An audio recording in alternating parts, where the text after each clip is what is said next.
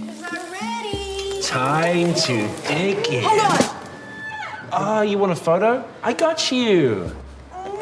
To the right. Oh, no. Left. Left, like here? A little bit lower. Victory! Yes! We've got this! What are you doing? It's Crazy Chicken Day! Play PUBG Mobile together! Push your rank, get valuable rewards, and complete missions to win cash prizes! Crazy Chicken Day! Be my best teammate!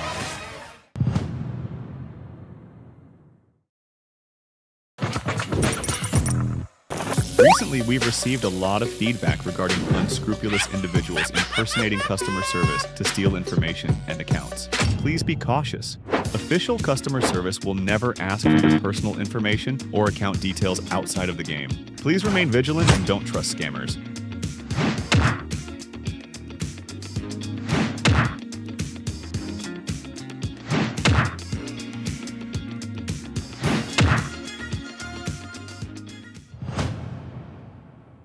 Welcome to PUBG Mobile V4.0's new mode, Unfail. As a predator, your goal is to defeat the survivors. Prevent more than half of the survivors from escaping.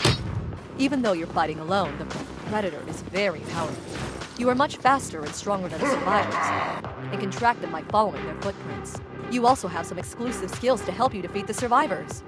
Gain rage by attacking and knocking down survivors. At a certain amount of rage, you'll level up and unlock more terrifying and powerful skills. When survivors activate a terminal, take damage, or rescue a teammate, their location and silhouette will be exposed for a short time. This is your best chance to strike, so make the most of it. Be careful of the interactables on the map when in pursuit, as they can cause you some trouble. Make good use of your skills to prevent the survivors from escaping. Before reaching level 3, when you knock down a survivor, you can pick them up to finish them off faster, or move them somewhere else to prevent other survivors from rescuing them. If you're already at level 3, you can directly execute down survivors. Don't worry, if the survivors manage to summon the exit portal, it takes a while to unlock, so you'll still have a chance to stop them. Defend it and don't let your prey escape. The hunt has begun.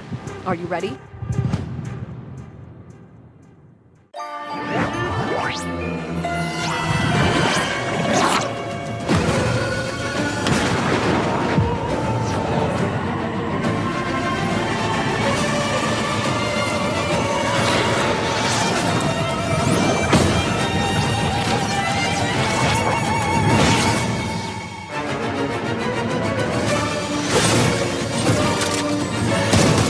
First guild set with an accompanying ghost and special interactive animations. Draw now. Experience a completely new battle experience. Upgradable Soul Spectre Shredder M762 available now. Exclusive Elimination Broadcast. Elimination Special Effect. Loot Crate. Show off on the battleground. New Black Mist Broom Glider releases together. Spectre Shrine Backpack. Macabre Valentine cover, and other rewards also available. Tons of items await. Additionally, the Crimson of Fealties set is back. Redeem it with teddy bears. Don't be fooled by her appearance. This macabre maid has the most sinister vibes. Tempted? Wait no longer. Log in and draw now.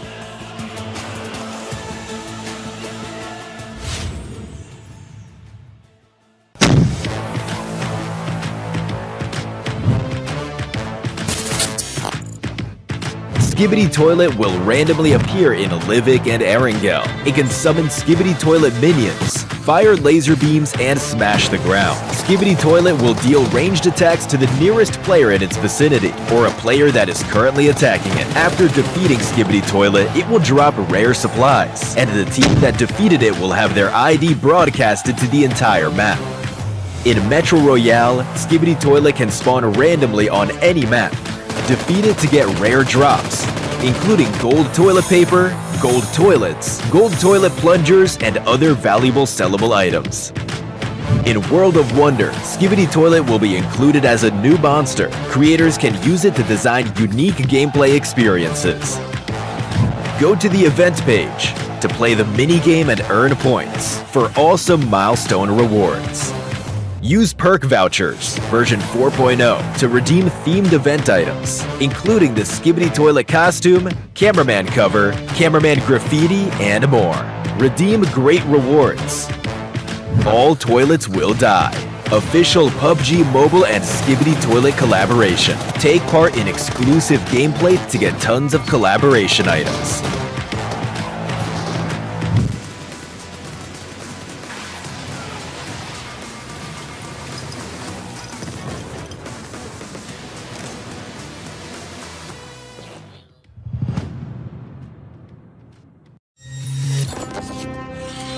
PUBG Mobile, new game mode, Unfail.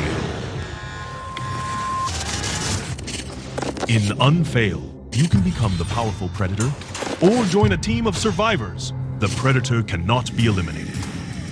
You can also gain rage by attacking players, which unlocks skills. Skill 1, hook. Hook a survivor to pull them to you. If the hook hits an obstacle, you will pull yourself towards it. Skill 2, slow trap. The slow trap becomes invisible after it's deployed. When triggered, it explodes and slows survivors within range. Skill 3, invisibility. Become invisible to ambush survivors. If you're the predator, make good use of these skills to prompt, pursue, and eliminate survivors. Survivors start the match with one of 3 items at random, which increase their chances of survival. Jet gauntlets. Gain a speed boost after vaulting over windows and flipping boards. AED, anti-radiation. Rescuing teammates restores their health to full. Move faster while carrying a teammate. Wrench increases terminal activation speed. Survivors have a heart rate monitor. Be careful when your heart rate goes up, as it means the predator is near. In this situation, you can flip a board to stun the predator and escape, or hide in a distribution box. If the predator guesses wrong on your hiding spot, escape while it's preoccupied, or face elimination. Of course, survivors can also pick up dropped firearms. These can be used to stun the predator and escape. When a survivor is injured, they will leave footprints on the ground. Use consumables or wild berries to heal up. There are also lots of items and mechanisms, such as the electric fence, which can block the predator, or use the fire extinguisher to outmaneuver it. Try to activate a terminal. While a teammate distracts the predator, if you happen to start with the wrench, you'll activate terminals faster. You need to activate 5 terminals to open the exit gate and evacuate. Now that the requirements have been met, hurry and escape. Unfail! Will you be the oppressive predator or a tactical survivor? Unfail, coming September 26th.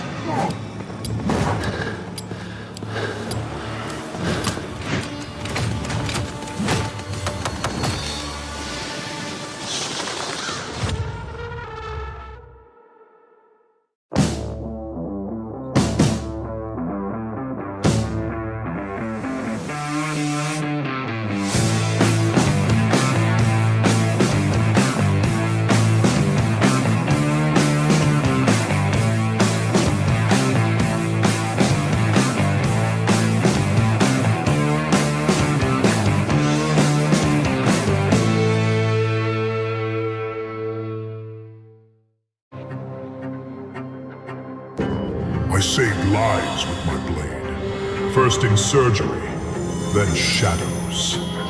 Tendons, vessels, nerves. I thought I was healing, until they drove a name into my mind. Lily. In false memories I hunted hearts, crafting immortality serum for their dying breath. Now, I'm not their predator, nor molded farm. I'm Karis Vade. I'll shred their lives, weigh each piece, settle every score.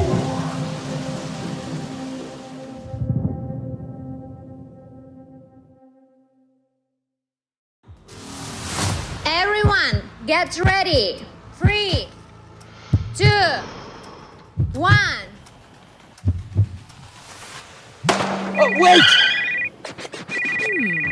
The Crazy Chicken Day has started. Play PUBG Mobile together. Push your rank, get valuable rewards, and complete missions to win cash prizes. Crazy Chicken Day! Be my best teammate!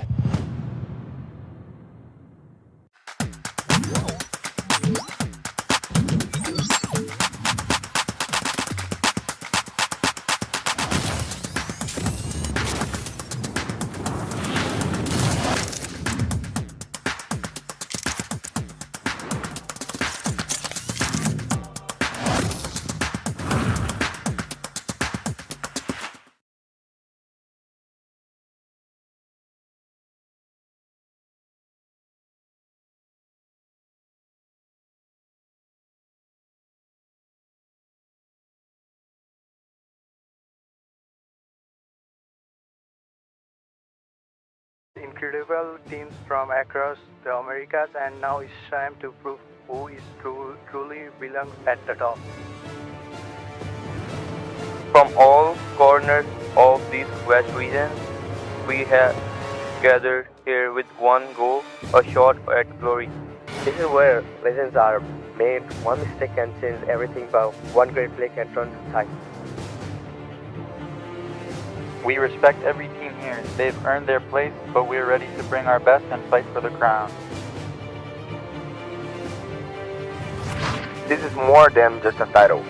It's a chance to represent North America on the big stage and secure a spot at PMGC.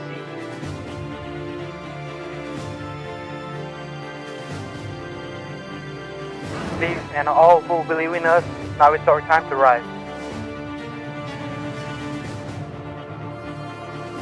Every match, every fight, it all comes down to this. Let's show the world what North America is made of.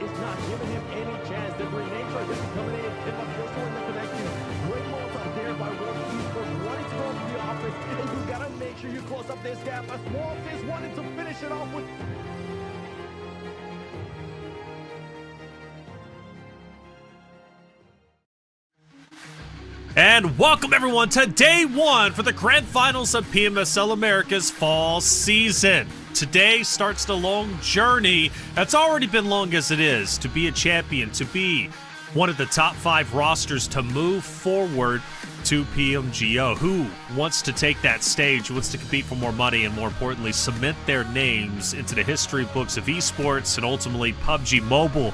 Question can only be answered by the competitors. They've got to bring their A game because, again, it might be day one. There's 3 days of grand finals, but there's not that many opportunities truly to get ahead of those dominant rosters. We're talking Wolves. We're talking Loops, right? We're talking, obviously, Alpha 7, who have been on fire, who have been leading the charge. And you can tell by the players' faces, there's Xforce, we're looking at them. They understand how serious this moment is. A team that fell short, a team that was hyped up, but a team that definitely has the ability to end up on top. And of course, obviously, you can look at the rest of them, Wolves including. I'm Taylor Reflections Double, joined by Mustache Dave and Enigma. Dave, welcome back, baby. Today, we start grand finals. Hey, man, yeah, 3 days. I'm looking forward to it. There's a lot of money on the line and a lot of opportunity to make it to that next stage. The big crown here, Reflections. So I'm looking forward to these next 3 days here, man. Definitely so, right? Next 3 days is going to be a long one. Enigma, you've been here since the start. Now we finally reach grand finals, the head start points, everything culminated to this moment. Yeah, and the moment itself, a lot of these people, like you said, Taylor, they got to take the opportunity that's in front of them, especially teams like Wolves, Loops, Squads that have yet to really shine the way that we want to see them outside of this tournament alone. So for today, especially with our start, of course, on my favorite map, Rondo, I want to see a lot of these teams give those championship performances, right? Not just America's performances, but winning mentality performances. Yeah, I like that. Favorite map already. You know, Rondo's been here for a short time, but a good time, right? It's fun to watch it. Dave, we got the mic. Is that the same side the mic's been on, supporting North America same this side, whole time? Man, same side. Yeah, back in the day, last season, I was looking to the left. This season, I'm looking to the right here. So I think that's, like you said, that's the secret out here. Look to the right. The Wolves finish up top all night, baby. That's right, baby. North America, right? NA looking great. Everybody counts us out. We're coming back with the vengeance. It's been a long road to get to this point. Let's break it down for you how Grand Finals is going to work. It's time for the PMSL America's Finals, so let's get up to speed with the format. During each league stage, teams will play 18 total matches, and then head start points will be awarded based on their team's placement. That leads us to the PMSL America's Finals, starting October 10th and concluding October 12th. For the finals, smash point rules are in full effect. The initial matches of the finals take place on days 1 and 2, and after day 2, a points threshold known as smash point will be set at the number 1 team's point value plus 10. Any team, regardless of their rank, can clinch the tournament championship by meeting the following conditions. First, they need to cross the smash point threshold. Then, they need to earn a winner-winner chicken dinner in any game that follows. Now, if no team meets these conditions, the tournament will continue. But if a team above smash point wins the game, the tournament is over immediately. And that team is crowned PMSL America's champion. They'll win a share of the $140,000 finals prize pool. On the line for this year's PMSL Americas is 200 grand in prizes and one of 5 coveted spots at this year's PUBG Mobile Global Championship. Who will have what it takes? Who is truly the best of the best? There is only one way to find out. Who will be the champion? It's a great question, PB. Who wants to be champion? We're going to find out after the 3 days of grand finals. Obviously, 2 teams qualify out of these grand finals. However, there's been something accumulating since the spring season. Naturally, I'm talking about PMGC points. Let's start breaking it down for you because there's 3 regions represented. First, we'll talk Brazil, Dave. Yeah, so we got 3 regions, like you said, and we're going to kind of run through each region here. And at the end of the 3 days, the team in the first place slot for their region here, Reflections, they'll be making it to PMGC. So these leaderboards, they'll be updating throughout the next 3 days here, Reflections. Yes, they will be. And take note, Maryland is number 6 with 0 points because they did not compete in spring, but they will be earning points throughout fall. However, they've got a lot of catching up to do. But for the rest, right, Team Liquid Loops, Alpha 7, Influence Regions, Hints Game, only 1 team will qualify from this leaderboard via PMGC points, excluding their grand finals performance. We take a look at LATAM, another represented region at the top, 9Z leading the charge, Row Esports. Just behind them, naturally, United for Gaming as well. Those are going to be your 3 front runners from Latin America. Again, only 1 spot is earned via PMGC points. 9Z is going to be the closest Resilience Jaguar joining during the fall. They're going to start just like Maryland over on the Brazil side of things with 0, but they can still earn those valuable points. But it's not just Brazil. It's not just Latin America. It's also North America who's been competing tooth and nail, Enigma. Yeah, and for the most part, Wolves, Xforce, it came down to them 2 really performing well in the last finals, but it's not just one tournament, right? You got to perform well in both of these events. iNCO Gaming as well last season, not performing as highly as we would have liked to have seen, but Nepal, VIP Esports, they start with 0. They're going to have to essentially qualify through finishing into those top 2 performances here, Taylor. And for these other squads, our partner teams especially that have those PMGC points, I feel like you'd honestly want to be looking at competing for one of those top 2 spots in this tournament because we've seen a lot of bright moments out of our SAR regions. Yeah, we have. The thing is, Dave, right? It's in order to earn the PMGC points, you have to perform well in the fall season. And in order to perform well during the fall season, you have to perform well during the grand final. So it goes hand in hand, right?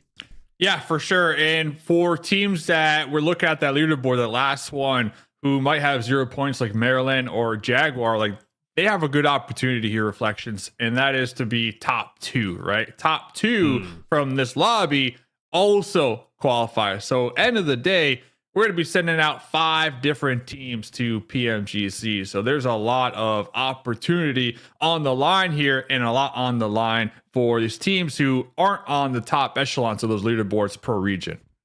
That's right. And speaking of top echelon, let's take a look at who earned the most head start points throughout the previous Split 1 and Split 2. Naturally, Alpha 7, they dominated, right, the first portion, the first phase. But when it came to the second phase, they fell very short. 6th place. It gave an opportunity for Loops and Wolves to garner those much valuable points. Enigma, actually, you were casting during phase 2. Walk me through it, man. Loops clearly stepped it up. They weren't too bad in phase 1, right in 4th, but they definitely dominated phase 2. Yeah, they turned up the knob even more. The elimination count spoke volumes. I believe actually just 1 or 2 eliminations short from one of their players of actually taking the MVP from Revo on Alpha 7. And the one thing I like to look at when we show this phase 1 versus phase 2 graphic here, Taylor, is the fact that we could see which teams performed well throughout both phases, which teams maybe turned up the clutch factor, seeing that Maryland's up there in 3rd, or teams like Alpha 7 that potentially had a little bit of a downhill trend for these squads. It really shows for us to all be able to see which of these teams might be in the hot seat coming into the finals tonight. Yeah, history repeats itself. It's weird. You go back to spring, Alpha 7, first place when it comes to Phase 1. Phase 2, they dropped the ball. Granted, not like this. They, when I say dropped the ball, they were second place in Phase 2 of spring splits. But here, they go all the way down to 6. We take a look at our overall, and you get to see the cumulative effect, and it's North America on top, which, Dave, I'm shocked. Like, not shocked in the way we knew Wolves could be here, but I'm just shocked at the fact that they actually got the result we wanted. Hey, man, listen, we still got one more week. So I know they're at the top here, and they're going to be having these head start points, and that comes from their 2 weeks of just consistent play. Week 1, like we saw in that last graphic, they had 12 points, and then week 2, another 12 points to set them here at the top. Looking back, though, at this overall leaderboard and just, the improvements from week 1 to week 2 here, Enigma, I would say Maryland definitely on the come up from the 2 different weeks. They finished 3rd place, right, this last week. So they definitely made some improvements. And I think that's going to be like my sleeper team to really look for here this week, because besides that, Loops, Wolves, Influence, Rage, and Alpha 7, I mean, they were pretty consistent the whole tournament long, right? So only for me is Maryland. It's kind of like the X factor right now when we're looking at these top teams. Well, for Maryland especially, that was the team I chose at the very beginning, day 1 of this is my sleeper team. This is the squad that has some reputable names like Sanab, like Squash coming from Alpha 7, and they're forming their own squad saying, hey, we want to take one of these top slots out. And yeah, they don't have those beginning spring points like we saw Taylor, but they're definitely a team that could finish in that top 2. And with an upward trend with a squad like that from Brazil, I could definitely see it happen. Yeah, a fun team for sure. I mean, Squash, again, goes to Alpha 7. You only get better going on that roster. Naturally, not the result they wanted over in Saudi, but the result that they ended up getting. Squash moves on, and he's playing very, very well with Sanab or Sinatexa. Those 2 guys, again, from the Alpha 7 lineage, just going to be wonderful competitors. And Maryland, missing out on the spring split, now coming into fall and having an opportunity to gain those PMGC points is, again, going to be valuable. I believe in this roster. Improvements is what you want to see. You don't want to see anyone on a downward trend going into grand finals. You want to see them on the upward trends. Let's talk Wolves, man. But Wolves have really been that team that has set the standard for North America. Dave, you go back to last split when we were watching them during the spring season. A real chance to make it to Saudi, compete at EWC, but they fall short. I'm thinking this time that doesn't happen. They're back for vengeance, baby. They are back. And the thing that really stands out to me, because it's been one of the main talking points the last 2 weeks when we're looking at the Wolves, is they've been swapping out a couple of players, right, on their squad. They've been bringing in Wancho, taking out Wancho, and a lot of back and forth here. And I think it's just them preparing everybody on the team to be at their top level at the LAN, right? Because you never know. At LAN, anything can happen. You're out there in the real world. You're not on your couch chilling. You can get sick. Who knows, right? So you got to have everybody at tip-top shape. So I actually think it was a big brain play from them to be flexing out their players from the bench. That way, they're ready for this week here, guys. Yeah, I think they're ready indeed, man. I mean, first place, most head start points. They look great. Wolves on fire. You mentioned, obviously, Baton coming into the mix. I think he played very, very well. Was happy with his performance when he subbed in. Talented on the bench, talented with the main roster. But let's talk Loops. Enigma, back to you, because, man, you look at their last phase, again, stepping it up. They were already highly consistent, but not more consistent than they were in the last 3 days of competition. Yeah, and I feel for anyone on the squad, we could have a 5-minute highlight reel of all the plays they made in just 3 days of competition. Everyone from this roster was just putting players down in the dirt. And there's a reason why they finished in first place last phase. They're not a squad that's really to be dealt with in a light manner. These players such as Nazelda, I mean, even this was the last game of the Erangels yesterday, or excuse me, the last day of phase 2. This is a team that really just has stepped it up, it seems, throughout all of the competitions when it comes to PUBG Mobile. And for this tournament, especially with it being the end of the year, Taylor, a squad having an upward trend performance, it's scary for the rest of the lobby. Oh, for sure. And, I've always been a big fan of Loops. You can see them celebrating, really taking in the moments, tons of elims, but more importantly, the average placing. This is a team, Dave, that I feel just knows how to survive until late game.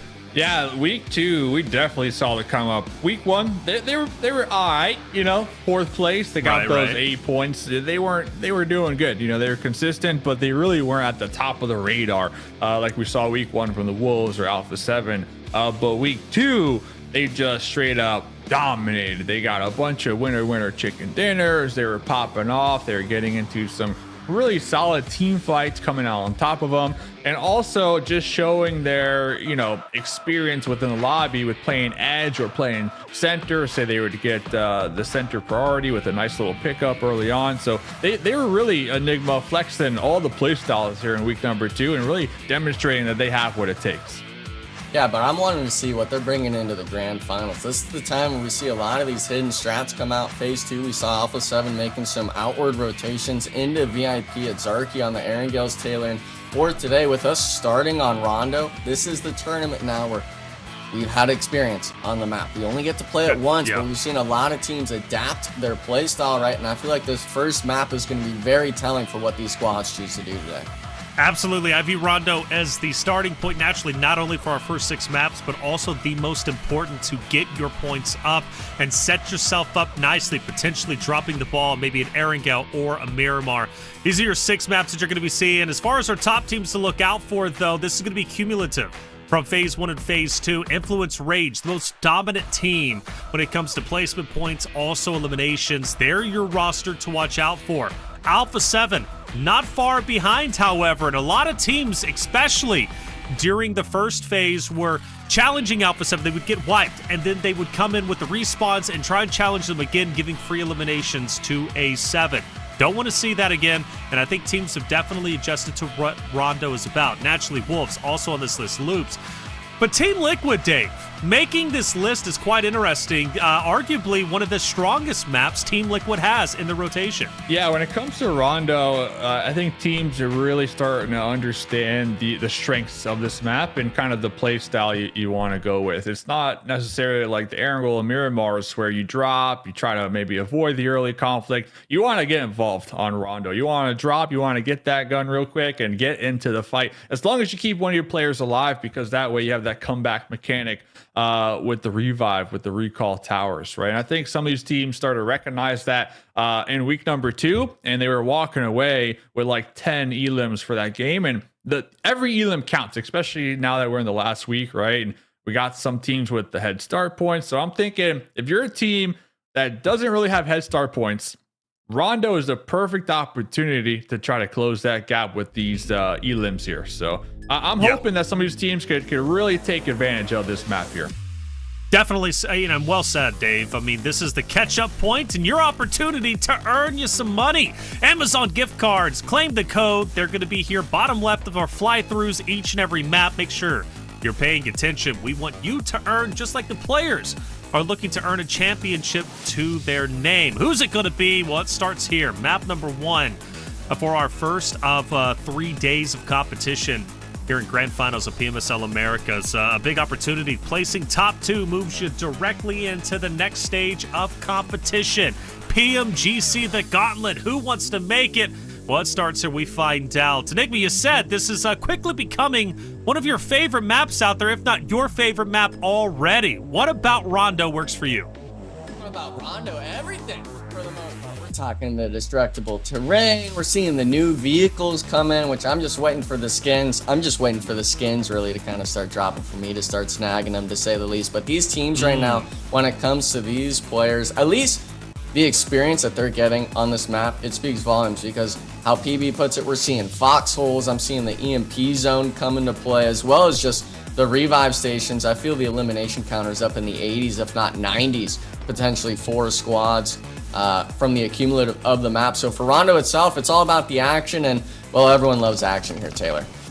When we're getting it off the rip, it's VIP opposite of 9C. And immediately VIP takes an early loss to none other the 9Z Kogoat, the GOAT himself. Hot drops on Rondo, Dave, seem to happen a lot because teams know they get a second chance. Yeah, it looks like 9Z did offer like a little 2-2 split over here early game. They're dropping 2 of their squad mates onto VIP to see what they can get cooking. Batman back against the wall. Whoa! A little pump action over here. Here comes the third member from 9Z showing up, trying to take out Batman. Can we get him? Oh, he's got the this. DP on the opposite end, and finally someone taking out Batman. The Batman is gonna be eliminated here for VIP. Watching 9Z get the pickups over here, but United 4 Gaming, similar situation. Enigma just hot drops here, trying to get some early game eliminations.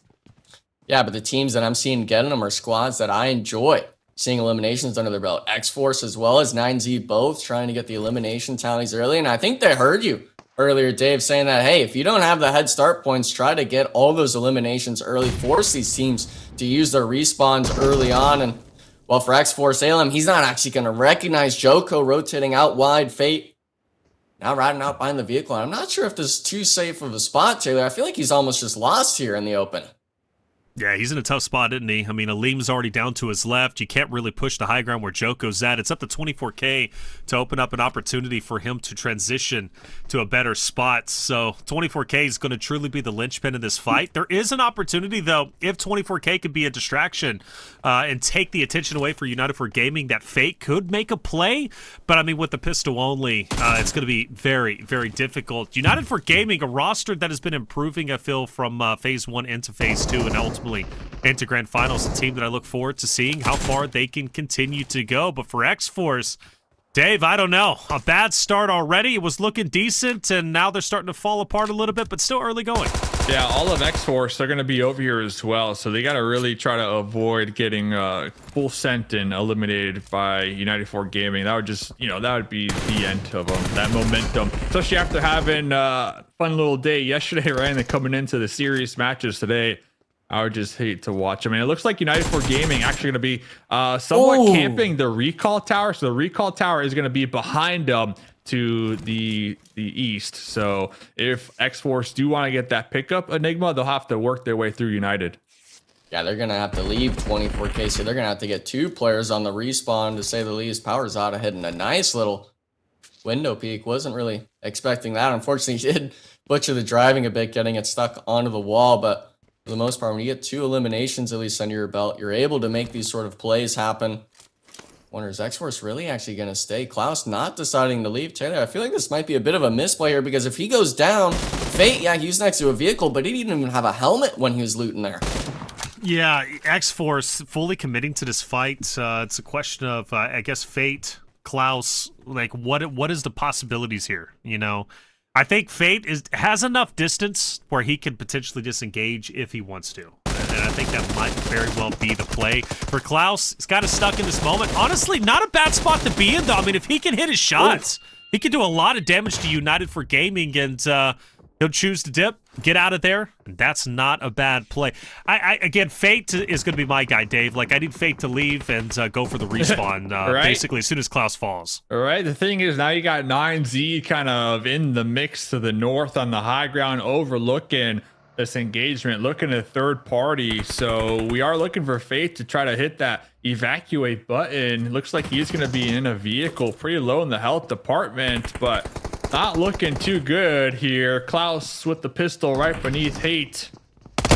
Gonna be taking the fight. Oh, just popping his head up, trying to take a shot, trying to get that one tap dirt, not missing the mark here. A little gas can, a little trap action, Enigma. Okay. Yeah, but he's got the stun gun. Look, Klaus is trying to do there it goes, the gas can. So Fate did pop in that dossier and was able to evacuate the city just in time, too, because now straight out of Nepal, also coming over here, Enigma. Yeah, and unfortunately for these teams, United 4 Gaming, at least they have to deal with 9Z, who, even though they had 2 players knocked earlier, they didn't actually get thirsted. They still have their respawn, so 9Z's opting to fully go on the aggression in this compound, but I definitely don't believe either of these squads understand the SON third party It's a matter of where these teams really choose to take these fights in the POI, because if you're on this eastern northern edge here, Taylor, I feel like you're just allowing yourself to let SON come in, but you don't know that, and that's always the nail-biting part about this. Now they do with KC getting a knock on to Reyes, but how long do you choose to wait here before you decide to dip? Man, it's definitely a question I don't think they even know the answer to. I think, at the moment, they're just so focused on what's ahead of them and potentially what's behind them. You mentioned, obviously straight out of Nepal. This is not a good spot, really, for any roster, whether it be United for Gaming, whether it be even potentially 9Z. Fate, luckily, did manage to get away, so that's going to be a huge positive. But straight out of Nepal have a big advantage in this moment. And Dave, I don't want to see them let it go to waste. They can mow down all of the remaining players from United for Gaming and anyone else who starts to move up that hill. They can, but Wolf already going to be eliminated. It looks like they have Leon in the back line by the recall tower while his 3 squad mates are making the push. But we'll get back to that because we got a big fight happening right now. A7 toss a little sticky bomb over there, trying to get the explosion out. Bukowski from the off angle laying down some really nice cover fire right now. So this is going to be in the zone. And I do believe there's a recall tower not too far from here as well. So only thing is, guys, they cannot afford to all of them get eliminated here. Looks like Team Liquid, though, I feel like they have the better position, Enigma. Yeah, and unfortunately, if I'm Team Liquid, I'm really feeling a little scared seeing Obscure in this lineup from Alpha 7. The only day he's played was the media show match day 2 days ago. He hasn't played any of the phases. So him coming into the finals, him having those eliminations just from the show match days itself, Alpha 7 has the confidence with a player like him to take this fight. And for Team Liquid, this is a big moment here, I feel, Taylor, especially for their sort of grand finals performance and possible PMGC qualification of making it to that next stage. They have to win a fight, especially against this team, because if they don't, I feel it's only downhill from here. I think it might already be downhill. Mythic is down. Revo starting to push up. We know what he can do as a Slayer. Off angle on TL. No worries. TL sniffs it out, cleans it up.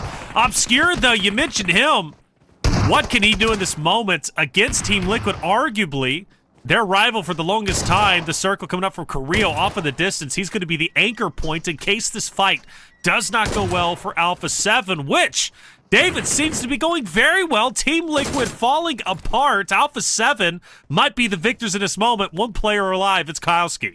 Yeah, going well for them. They had that recall tower, the Guardian Angel in the back line, just waiting for the pickup. So let's see what Team Liquid can accomplish right now. Kowski does not want to get eliminated here. Going to be tossing out some grenades in the cover. Has the buggy, but we just don't have the room to evacuate. We're really going to need to just hit these shots. Here's the footsteps. He's got the SK-12. Enigma comes down to this little 1v2 action right now. Teammates are bleeding on out. Yep, Mythic gonna be bleeding across the road. One more grenade. One more grenade. It all comes down to this here, Enigma. Yeah, it's really a stairs angle too, a little bit of a TPP right angle peak. Alpha 7 understanding the disadvantage they have, especially if one of them is to get knocked immediately from the first shot.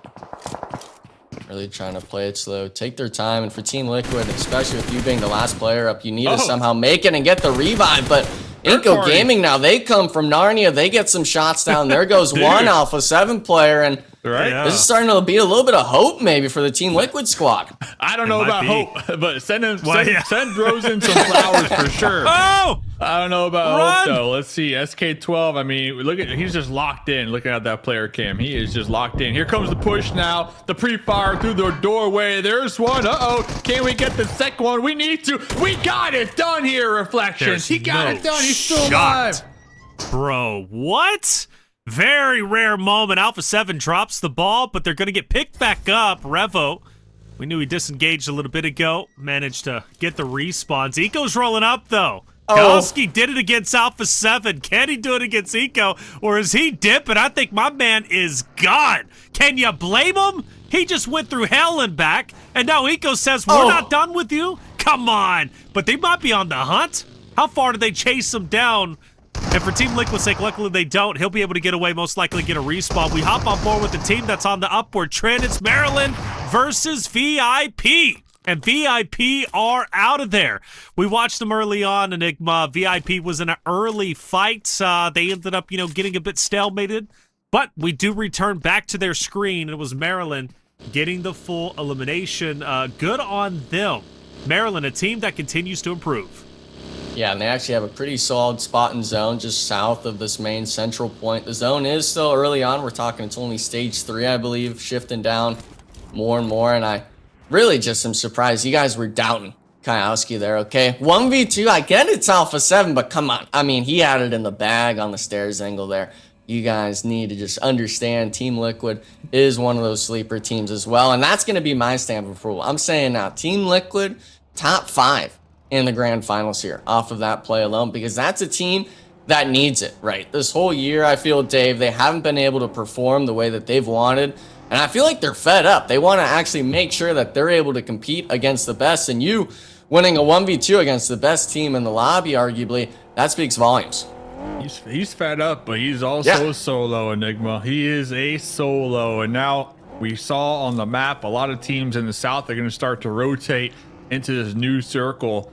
And the recall towers, they're gonna be a hotbed, right? So Kowalski, hopefully we can get that pickup. Looks like he will be getting it. Here comes his squad mates flying on in from above. That is gonna be United 4 out there in the distance. Looks like Maryland, they got one of their players in the area as well.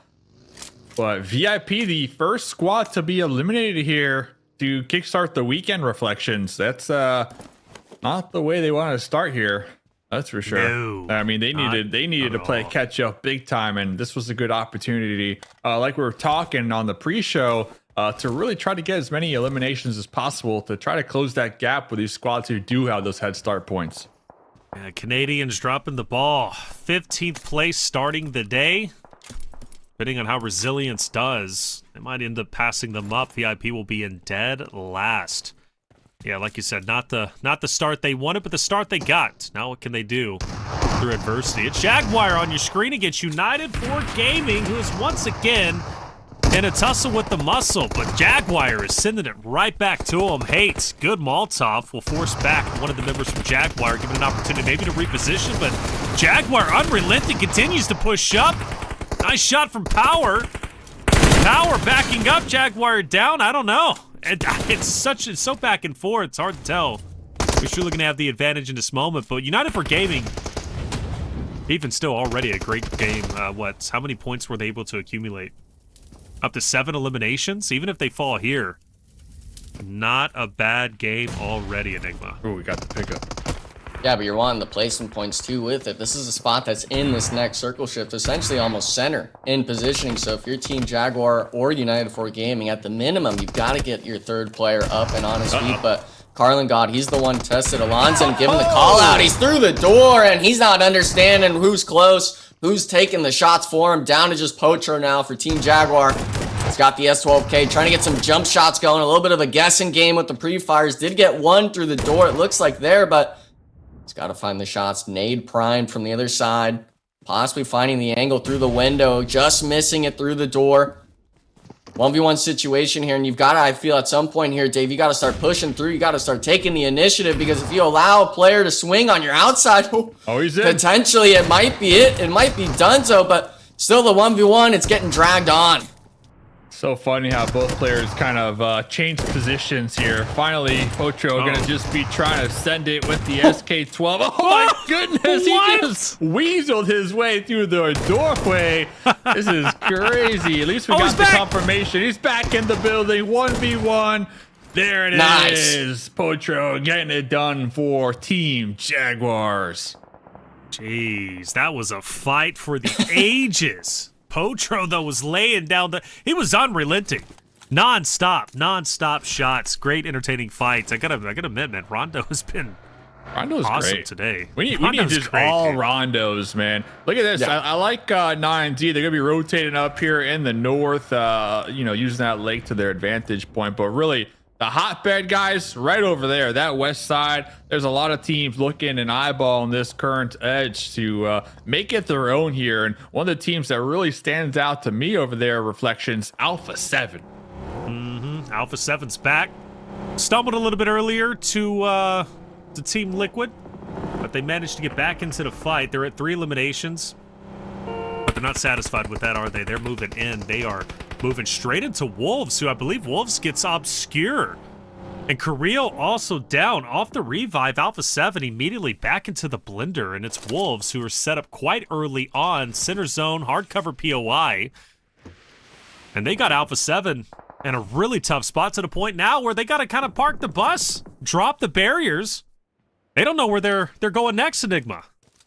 Man, I feel like this is classic Wolves Esports throughout the whole tournament. They find themselves in these center spots where they're holding 2-2 splits or solid sort of cross-map solo positions in the first center, stage 1, 2, maybe even 3, and then they condense down. They group up together, and this is the difference between those good from those great squads, right? Teams that are able to differentiate between when they should be playing alone and when they need to be as a team. And for the most part, taking 2 players out from Alpha 7, who I believe both of them being eliminated and revived, they won't be coming back anytime soon, at least this match, to be able to weaken the squad that's right next to you on the overall leaderboards off of just the head start points alone, Dave.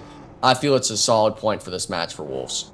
Yeah, definitely a good start for the Wolves. They got those 2 eliminations, and they got a really nice spot within that circle, hardcover to be exact, and it overlooks a lot of terrain too, a lot of empty space, so they'll have the sight lines as well. So Wolves looking to get an easy top 5 finish here. Reflections. 7-8 from iNCO, trying to create some cover down here in the south, but that's going to be the squad of Loops just trying to pick them apart, trying to get these eliminations here. There goes Leon out there in the distance as well. But yeah, this is the hard cover we were just talking about with the Wolves. So many sight lines here, Reflections, especially that way, boom, that way, just open terrain, and we see them all just taking advantage of it.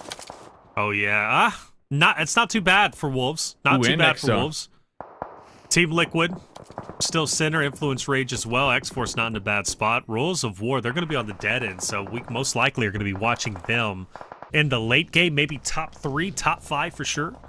But you're right, when it comes to Wolves overlooking Alpha 7, Resilience, iNCO, Maryland's intense game, they can kind of see everybody all around them. For Loops, their main objective is potentially to crash in on Xforce. I mean, I don't believe there's a lot of cover. I mean, naturally, you can drop in your portable covers if you get into zone, but I think Xforce Enigma is going to be where Loops is going to be heading to shortly.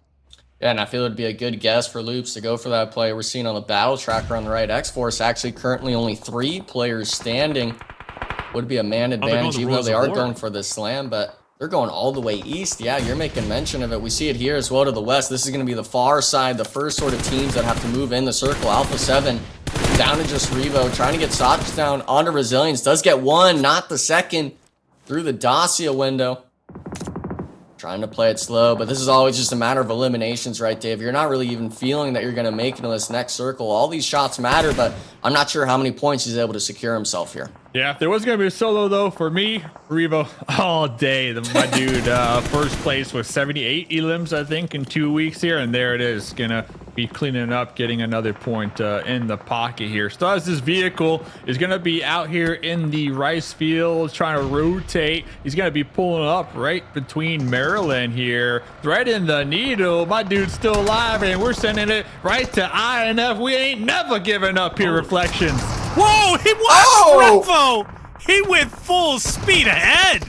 Oh, I'm actually shocked. I know Revo is that guy, but even for Revo, that was a wild push. But what else are you gonna do as a solo? I mean, it's tightly compacted and players are dropping like flies, including 9Z, iNCO, got a player down themselves. Everyone playing the outskirts except for Influence Rage and Team Liquid, who are dead center at the moment. 9Z started off our day with some fights, and they're looking to finish off the day with some fights. Reyes pushing up into Royals of War.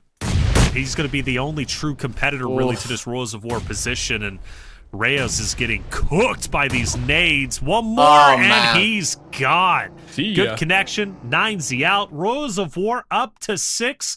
Maryland with 8. That's big for them. And Wolves with 9.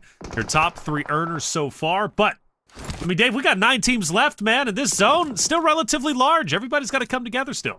Yeah, pretty decent zone right here. We'll really see who's going to favor here. The next pop, you got the Wolves on the west side, then Worlds of War on that east side. And then, of course, we still got the Loops down here in the south. So 2 members of Xforce trying to survive and crossing their fingers that the circle will shift their direction. I think out of all these teams, INF have the best spot when it comes to just the probability of it favoring them again, at least for another zone here, Enigma, and that it does. So we're looking at the Wolves right now, Enigma. If I had to guess, they're probably going to group up, maybe third party that way. Do you see another pathway forward for the Wolves?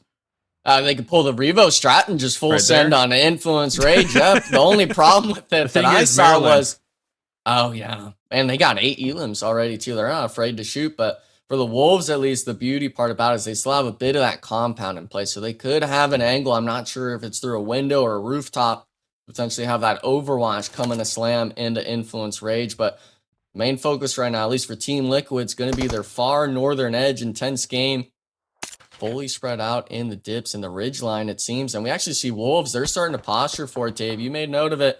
They're looking to take this northern edge fight, and actually the third party to take this position. Yeah, I'm thinking some elims at this point, right? If they have the deployable cover, it could be a good opportunity. I think if we're looking at the Wolves, they're just kind of waiting for this fight to erupt, though. And then once when it does start to go underway, then they spring the trap and try a third party. And this would be the call right now for the Wolves to make that push, because now intense game, they're going to be working their way up the hill towards Team Liquid here. Reflections. Yeah, you're spot on with that for sure. This is where Wolves need to capitalize. Silence. Once they get him from the back end, they'll continue to push up. Rafa trying to capitalize off the early down he was able to acquire just a little bit ago on TL. He's going to unfortunately fall. So IG, I mean, just caught in an unfortunate set of circumstances. They've got Wolves now pulling up. Nice. They've got Team Liquid that they've been embroiled in this battle. And for Team Liquid, now they can focus purely on the Wolves up ahead. This is going to be a big engagement for them. I mean, Wolves are already up to 13 eliminations. 13 eliminations and take down Team Liquid, I mean, in a blink of an eye, Enigma. Yeah, and you just put it on the back of Coops right there. Opening knock trade when they were peeking for the baton knock out of the vehicle. Gets a second one down to 1 HP, not getting knocked to himself. I mean, this squad, even though they're moving out as a unit, Coops is just absolutely carrying the boats for that roster. And I believe 13 total of eliminations for that team, 4 players up. I mean, Rosa War even was potentially looking for a third party there, Dave. But when you don't see anyone getting thirsted from the Wolves, it's hard to really make that decision to push them. Yeah, Rosa War, very happy still with their hard cover, so not surprised they're not moving yet. They're kind of just overlooking the mayhem out here. But look at this. Remember, Xforce, they had a duo behind Loops for a good amount of time. Looks like Alim finally going to be popping his head up. Going to be getting a nice little elimination right there. 2 more grenades to go. Rataboy, not very happy with the snake in the grass behind them. We'll be taking them down and out, but we'll be getting a confirmation before going out. No way. INF and the Wolves here, Reflections. The Wolves looking to clean house over here. Bro, they already have. They're at 14. They're at 14 eliminations, and make that even more. They're at 16. A 20 banger game to start off Grand Finals. It might be. Wolves started the day in first place. And nothing looks as if they can be. Nothing is slowing them down. They're unreal. I'm actually blown away because I go back to last split. Wolves, came in very strong in grand finals, but they didn't start off this strong. So clearly, Rondo, a huge favorite for them. And it makes sense, Enigma. North America, what have they been known for? Being aggressive, for better or worse. They've always been an aggressive region. And for North America, like, Rondo fits their play style appropriately, from what I can see, at least when it comes to Wolves. Yeah, and for the Wolves, especially, Dave, you're asking me what play they were making. What if they just did both plays? There, they took out INF and the Team Liquid intense game third party. So they did everything. And for the zone shift there, I feel this is definitely a Wolves win if they can keep back the Rosa War Esports squad all the way to the east, because it actually looks like both of those teams trying to play for this northern roadside. I'd like to potentially see maybe even an overhead if we can get that, seeing what kind of dynamic these players are working with, because this is so early on in these stages of Rondo, Dave. I feel like the terrain is unknown for a lot of these players. Yeah, it's definitely a factor. But with Rosa War, I think when we're looking at the 2 different teams, who's more warmed up, like Rosa War, they have 7 elims, sure. But the Wolves, they've been really proactive, sitting on 16. So if there was a squad out of the two that are just kind of feeling it a little more here on this Rondo map here, Enigma, I would be going with the Wolves. So I'm looking at them to kind of overtake the North. The North, we're gonna have to look at the South. We wondered what Loops was gonna be doing. They're trying to full slam into the rocks. The sort of hard cover that's able to be made work with down all the way to the south, but that solo I feel earlier, Taylor, from Xforce, getting just one of those eliminations onto the Loops members, really just struggled with that squad to be able to get on their feet. And now we actually see it. iNCO Gaming getting full sent from the Wolves. They're not stopping at all here this match. It doesn't matter if it's stage 7. They want 20. They want 20. They're at 17. It's possible. 3 more, maybe finishing at 21. Well, not anymore. But if they can get the wipe on to Row, they could be upwards of 20 plus. It's a 4v4. Top 2 teams alive. Both teams have had a sensational start to their grand finals. Wolves with 17, Rose of War with 9. I wouldn't be mad if I was either of these rosters finishing off in second place. However, that's not where anyone wants to be. You want to be in first. And for Wolves, they are the roster to work their way in. They have to. Rose of War have 3 members in the next zone. So Wolves are going to be pushed forward, Dave, and they've got to find a way to do so without getting beamed from Rose of War, who are now in a power position. Yeah, it looks like Doran's vehicle actually blown up too. I'm not sure what the utility's looking like. Erangel with the mini 8 times just lasering across the battlefield. You're going to start to see a couple grenades get tossed out from Rose of War. Wolves sitting on 17 elims. Doran with 6, Coops with 6. But the job is not done yet here, Enigma. A 4v4 to end game number 1 of the grand finals. You couldn't ask for more. Well, I could ask for a Wolves Esports win. I've got the NA bias still. I want them to get over that 20 elimination mark. And if they got all 4, by the way, 21 would be the total. I'm not a magician, but I definitely got the math right there, to say the least. And for Wolves, very good. My only question mark here, Taylor, is going to be with this next circle shift. Igor's the only one in this circle. Yes. Every other player on his squad has to move in, and we actually see it there now. Doran, what is the rest of the team going to do? How are you going to be able to even rotate into the circle to support your member that's in this circle shift? Yeah, I believe in the Wolves, but I just think in this moment, it's unfortunate they're out of position. Rose of War have it locked down. I just no way Rose of War give this up. You can notice Wolves, they have to full send it. They've got to make an attempt. They understand they're in dire straits, and they have no choice but to just push up as aggressively as they possibly can. Now, there is an opportunity for Baton to get 2 teammates back into play. That would be huge. And Higor, it's going to be up to him to try and keep Rose of War at bay so they don't push forward to get the finishes. So Higor, who is typically the linchpin for this roster, is once again put in that spot, but Demonor wants to take him down. Demonor's pushing up, but Higor is holding on, and Demonor's weak. Higor as well. Demonor will fall. Higor will fall too. But now it's only up to Baton. Baton is last up. A chance to get Doran back into the fight is a possibility. The shots aren't going to connect. So Rose of War are going to be in a 3v1. Now the question is, Dave, can you transition to Higor to get him back into the fight? Erangel with the off angle is going to pretty much spell disaster right now. Looks like Erangel the MG that pickup. He's got the MG3 as well, and perfect sight lines right behind that buggy. Oh no. Yep, there's one. He's pushing up using the crate for cover. Here comes the grenades, and Baton done and dusted. Royals of War getting the first winner chicken dinner with 13 eliminations to kickstart the finals. Yeah, I'm happy if I'm Royals of War. Tremendous in-game, great positioning. They get blessed by zone, and they refuse to relinquish their power control. Beautifully done from Wolves' sake, right from the side of Royals of War. 2 teams, one who was already at the top, Royals of War, who's been wanting to come on up. Where did they start the day? Rose of War, 8th place. They had 9. They needed it. They had 9 start ahead points. So I think for them, it's probably going to be Wolves, and then maybe Rose of War in 1 and 2. I mean, a great start to the day, Enigma.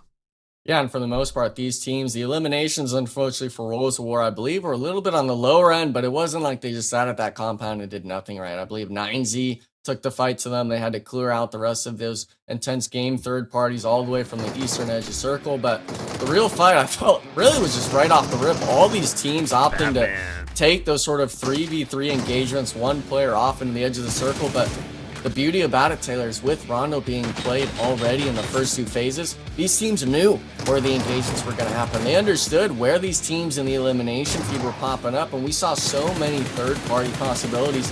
The changes in mindsets from these teams and players, at least when it comes from phases to grand finals, it speaks volumes.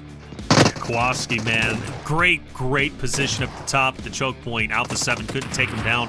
He gets Team Liquid back into the fight. They're finished off in 8th place with 4 elims, but comes to show you Team Liquid still got a dog in the fight. For Wolves, continually pushing up, man, playing so very well. I couldn't believe Revo full sent it straight into IG, but I mean, that was the only play he could make, and this was getting towards the tail end here, Dave, and it was Loops, right, just doing everything they could to try to accumulate more. 3rd place for Loops, right? 5 elims still for them, especially with the start ahead points, like, still looking okay. Yeah, looking okay here to kickstart the day. Tonka, though, that angle from Tonka was the game-winning angle right there. He recognized the push across the field from the Wolves and was able to get a knock too, so that really put a stop to that potential push. But David, some nice damage on the board. Ergod, remember Ergod was rocking the mini with the 8 times, getting some damage on the board as well. So all in all, Worlds of War truly utilizing their compound out there on the east to their advantage and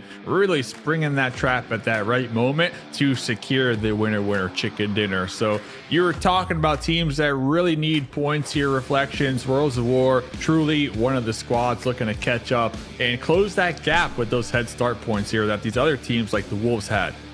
Yeah, I mean, what, 9 head start points? You add that to 23, they're looking pretty good at 32.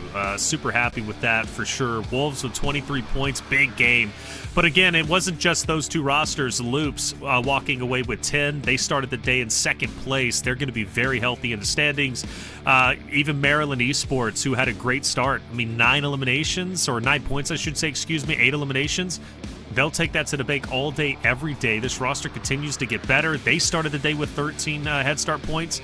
So a lot of rosters profiting from game 1 on Rondo. But as we look at the second page, Enigma, there are some rosters that did fall a bit short. For example, United for Gaming, 9 eliminations. Super happy with that. Finished off in 15th place, though. They were in a tough spot. Imagine if they continually live. They're not finished off in 15th. Who knows? Maybe 30 elim game? It's possible. Yeah, I mean, especially on Rondo, we're talking the elimination counter potentially getting up to the 80s or 90s across all the 16 teams, right? But for this sort of lobby, one team that I'm really just disappointed in seeing down in the bottom here, not just Alpha 7, but Intense Game. Intense Game, both starting phases, I feel, had such strong performances when it comes to Rondo, and unfortunately, this time around, the time where it matters most for the grand finals, they put up a fat 0 on the board. But for the match recap, at least when it comes to Rondo, Royals of War and Wolves both essentially almost 3,000 total damage. The utility use is up there right next to one another. Right. And everyone else, they're not even at 1,000 here, Tate. Dude, that's nuts, Dave. I mean, come on. When you start seeing 2 teams with nearly 3K damage, you start to realize grand finals might not be easy for those rosters who are wanting to place in top 2. Oh yeah, I mean the top 2 teams here are definitely gobbling up a lot of the points here. I think one other team, United for Gaming, they had 9 elims, right? Really utilizing the recall towers, but also Team Jaguar, I think, off to a solid start here, considering their week 1 and week 2 performance. But let's check out the MVP. Any guesses? Erangel, there he is. God, that's the guy. What's 5 eliminations, 1K damage. I have no idea. I was thinking the same thing, man. But that's an alligator plushie. Is it for the logo? Plushie? It is. For the logo. How cute. That is, see, that's the stuff I want. That's the stuff. Merch out here. I don't need jerseys. I need that.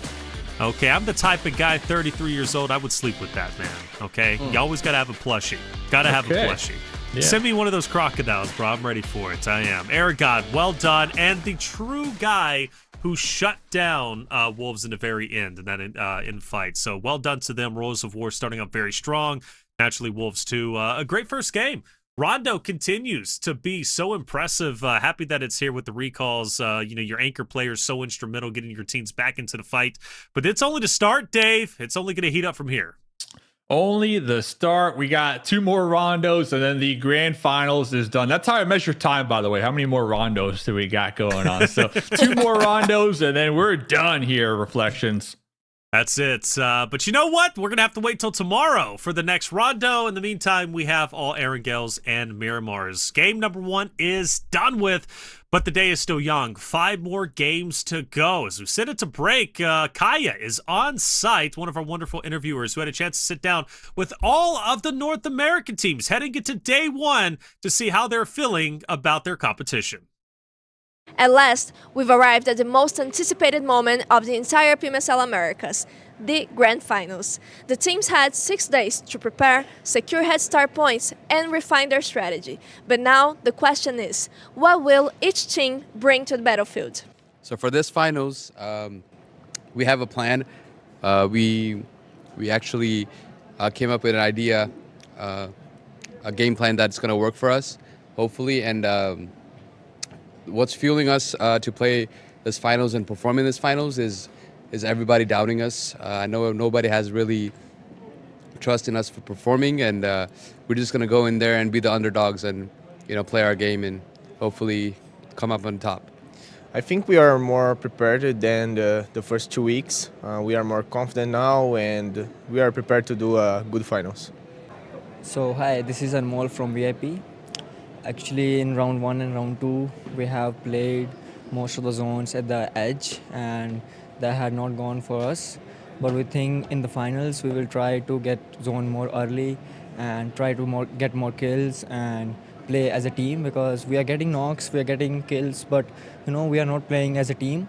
And in the finals, maybe we will try that, which will help us getting more points and more placement. Let's see what happens in the finals. I'd say Xforce is different because we're very unpredictable. It can either go, we do really well, which we have been doing and we have been improving. We did sell on the last day, but we have shown a lot of improvement. I think we had the second most wins in round 2. So I think we're getting better at communicating everything, all roles, and hopefully during finals we show that. I think what we have in the finals from other teams is that we have Dorin. He's a good IGL. We have the coach, Joy Boy. He knows a lot about the game. So when them two work together, they have a lot of knowledge about the game. From last split also, our mentality going into the finals wasn't really that good because of during the league stage, last split, we have a lot of mistakes. But this split, we didn't have that much mistakes. It was mostly individual mistakes, not team mistakes. So I think now this split we can take the top 1 and win the grand finals.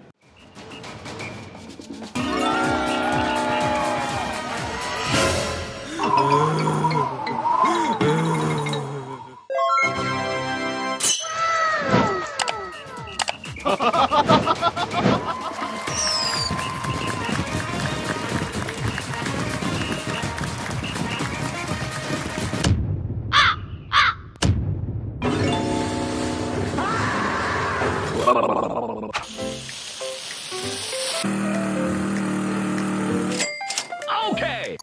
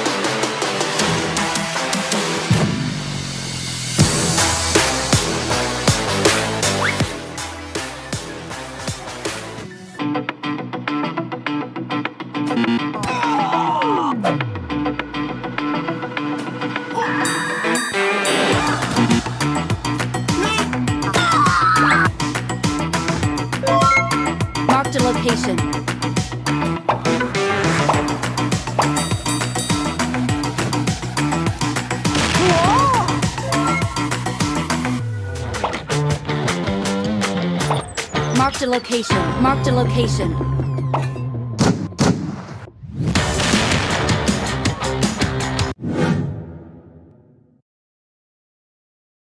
And welcome back, everyone, to day one of the grand finals of PMSL America's fall season. I'm Taylor Reflections. I'm joined by Mustache Dave and Enigma. Dave is wearing overalls today. He's living life large, man. Dave, when he's not casting PUBG Mobile, he's a farmer. Watch out for him. He's got many traits, and we love them all. Wolves Esports, Dave, in first place with 47 loops just behind him. Looking pretty good, fellas. I'm hoping the Wolves can keep up this momentum for all 3 days, and we could just keep talking and yapping about how good North America is. I mean, honestly, I'm looking forward to it, man. I'm hoping Xforce can show up. Straight out of Nepal, we're being told they got some top secret strats hidden in a box behind a key. They're looking to unlock it here in this next game, Enigma. Well, I mean, for the most part, before elims, we saw a glimpse of it, I feel, going into the Rondo, but here and go where it matters most. As much as I love Rondo, I know that's not the map you're going to win the tournament on. It's going to be these other 5 we play, and for the most part, when it comes to that first game we just saw, Taylor, the only teams that I'm really concerned about outside of our NA squads is the teams putting up a lot of eliminations. Don't matter about the placement points just yet. Maryland, United 4 Gaming, these are teams, even Team Jaguar, with the eliminations under their belt. They're not afraid to take these fights, and that's a team where if they're wanting to take the control and you give it to them, you'll start losing these engagements. Yeah, the scary thing about teams like that, like Jaguar or 9Z, right, Xforce, like you mentioned, teams that aren't scared to fight, they're not necessarily in the running, I would say, at the moment, right, for breaking into top 3 or breaking into the top 2 position, but they are disruptor teams. And like you mentioned, if you do have to go against them, you need to keep your head on a swivel because they can disrupt your entire flow, your entire tournament, and you definitely don't want that. We have 3 Erangels coming up now, and then Miramar to follow right after that. Rondo was played just a little bit ago. Royals of War taking first place in a big way. 27 total points, 13 eliminations. They tore it up. Can they repeat the success on Erangel? If they can, Royals of War could be in a dominating position, even more so than they currently already are. Now for Wolves, though, man, stay on top, keep doing what you're doing, because like Dave said, we just want to continue to hype up North America, baby, because this is a rare opportunity. We don't get this opportunity often. Wolves are leading the charge. In Coops we trust. Let's keep it going, boys.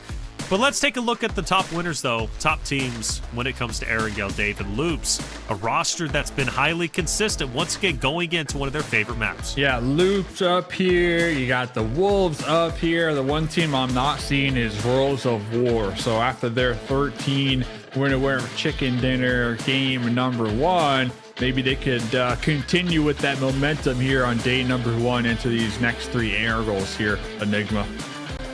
Yeah, and unfortunately, when you bring up Royals of War, you made a great point of not seeing them up here. Phase 1, day 1, we saw Royals of War kick off the tournament with the win, and then we're dead quiet going through the rest of the 5 matches. So I hope we don't have a repeat of that, Taylor, coming into today, especially for a team that wants to be a disruptor, not only just for those sort of middle of the pack, 3rd, 4th, 5th place, but also a team that wants to shoot for those top 2, because at the end of the day, you need to be top 2 for those PMGC slots.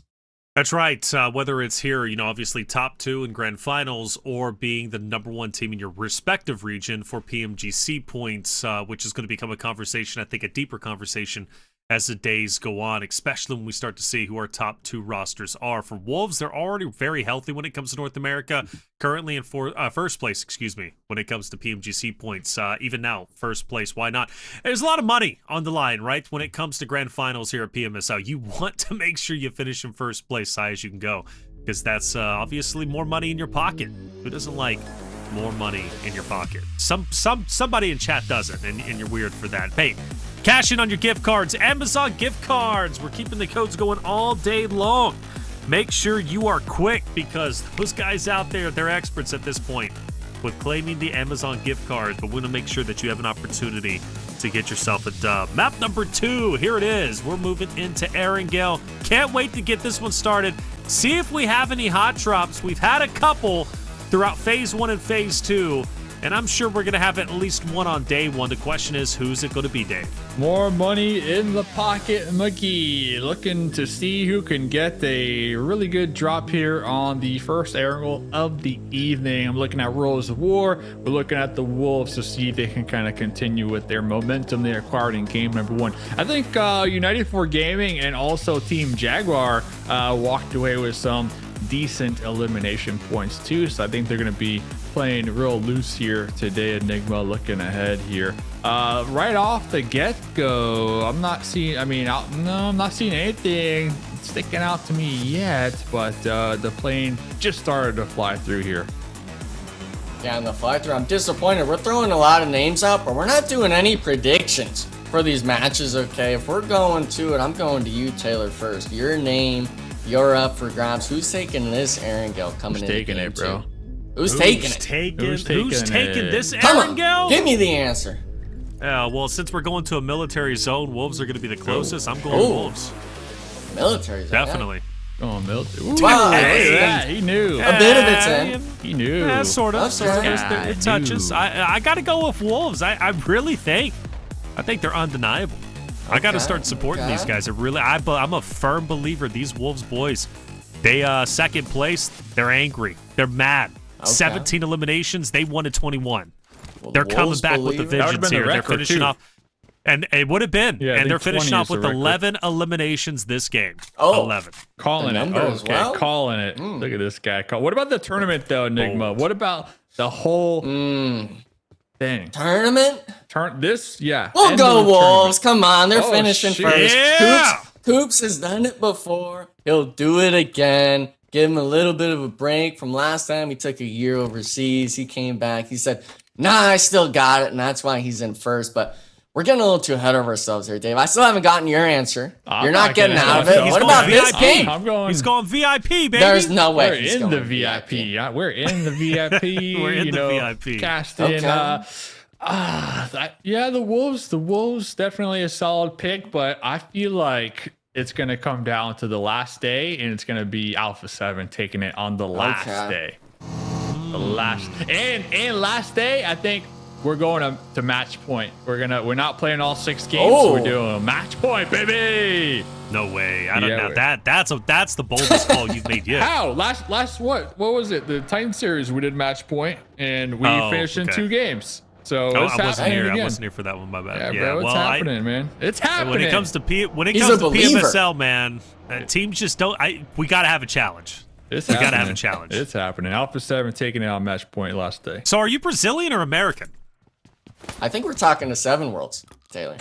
Yeah, too much Alpha 7 bias. Versus Dave on the desk. I mean, I can have my bias. He moves the mic to the right-hand side. I can have my bias all day, but I'm just being real. He says North America, and then he goes Alpha 7.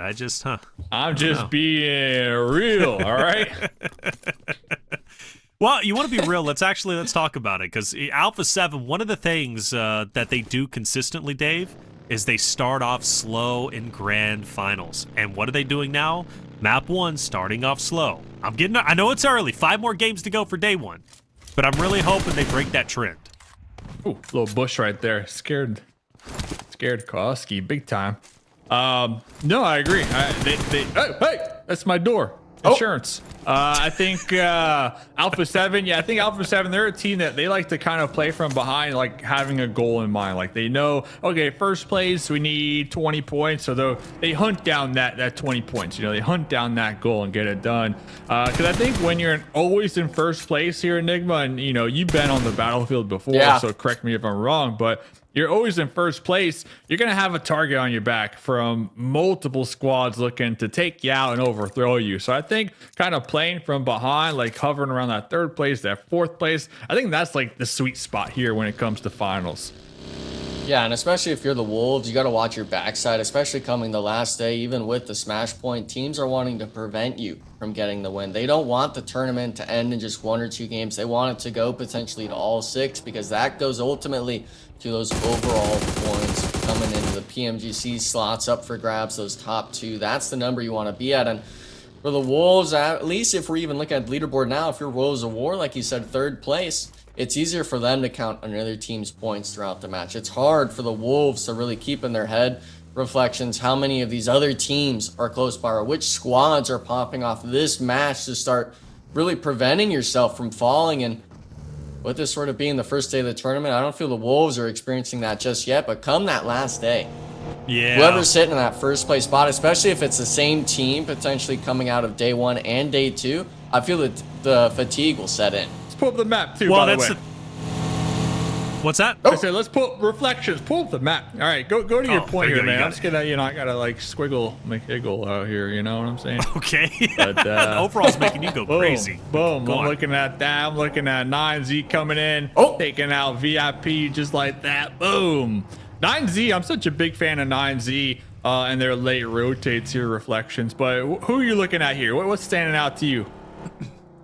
9Z with the split is definitely interesting. Yeah. That's going to be very interesting, especially if Milos and Remix decide to commit to the eastern side bridge, because you're going to leave Reyes and Kogut up there to potentially battle against Rose of War, who's just going to be above them.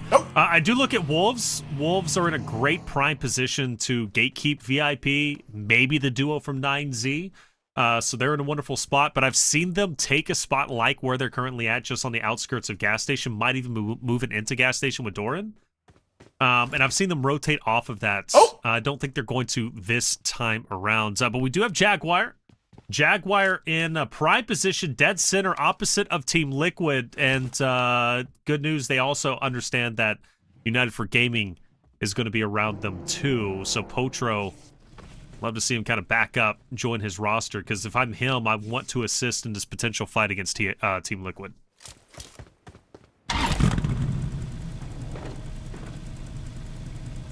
Not sure what happened here. I believe one of the Xforce players is playing dodgeball with their teammate. Kind of just a little frag grenade off the dome.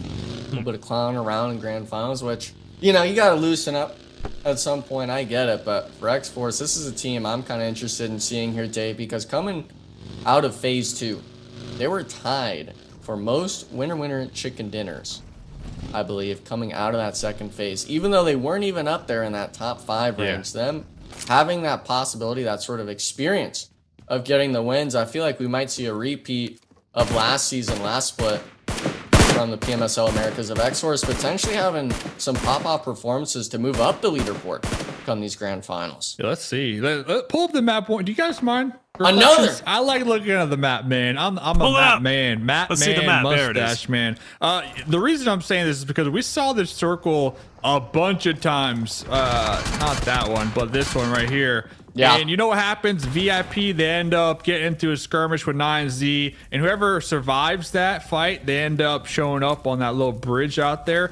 and surviving to like a top 5 position. So honestly, VIP, oh, there it is. I hope they learn their lesson, guys, week 1, week 2, on how to properly defend a bridge, because they let some really solid placement points kind of slip through their fingers the last 2 weeks, because they just weren't on their P's and Q's and kind of recognizing their surroundings here. So we'll see what ends up happening down there, reflections. But getting into the mix here, Alpha 7, no more recall towers this game. Alpha 7 going to be trying to overtake iNCO over here in Milta Power.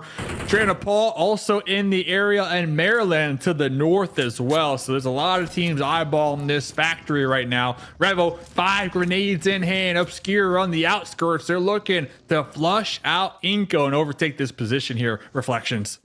Yeah, Alpha 7 had a tough game number 1 on Rondo. Finished off in, I believe, 8th or 10th place. 4 eliminations. Finished off by mainly Kowalski from Team Liquid. A big win here could give them that confidence back. United for Gaming gaining confidence themselves, taken straight out of Nepal. They're going to be gone. United for Gaming is going to be up to 4, and they will stay as a 4-man unit. Back to Alpha 7, though. In a big fight against iNCO. A team that is in desperate need of points. They're currently top 8, but I know they want to go a little bit higher. With this being very early goings in a day 1 of the grand finals, this would be a big fight for them to win. But for Alpha 7, keeping some stragglers on the outside, that's Carrillo, but the remaining 3 will continue to push up. But it's like Enigma. Where do you go? I mean, how hard is it to continue to go up story after story, because iNCO is camping hard? There's a reason why Alpha 7 hasn't made it to the second floor. Every stairwell essentially just in the center, in the open for the iNCO gaming members to rain down upon. But I do believe there's a little bit of a jump spot Creo could potentially get on, whether it's right next, maybe onto one of those crates that hugs the building, or we see there on the edge of the screen those sort of pipes that are elevated potentially could get a bit of an off angle. But the issue for me has got to be, how do you reach that point if iNCO's already set up for you guys? How long is Alpha 7 willing to last here? Because before they decided to take this fight here, Dave, they were fully spread at Milta Power. They had the whole eastern shoreline to themselves. They opted to take the crash, and I like seeing this play from them. They're opting to fully leave Milta Power's warehouse here. They're giving it up to iNCO Gaming, and they're wanting to play the rest of the match out. Yeah, it looks like they're going to be trying to go towards that shoreline there, not trying to get backstabbed from a squad-like influence, right, who are in Milta Power, like you pointed out. Then you got the Wolves not too far from them as well. So it looks like Alpha 7 going to be doubling on back towards that shoreline. We see a couple members from INF in vehicles as well, but they got a little split going on right now. So if Alpha 7 are able to recognize little boy Federal, they might be popping out to take a couple shots. But looking at Alpha 7, I mean, they're all the way out there. They're big chilling. They're going to have to now move here, guys. And they already know the shoreline is going to be free and clear. So they really have this whole section to play with right now. Yeah, Wolves are in a prime spot to finish this game off strong with 11 eliminations. They're well on their way to doing so. I think this is going to be a big game for them. But you mentioned Alpha 7. I think is going to be their biggest competitor for sure on that shoreline, which you called out very, very well. For 9Z and VIP, you did mention, right, going on to VIP, maybe, you know, gatekeeping the Eastern Bridge. Well, 9Z has managed to, I believe, take down 2 members of VIP. They're still all 4 up. And VIP are running on fumes at the moment. 9Z is going to leave them alone because they also want the shoreline. And I think that's what everybody's priority is at the moment. Take the shoreline. For those teams, though, that are up in the northern side of things, Royals of War and Co., well, they're going to be fighting against Resilience, and this is going to be an edge fight zone. One that really, I guess, is going to be the tight, or at least the most compacted area up at the top, Enigma. Yeah, the north side, unfortunately, we're talking 3-4 teams having to fight for the logging area, which if you've ever been in that sort of spot of the circle, it's not something that really has a lot of terrain for you to play. A lot of these squads, they feel, either will take a full send in, either to United 4 Gaming, possibly Maryland's compound, or we'll try to maybe even eat the circle just a few seconds, try to see that next circle shift, and potentially full send into the next one, because it is only stage 3. These teams do have a bit of time to work with, even though it is this sort of flat ground, Milta, edge, water, circle. There's not a lot of room to play with if you're not already in that POI being Milta. Interested in seeing, though, a lot of teams actually seems they're losing players early on. I'm looking at Resilience, VIP, possibly even Wolves now. If you're losing a player this early on in this circle, it's not going to allow you to really, I feel, take any of these engagements. Yeah, Rataboy almost getting blown up right there, popping out that vehicle at the very last moment here, and it's only a 2-seater, so like, where are you guys going to put me? Come on. All right, going to be popping on the buggy here, so they're going to be moving out of prison through the forest area over here, right into IG, so it could be a disaster for him, honestly. Loop's gonna be paying attention to their rotate. Xforce over here, same story, right? Just like Loop's, looking for a late rotate, looking to just thread the needle and find a safe passage into the play zone. If I'm Xforce, if I'm Loops, I'm staying in my vehicles right now. I'm not even gonna be calling anywhere home. I'm just staying in my vehicles and waiting to see where this next circle goes, because it's about to pop. And yeah, that's why we see Loops right now kind of just straggling over here, waiting to just full send it here. Milta Power currently occupied by 3 different teams, so it's going to be a challenge depending on where this next circle takes us for Loops Esports here, guys. And it centers on up. Alpha 7 still in the play zone, by the way. So these 2 teams, I predict them, they're not going to move. But look at this drive-by right now from Loops. They're sending it into Milta. Unbelievable. I thought for sure the car hit one of them, but it didn't. And Rafina might be the last one standing, and he, in fact, will be. Loops had no choice as the zone shifted as far away as possible as it could have. Loops had to full send it, and I don't think they knew Rose of War was in front of them until the very last second. So unfortunate. But they're going to be okay when it comes to the overall point standings. And Rafina, who knows how far he can go as a solo. For Rules of War, Resilience, VIP, IG, TL, Influence, Rage, all teams that have to push into the next zone, they're going to have to. For Wolves, still dead center. They're in a great spot, but one is going to be down. I believe Coops has fallen, and Alpha 7, if I'm not mistaken, was the team that got him from a distance. But Enigma, TL, IG, battled. Yeah, Team Liquid, they've been sitting pretty here all circle. We saw in that first zone shift that Team Liquid holding the spread all the way on this eastern logging area, but now having to give one off to the intense game nade alone, and we actually see one of the players getting onto the roof of it, so Ayala potentially not even recognizing what intense game's going to do, and I'm actually seeing off to the right side as well here, Dave. Influence Rage potentially going for the third-party Chief being the first question, getting the knock on to Rafa, and with this being a three-way fight, none of these teams are in this circle. Who's really going to be able to rotate out of here safely? Yeah, INF, they got that nice little ridge line to work with, so you kind of pop their head over, try to take some shots, toss some grenades, and then dip right back into cover. Not only that, the ridge is important because it keeps their vehicles safe and secure as well. So it looks like Team Liquid, they did lose Ayala in the mix. Chief and Mythic going to be just driving off into the sunset here. So that's going to be in the play zone right there. So they're going to be able to jump out, maybe even gatekeep like Adrian, for example. I don't suspect INF to chase them down right now, especially with the mix of IG over here as well. There's just too many different variables to take into consideration. But hey, guys, they're doing it. They're doing it. I didn't expect them to do it, but Influence are on the hunt, and it is just a clown fiesta over here. Rose of War getting some runovers right now, Reflections. Definitely, Rose of War profiting for sure. That's Resilience down and out. They're gone to join the likes of Straight Outta Nepal. But now as they finish off Resilience, it's like, where do we go from here? Because Influence, Rage, they're all in the hunt. Intense game, Adrian, a solo. One goes by, crashes in, we'll take you. Other one, maybe a 1v3. Adrian's doing it. Adrian's doing it. Takes down two. That's where he'll end, but a heroic effort nonetheless. Intense game, finished off. Rose of War job just got even more difficult. However, you got Rafina, who's going to be on the south as a solo, and Influence Rage, who's been highly aggressive. They have an understanding that Rafina's rolling in. He's weak. Rose of War have to be weak. Influence Rage. This is where you send it. This is where you take him down. And Law is looking to do it with the off angle.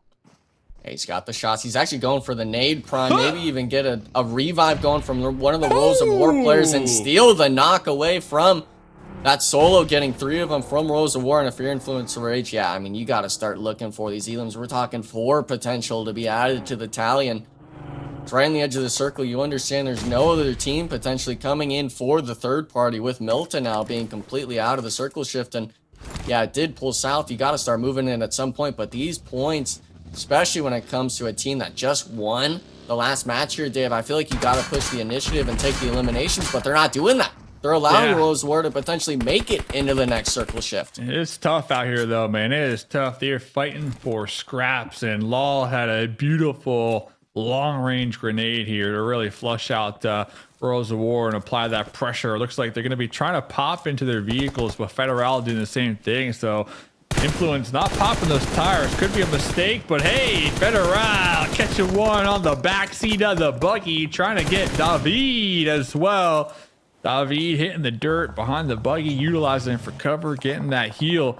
There's also a member of VIP Prince out there in the distance. So, yep, there he is. I was looking at him. He was looking to, he was just licking his lips, looking for some eliminations. He saw a nice, juicy point out there, and he got it done. I mean, that's what you need to do as a solo, honestly, here. But looking down here, United for Gaming. They're in a beautiful spot. They're kind of overlooking all this Reflections and just trying to take any type of opportunity they can to get an elimination out the mix. Yeah, 5 eliminations. They are looking good at the moment. Not a bad game, number 1, in terms of eliminations go, but obviously the placement points, you want to try and get every point you could possibly get. For Influence Rage, VIP finally out of the way. Done and dusted. We're down to our top 11 rosters. Low Boy's rolling in hot. Little boy. He is moving in hot. Still some ways they got to go, so into the buggies and cars we go. And potentially Xforce Or maybe even iNCO. They're going to have to roll by, and I don't expect these rosters to go quietly. And in fact, Lil Boy has no choice but to send it into Aleem, who takes him down. iNCO starts to wake up, and this roster could very well take down Influence, Rage, and maybe even Xforce right after that. Yeah, they've got a nice little ridge line just outside the circle, but they're waiting the waiting game, making sure that all these teams coming from the north, even just from the compounds across the street, they're getting at least 1 or 2 eliminations under their belt. It actually looks like iNCO still didn't get any of those from the Influence Rage boys, so mostly just Xforce getting those shots down. But I'm looking at this team, I really have to throw the question mark out there still. Where's the safest spot for us to play? We understand Xforce is getting shot at, but we see a third party potential. Actually, it's McGrellin off solo, keeping back the Alpha 7 trio. And still has to push the initiative. The third party shots come out and the team rolls up, getting one onto Obscure and then Gazao. Alpha 7, the top Brazilian squad in the lobby, made note. iNCO Gaming is here to play, and with this sort of play here, Dave, I was wondering where iNCO Gaming was going to be held up. They're taking Alpha 7's position. When in nice doubt, and center. pop in your vehicles and run over them out right there. iNCO, yeah, it works. It works. So iNCO, they were over here, and they just went there and flushed out Alpha 7 on the run over right in time, too, because now they're going to have to probably push ahead here. I mean, they might be able to weasel their way down here if they time it properly, but the sight lines from Wolves will probably take them out. So iNCO had a nice little push there. Reflections and Enigma, but I think they need to get the quick reset and kind of look ahead, because this next circle is not really too nice to anybody except for maybe the Jaguars all the way out there on that west side. Ready for the Jaguars to step it up. This is an epic name, an epic roster, but 0 eliminations, but opposite of 9Z. I don't know, I'm feeling it. I'm feeling it, I really am, but also feeling this fight. Look at Coops, has worked his way up. iNCO probably has no idea where Coops is currently at, which means when iNCO decides to get froggy and leap, Coops is going to be the tip of the spear to gun him down. But we might have a wide rotate. If I'm iNCO, hey, I don't care how much pride I got, I really don't want to fight the Wolves in this spot. I think they actually stopped early halfway through. Xforce potentially getting shots, as well as Maryland down on him, but look at this, I actually think they might have ran out of gas. Potentially 2 players running in the open. No shots raining down just yet, and we wondered what happened with the north side. Team Liquid getting cleared out. They had that ridge line next to the Wizard Tower. Ultimately were cleared out, but now Maryland taking shots, and that's actually the team that has their spot in circle. Xforce is the team that has to push in, and with them only having 2 players, I feel, Dave, this is a tall task to ask from these sort of squads. Yeah, I mean, this is just a run, and Alem does get an opening knock for the boys, but you still got to get 3 more. Can they get it done? Yeah, it looks like Alem tried to toss up some smokes over here, kind of block the sight lines from Maryland and allow his squad mates to push up, but the smoke's just not strong enough, and Maryland, they were prepared for the possible push from Xforce. Yeah, Xforce out in the wide open. Really tough right there. You just got to hit your shots, honestly. Maryland, they will have to reposition here just a little bit. Meanwhile, I'm still so shocked that there's still some members of iNCO alive, really just using the terrain to their advantage, crouching down really low to avoid the sightlines from the Wolves compound. But over here, Maryland and United 4 here, Reflections, they probably are going to clash here any moment now. Yeah, the North has been restless for a long time. I feel like the team's just been embroiled in this fight for the majority of the past 3 stages, I believe, anyways. And really the only one to unfold is Maryland versus United for Gaming, 2 very healthy rosters. Very healthy rosters with already a decent amount of eliminations to their names. We have several. Actually, there's only 1 roster out of the 6 still on the map that doesn't have 4 players, and that's iNCO with 2.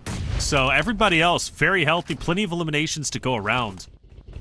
Question is who wants it the most? And for Maryland, they are pinned up, but Wolves start to get an off angle onto iNCO as the last 2 players might be in a bit of trouble. Wolves looking to get the finish. Vitali, last one standing. United for Gaming, testing the waters. Molina keeping his head down. Up close and personal, we drop off, and Nate takes some damage, and Molina's out of there.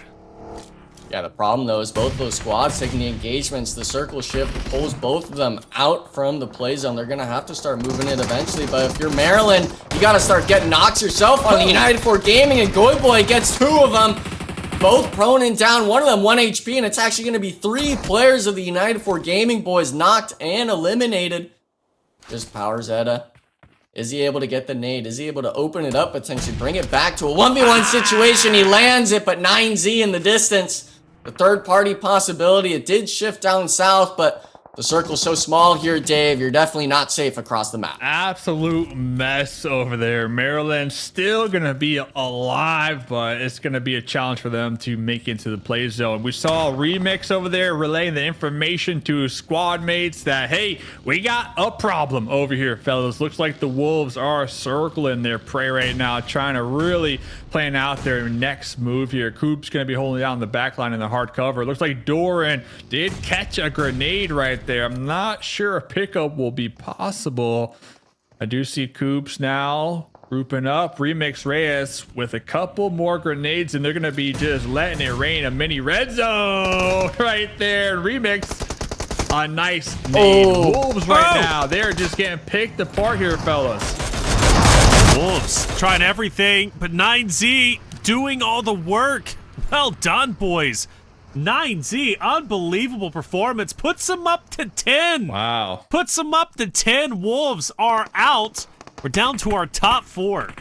And in prime position is 9Z on the outskirts, and they are active. They are moving all over the map. Another team will fall. That's iNCO finally gone. The solo Vitali stayed alive as long as he possibly could, down to our top 3, and it's 9Z. But I think has priority here in the moment, especially with Carly got on fire and he's down. Yo, 9Z are taking this lobby by storm, Enigma.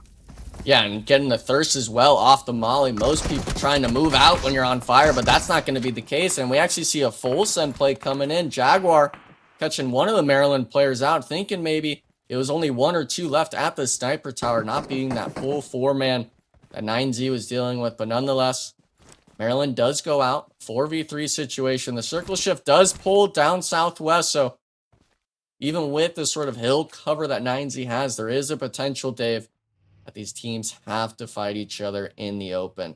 Yeah, Maryland going out third, too. That's a huge come up for them when it comes to placement points. And they also had 7 eliminations. But I'm looking at 9Z, guys. They got the high ground, but they also got a hovercraft, all right? If you got a hovercraft in the late game, that's like a 99.9% win rate right there. So we'll have to see how they close this one out. A couple Molotovs right there trying to flush out that member in the building. Makogo just overextending right there from the sightlines of Milo. Trying to get the pickup here, Reflections. Gonna try for sure. 9Z, big moment. They had Rondo game 1, finished off in 10th place with 5 eliminations. The question was, if they weren't eliminated so early, how would they have done an end game? Well, now we kind of get a bit of a taste of it, but it is now a 3v3, and Jaguar has broken free of the hardcover POI. In fact, they are now taking priority on the hilltop. 9Z once owned completely, forcing them back. And an impressive performance of Jaguar can turn their luck around from an abysmal game 1 to a beautiful game 2. This would be huge. But as it's now a 3v2, all eyes Potro onto Kogoat. Can't get the shots needed, and now Reyes is moving up. Potro's on the run. Potro's on the run, and Potro stays alive, but only just. 9Z back with the advantage, Dave. That hovercraft, man, you got to keep your eyes on that. Reyes going to be in it, trying to get the runovers. Remix with a little Molotov lean peek action. Potro has been popping off here since game number 1. There's a follow-up. Molotov, the spread coming on out. Remix going to be popping his head up. Nice little M4 trade. And they got Milo Van from Team Jaguar still holding it down from below. Was not able to play in the league stage, but made it here just in time for the finals. So let's see if our dude can clutch this out in a 1v3. I don't know. He's got to push up. Blue's pushing him out. 9Z knows exactly where he's at. Milo Van doesn't want to leave. Might finish him. Oh, hold up. Reyes has a chance. Milovan wants to die if he can to play zone, and he will. 9Z will take game 1 in wonderful fashion. 15 eliminations. That's 20 elims on the day across 2 games. Very, very well done, boys. The celebration, well deserved. But for Jaguar to secure a second place, a big come up, not the biggest game elimination wise, right? But we're talking Jaguar here, a team that's been, struggling, I would say, over the past couple of phases. Now, looking a little bit better, not bad. And also Maryland, well done to those boys. 7 eliminations in game 2, 8 eliminations, Enigma. When it comes to game number 1, those teams, right, that we've been mentioning who need to come up, man, starting to do very well off the first 2 games. Yeah, and it's all about the elimination tally. They had a good start in Rondo coming into the second map, that being the first Erangel of the day. I'm expecting a repeat performance out of these teams. And unfortunately for the Jaguars, I would have liked to see more eliminations, but sometimes when it comes to these circle shifts, if you're on the slow side of it, you're not getting much until the late game. They did make a good effort, though, at the end, right? It came down to essentially that 3v3, but for the most part, these other squads, a lot of teams, especially on like a Team Liquid and Influence Rage, they were having a fight tooth and nail, it seemed, coming into every single circle shift after Zone 2. Yeah, Team Liquid's been in a bit of trouble, haven't they? From game 1 to game 2. We'll hopefully have some positive things to say a little bit later on. Influence Rage, love their aggression, though, Dave.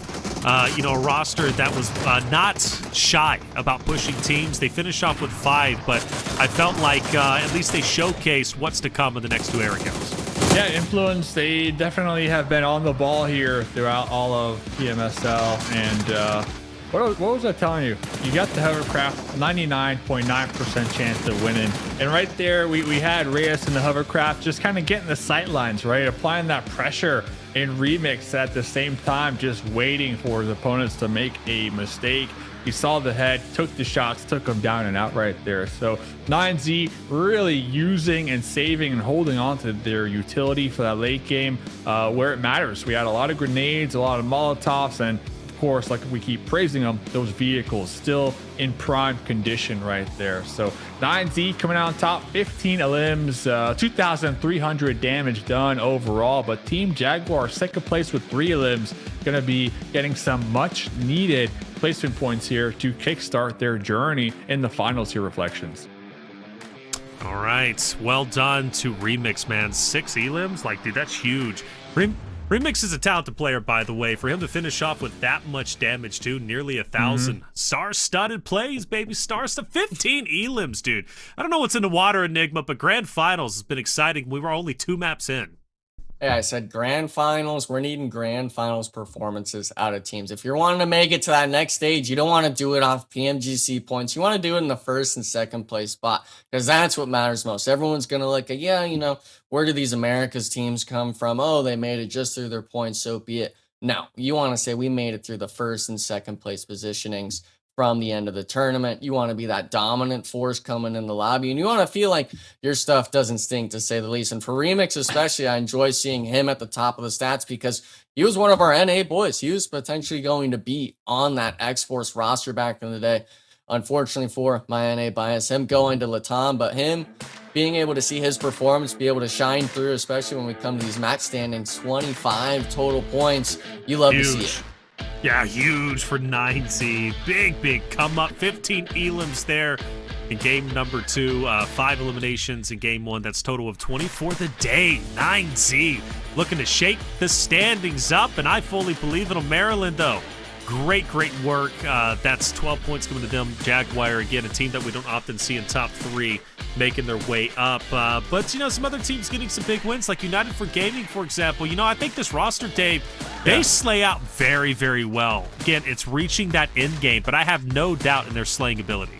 Yeah, they kind of just got put through the ringer, though, this last game. Their positioning, because the zones continued to not really favor them. And then you had Power and Outta out there in the distance, really holding it down. But the third party, I felt like they were going to clutch it out, but the third party did them in. And that was the third party from 9Z, just really being aware of their surroundings. Page 2, though, Team Liquid, Alpha 7, Influence, Rage, and even Loops down here, not really getting the start they wanted here for Erangel, and we're going to have 3 of them here, by the way, so maybe we'll see them come back strong in the next game, guys. Yeah.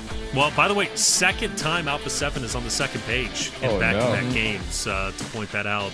They're okay because the head start points, but They're going to have to step it up for sure in the next two Erangels. 9Z get the win. Beautifully done for sure. Maryland, second place when it comes to damage. Third place in the overall standings. Wolves, iNCO, and then Jaguar. We're 2 games in. Standings have already been shaken up quite a bit. We've got 2 more Erangels to go. And I can't wait to see how they end up unfolding, especially for those teams, Enigma, that might feel the need to get a bit desperate. Still very early goings. I expect desperation plays start happening in maybe day 2 and, of course, day 3. But they won't be desperation plays, at least from a match MVP. Remix, of course. It has to be this man, the top slayer for the roster of 9Z. Nearly 1,000 damage there, Enigma. Yeah, and for Remix especially, like I already said, NA talent, one of the superstars. I was thinking he was going to be a name next to Coops, to say the least, when it comes to these overall stats. We'll obviously have to wait and see at the end of the day, but for the most part, 9Z, Latam region, them having a solid performance at the start of the day. Obviously, this isn't the first game, but first Erangel, to say the least. We've got 2 more coming into it. I want to see if this team can replicate this sort of performance, or at least a top 3 performance for the squad, because you're wanting to get that lead early, right? You want to shoot yourself up the leaderboard, get 10, 15, maybe even 20 points between you and that 3rd place spot. We've seen it before. We saw it with Alpha 7, Wolves, even when it came to those last 2 phases we just watched, Taylor. I want to see it in grand finals, and I want to see it with 9Z and the Wolves. 9Z and the Wolves. Let's see it. It seems as if it's stacking up to be the case, man. What a day. We've already had 2 games in. 4 more to go. Another Erangel to come your way after the break, along with the leaderboards. As we sit it to break, though, we had a chance to sit down with Doran from the Wolves. Doran, what do you have to say? All right, guys, here we are with Doran from Wolves Esports. We almost got the winner chicken dinner. Even though we got 17 kills, is there still a feeling that we could have got more? Yes, of course. I think at the end game we should push the right side when they were split at 2-2, but we didn't realize in the actual game, like it was a tense situation. But it's okay. For the first game, it's okay, and we have the momentum. I hope we still keep going like this, and we will see next games. 17 kills. You guys are playing very aggressively. Is that what we're looking for from here on out? Yes, we don't have no pressure, so we keep playing like this. Absolutely awesome. Congratulations, guys. Up.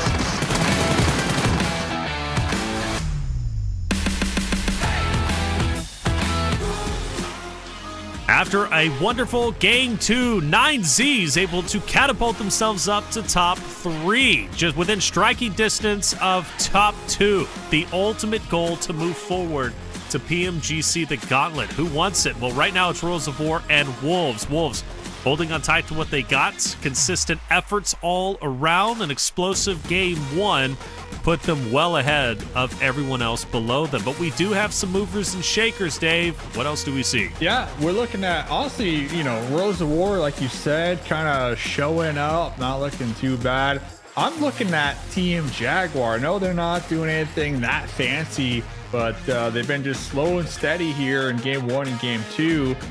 Slowly on the rise, and honestly, that's all you need to do, in my opinion. We got 3 days, and if they can continue to just trend upward here, Enigma, we might be looking at a Team Jaguar top 5 come day 3, and they're going to be in a prime position, right? A prime position to potentially qualify. Yeah, and it's all about qualifying, going to the next stage, getting up against all the global talent in the east of the world. And for the most part, one thing I gotta make note of, I was surprised reading it in the chat for the broadcast, but someone doing black magic on Alpha 7, putting the bad juju on him, Taylor. I mean, I know I was the NA bias wanting Alpha 7 not to really perform, but I mean, black magic, I think we kind of getting a little too crazy He's with had it. it out for Alpha 7 for like 3 years now, by the way. Just Yo, hold on, slow down. So oh, yeah. Hey. Oh, my God. You know what? You're not wrong. I know. You're not wrong. This thing, again, Alpha 7's the best team in our region. Yeah. They're best team in our region, right? And they should definitely be at the very top. But look, don't call it black magic, dude. It is what it is. Alpha 7's in 8th place. They're in 8th place. And that was after they got themselves away from the second page. But Alpha 7, historically, they start off slow.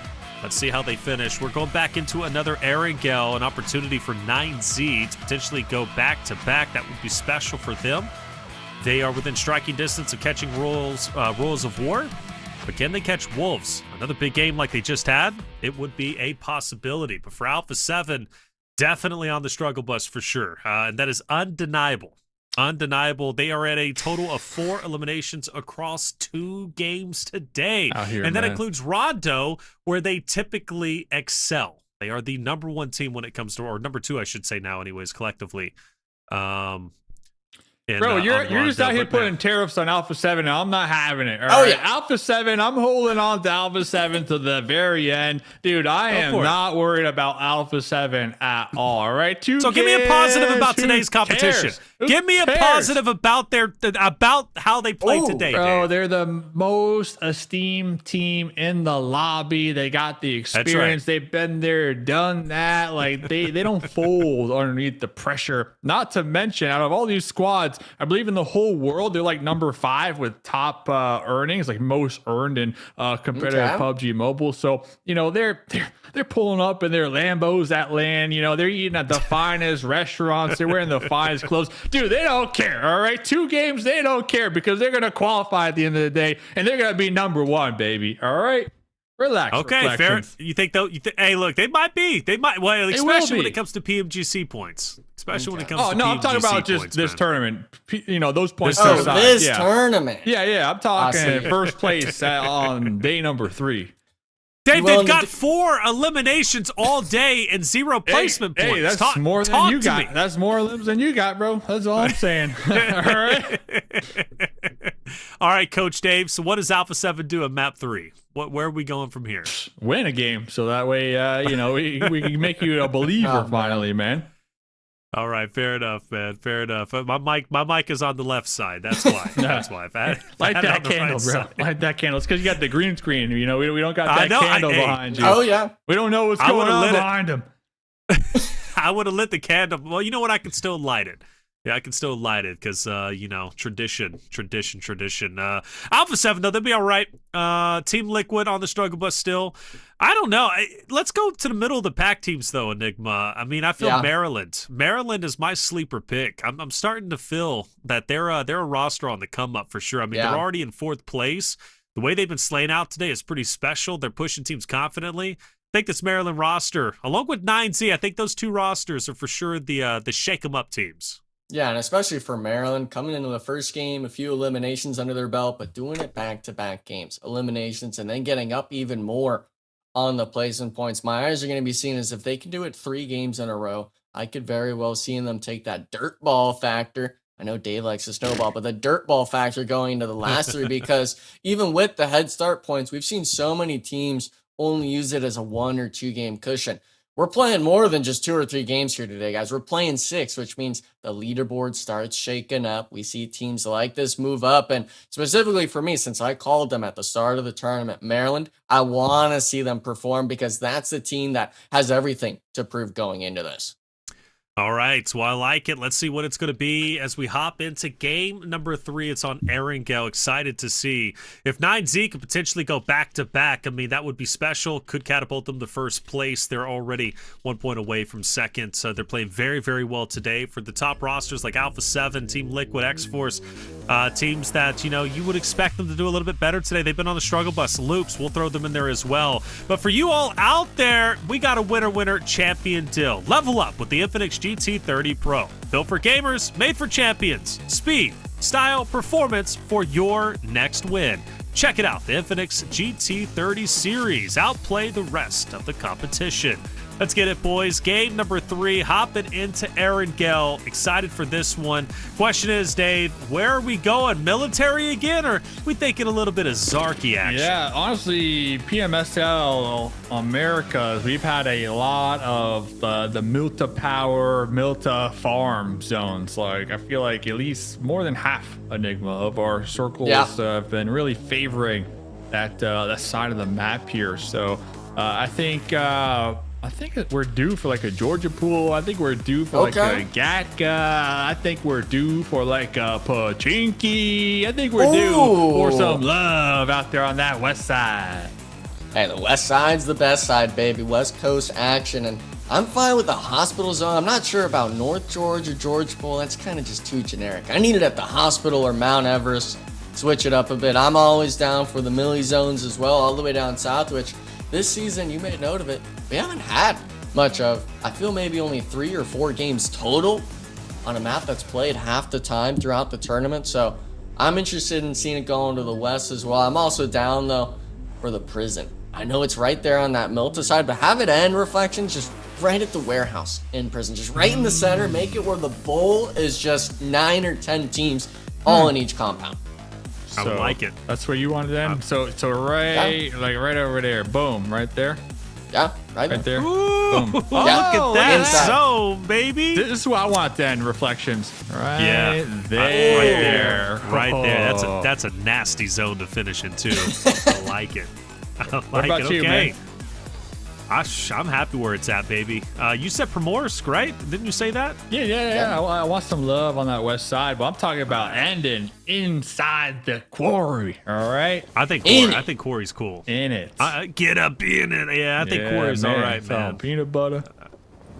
Huh? Bought some last night, actually. I bought a giant thing of peanut butter last night. Oh, heck yeah. All about them Wish I had an games. Amazon gift card to help me out with that. You do. You've been collecting them. You DM me. You say you've been collecting them. Chat. Dave is You got the lying. last one. I do not have access to those codes. By the way, Those can codes are we not get like going a to me. poll going?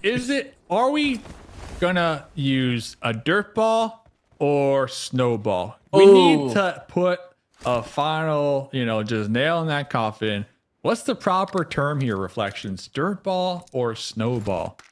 Snowball. I don't even know where this dirt ball. What? No, it's like in another game I do. They don't call them dark horses; they call them under horses, and I'm like, that is not a thing. I swear to you, I swear to you. My other game, look, they call it under horse, and every time they do it, I have to correct them. It's a dark horse. I don't know what this under horse thing is, but it's endemic in that scene, and it's weird. So you know what? If you guys want to own Dirtball on PUBG Mobile, I own it. Oh, I own it. Okay. So that's it started, your thing, and you wanted to know, Taylor, where it came from. It was from Dave and I did the Rondo games, but for the most part, we didn't got the Kendi anymore. Okay, there's no snow on any of the maps, or we got the desert, Dave. Okay, we got no snow at any point in the last 2 years. Okay, I like it. I think that's perfectly fine. We'll go with that then. We got Remix on site with Kaya. Kaya, what's Remix got to say?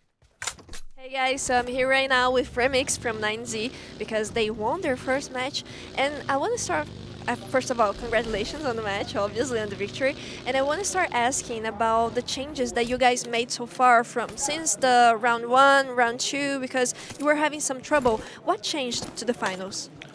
We changed a lot of things because the team, we don't feel very great about the performance we have in the first league and second league, and then in the finals we studied too many things, and then the things we have, this win happened, and then is that only like study too many things, bad things, because the team don't feel very great, and that's why we won this match.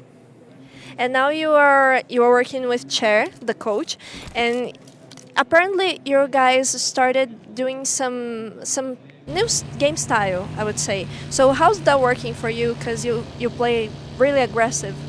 The new mode we play in, like the new role, Chair wanna try us to play like more safe on the zone, more closer to the zone, and then that nobody in the team trying to play that thing, and then that's why the first league, second league, we playing very well, because we don't comfort about that game, and then this in the final we study that, and then that's why we gonna be better and better.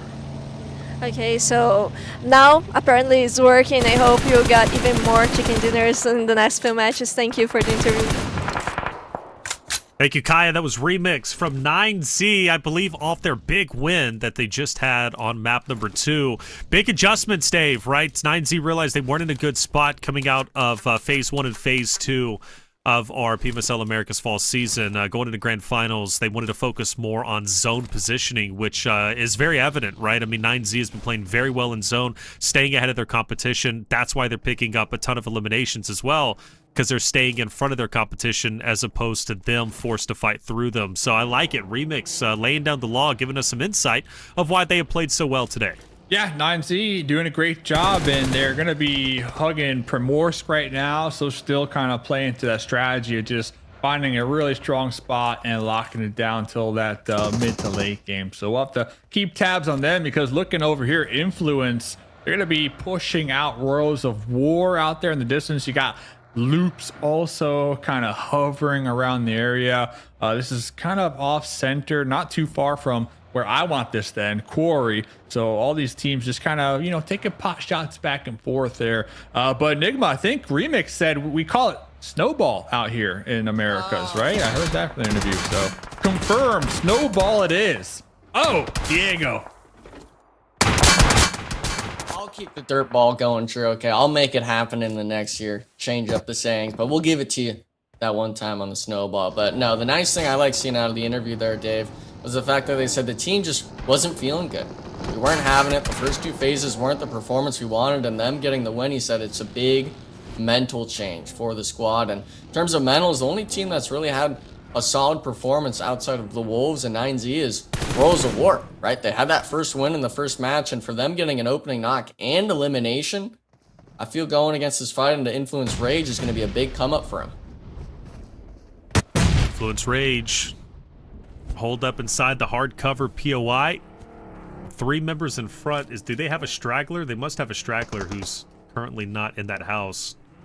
Unless all 4 are there and I'm just missing it. But either way, for Royals of War, prime position on this hilltop to kind of gatekeep them. It is going to be Federal up onto the top northern side. Does he open up an opportunity maybe to pincer this Royals of War team, Dave? Possibly. Just needs one nice little knock right there. But Federal, like you said, on the outskirts, David really needs to have his head on a swivel, not to get ran over. We've been seeing a lot of runovers here on Erangel. Honestly, that's my type of gameplay right there. And shout out to 9Z for really showcasing the strength of just getting the run over to open up the engagement last game. But Klaus behind the UAS over here was smoking it up, trying to buy some time for himself, but catching that grenade to the dome. Meanwhile, his squad mates just kind of riding out into the sunset right now. Enigma and Xforce off to a really slow start here. It doesn't look like they want to take the fight in the blue zone, so I totally get it. I just feel bad because Klaus was kind of waiting for the support, right, from his squad mates, but getting caught out in the rotate. I feel like that's been the story for Xforce. Oh, beautiful zone, by the way. I feel like that's the story for Xforce, just playing it a little too slow and getting one or two of their members caught in the rotates, leaving them with just like a duo in the late game, and it's really not helping them here. So hopefully they can kind of be a little more proactive moving forward here. I think that's been their issue so far. Yeah, and I feel especially having the player Klaus, having the top stats for the squad across all 4 players, he's been back-to-back games. The first one knocked and eliminated, separated from his squad. So I'm not sure if it's a disconnect, maybe just a little bit of an overstimulant, over-peaking sort of play coming out from the Xforce boys coming into the grand finals. But this is one of those disruptor teams we were talking about earlier, Taylor, that I felt they could be a team after having so many wins, not the consistent placement, but so many wins throughout the first 2 stages that they could have moved forward. And actually, while that was happening, I'm seeing here as well, Wolves unfortunately making the same mistake. It's going to be Igor eliminated for the squad of Wolves. Yeah, and for them, you know, do they want to stay where they're currently at? I think they're going to go ahead and pump the brakes and kind of cut their losses. I don't like that Baton is by himself. I do want him to join Coops and Doran a little bit later on. Love that 9Z took priority of Primorsk. They're going to be relatively safe there for a good while. And they're also going to avoid a lot of the contestion points that's going to happen in the center zone. But even over on this like southeast, for example, right? I mean, straight out of Nepal, Jaguar might be pumping the brakes to kind of fight on this outskirts. United for Gaming also coming up behind, and Wolf is going to be down. So I could see Jaguar potentially choosing to fight this if they don't decide to move up. But I wanted to point out, Dave, VIP, by the way, usually going military. They don't go military this time around. They're going to have the longest rotate through blue. By the time they get to zone, I think they're going to be okay. But what do you think their chances are this game? Jeez, the VIP, they're just trying to get some game time in at this point, man. Game 1, game 2, haven't really seen them be able to show up in the mid to late game. So hopefully we'll see them in a couple of moments. But 24K from Xforce, got the shotgun. He's probably going to get this confirmation real quick. I'll take that. That's going to be up against Royals of War. This is going to be inside of Quarry. Alain with only 1 more grenade, but if we can really thread the needle and get it into that warehouse, that could be a huge knock over there. It's going to be applying the pressure for 24K to wrap around here as well. David, he's ready. He sees the grenades, trying to hit the dirt, but got caught. Erangel, we saw in game number 1, the MVP with the mini, with the 8 times. Sees 24K making the breach, getting that pre-fire through the smoke, swap into the SK-12 in a 1v2. Does take out a limb, but too strong from 24K with the support right there, Enigma, to get the job done. There goes Royals of War. Yeah, that was a 3v4 slam onto the Royals of War squad. So unfortunate stuff to see. I felt Xforce might have been getting wiped, but for the rest of these lobbies, the circle shift does go towards that eastern side of Quarry, the spot that you're wanting to see, Dave. And all these teams now are starting to drive in, but I'm really interested. I'm worried almost about some of these teams that haven't been performing. Alpha 7, intense game coming into the eastern side. They've got Maryland right behind them, kind of storming in, looking for a third party. And with this sort of circle shift, especially with this coastline here, Taylor, there's only 1 or 2 bunkers for these teams to play. A lot of the zone isn't playable for these squads to work with. They've got to start fighting fast. Ooh, this is bad for Maryland. Really bad. Alpha 7 has free reign to gun them down. Believe it or not, Maryland continues to push up, but I think they're done and dusted in this moment. Alpha 7 might be able to win this fight. Maryland is going to fight back for a little bit, but I think it's going to be short-lived as 1, 2, 3 start the drop. I saved that. Hold up, a rogue buggy. Queen Boy has moved in, and Queen Boy's putting up a fight. Korea very weak, but the drop shot does him in the end. Snap, Squash, Lynn, all done and dusted. Alpha 7 win the fight, but I will say, Dave, Maryland put up a much better fight than I was expecting because they were caught out in the open. I thought they were getting gunned down instantly, but that was not the case. I'm thinking he ran out of bullets right there at the end. It was trying to get that reload real quick, so really just missing 1 or 2 shots. Replay! Rebels like, yeah, I got this, guys. Next thing you know, there's one gonna be taking them down and out. Carrillo on the off angle. I really thought that was Carrillo was gonna win that one, but Screwer getting ran over. It looks like both players are actually forced to hit that last second reload, but the timing right there, Carrillo just coming out on top.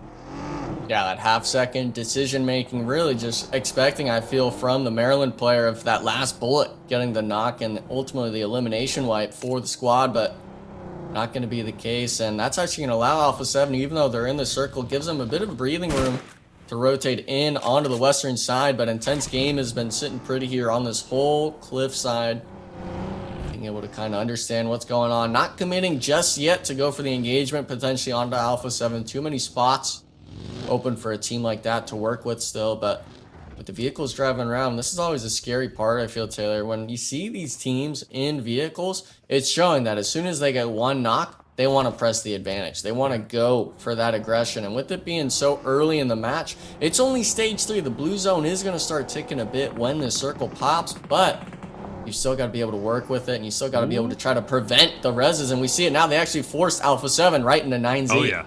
Right into 9Z. That's Silence who's keeping the pressure up, and just himself continues to push Alpha 7 in, and you see the line right onto 9Z's perspective, and hey, this fight, you can choose to leave it because now zone is shifted away. And Dave, 9Z's got to get up in there. Yeah, I think 9Z are going to prioritize the zone right here and try to gatekeep Alpha 7. They know there's going to be a team fighting for this little sliver down there on the shoreline there. So 9Z definitely have an opportunity to be proactive in the mix here. But Remix actually getting caught out there behind the tree. So looks like Alpha 7 just trying to wedge it right through the 9Z team and really not give them the upper hand here, Enigma. Yeah, and unfortunately, that's not going to be the only slam. Intense Game, full sends onto the iNCO gaming squad. This is where the solo is out of Wolves, ultimately going 1-for-1, essentially. Shotguns coming through, just a duo for the iNCO gaming squad, having to deal with this, as well as I'm seeing potential third and fourth parties for a spot that's not even in the circle. So Bruno's in. Questions on him. Can he land some shots? Silence not peeking just yet from the closet. His teammate cleans it up on the inside. But while everything's happening in the compound, Taylor, the outside's got two teams brawling for the third-party eliminations. And, well, for the most part, it's going to be Revo laying down the law. It is. It's Revo. I do want to point out Obscure. Saw him for a second. He was by himself in between Reyes and Milos from 9Z. He's managed to join his roster. Now they can fight Team Liquid, who are going to be up on him. Alpha 7 forced to fight literally every roster, it seems, in this lobby as everybody starts to roll into them. Obscure pumps the brakes. Carrillo has no choice but to reposition straight onto a buggy. That's Chief. And Chief, he's off. He's gone, but does he know where Mythic is at? Bad spot to be in for Carrillo, and he's going to get punished for it. Obscure for Alpha 7. Last one up for Team Liquid. Let's get together. You got 4 members up.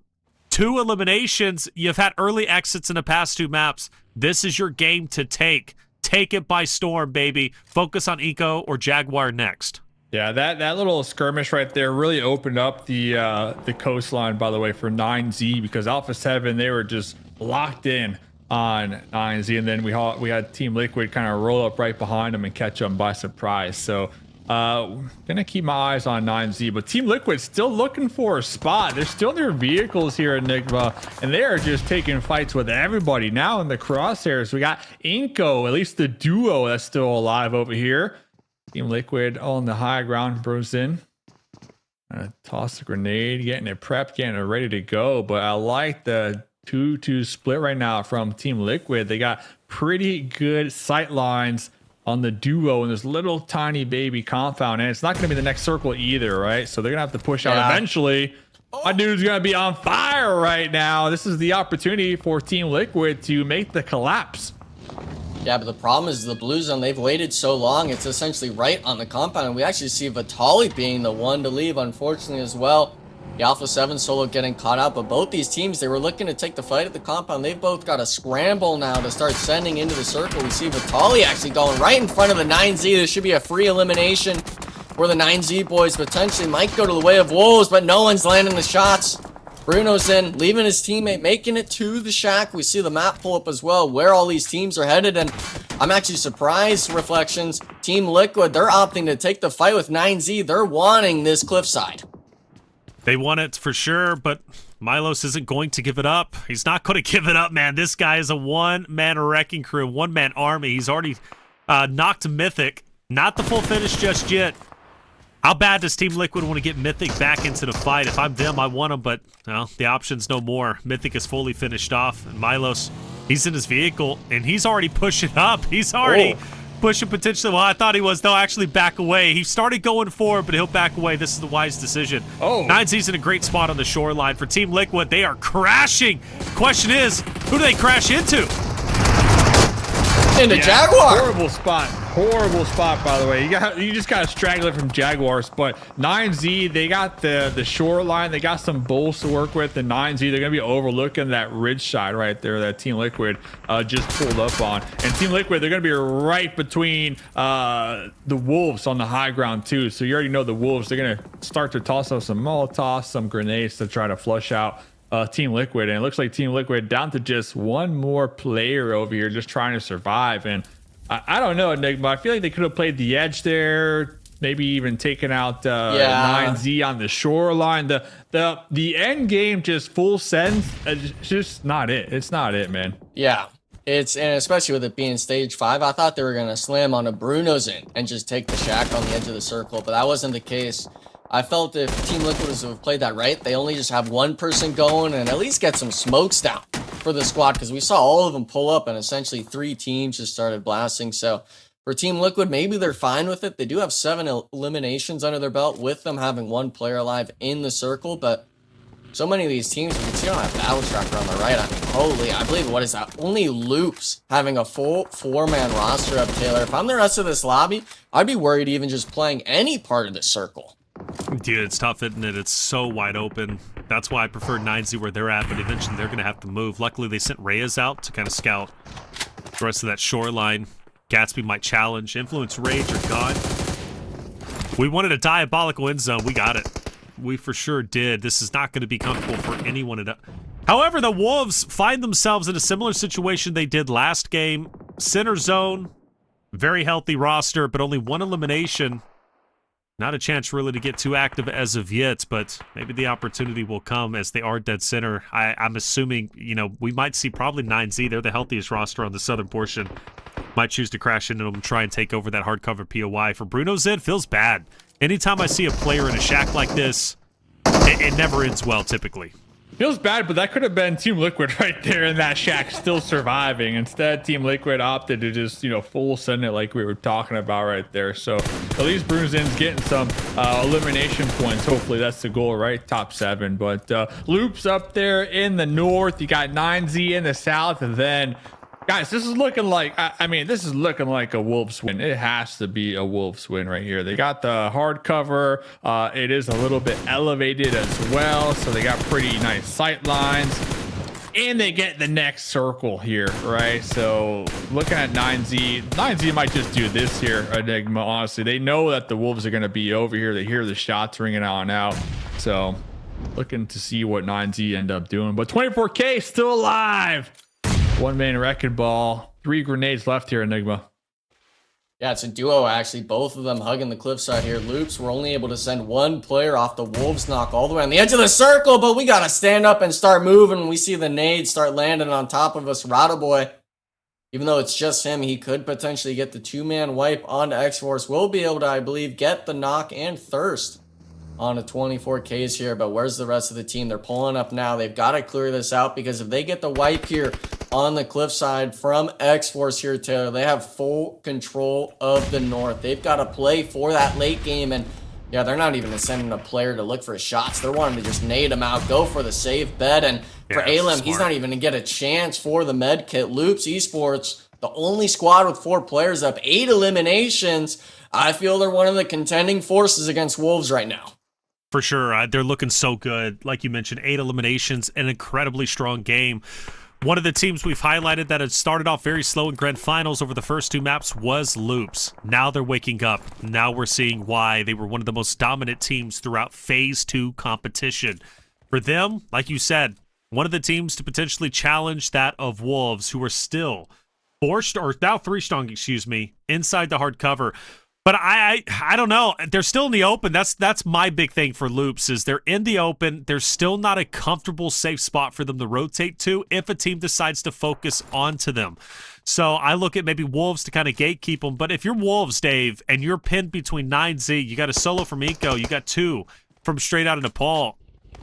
Do you even feel comfortable in that hardcover POI, or do you feel a little bit on edge? Yeah, I think I'm looking at the loops and I also like their position a lot better. They got a lot of room to work with here, and when the circle shifts out of the Wolves compound, the Wolves are going to have to push up towards the north. So I think the loops squad they're in a prime position. They also got a lot of vehicles to work with, so they can kind of build their own cover. But when we're looking at the Wolves, yeah, I think 9Z is the main priority. You got to take them out before even having the option to push out of those compounds without being backstabbed. So they are going to be aware of them over there. We saw them kind of overlooking it. Yeah, I mean, Baton is just locked in over here. They see the smokes as well. Looking at the smoke wall, looks like 9Z trying to close the gap here onto the barn. Reyes is going to be the first one over here. Coops was able to get on out of dodge. So 9Z doing exactly what they need to do here, and that's try to take out these buildings one by one and flush out the Coops or the Wolves squad here, Enigma.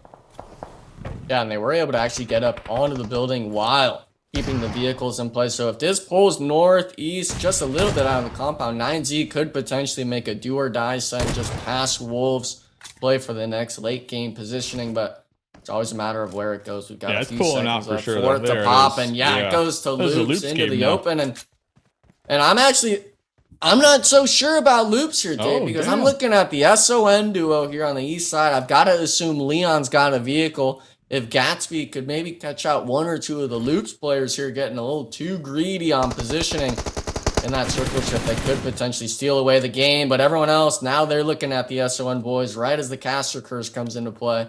Not even worried about the next circle shift, but I don't believe, Taylor, even the building that Wolves occupies currently, they're not in circle there. They've got to move. Yeah, they have to. And, man, Brunozen is going to be a thorn in their side. If he doesn't choose to take himself out, I think he's going to fight. You know, a lot of teams, if they're a solo, they'll, you know, ultimately end themselves over in blue zone to deny a potential point going to their competition. But I think for him, he understands he's got an off angle. And he potentially wants to take the fight on to Wolves. But, I mean, this is, I think it is a Loops game. I'm going to go with Dave on this one because this 9Z Wolves fight is going to end up unfolding. They're going to cannibalize each other. Gatsby's already down. Leon's already rotated over towards the south. Loops is going to let this all play out, take some pop shots when they can. As long as they don't get overly aggressive, this should be a dominant game number 3 for Loops, Dave. Yeah, 9Z looking to make a push now. Looks like they're going to be calling off the potential compound CQC battle, going right towards trying to fall behind their boulder over here. We are going to be crashing into a tree, but Kogo with the support in the back line. It's all good, man. It all went according to plan. But going back to Brozen over here, Brunozen from iNCO, totally agree with your reflections. The thorn in the Wolves side here. They're going to be aware of his position. They hear him. They hear the reload over here. Doran's going to be looking right at him. A little 1v1 action. Oh, yeah. Oh, this is going to be fun. Bruno's pushing up. Nothing to lose. Takes damage. Hopstone. This is too close. Wow. What a nade. Timed it perfectly and instantly onto Kogoat, mind you. Instantly onto Kogoat. Last one up is Doran. This is his last chance, his last dance.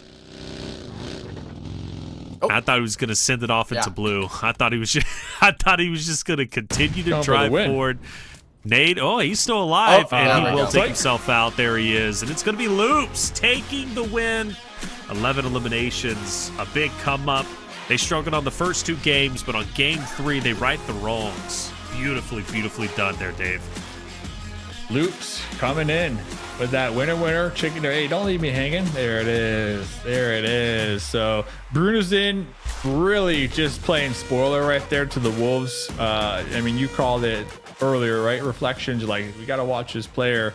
The Wolves, they were looking to make that push out of that compound. Brunozen back there just, you know, spoiling it right there. And the Wolves just kind of crumbling underneath that pressure. Really allowing the Loops to just swoop in there at the end with their numbers advantage and walk away with an 11-point winner chicken dinner.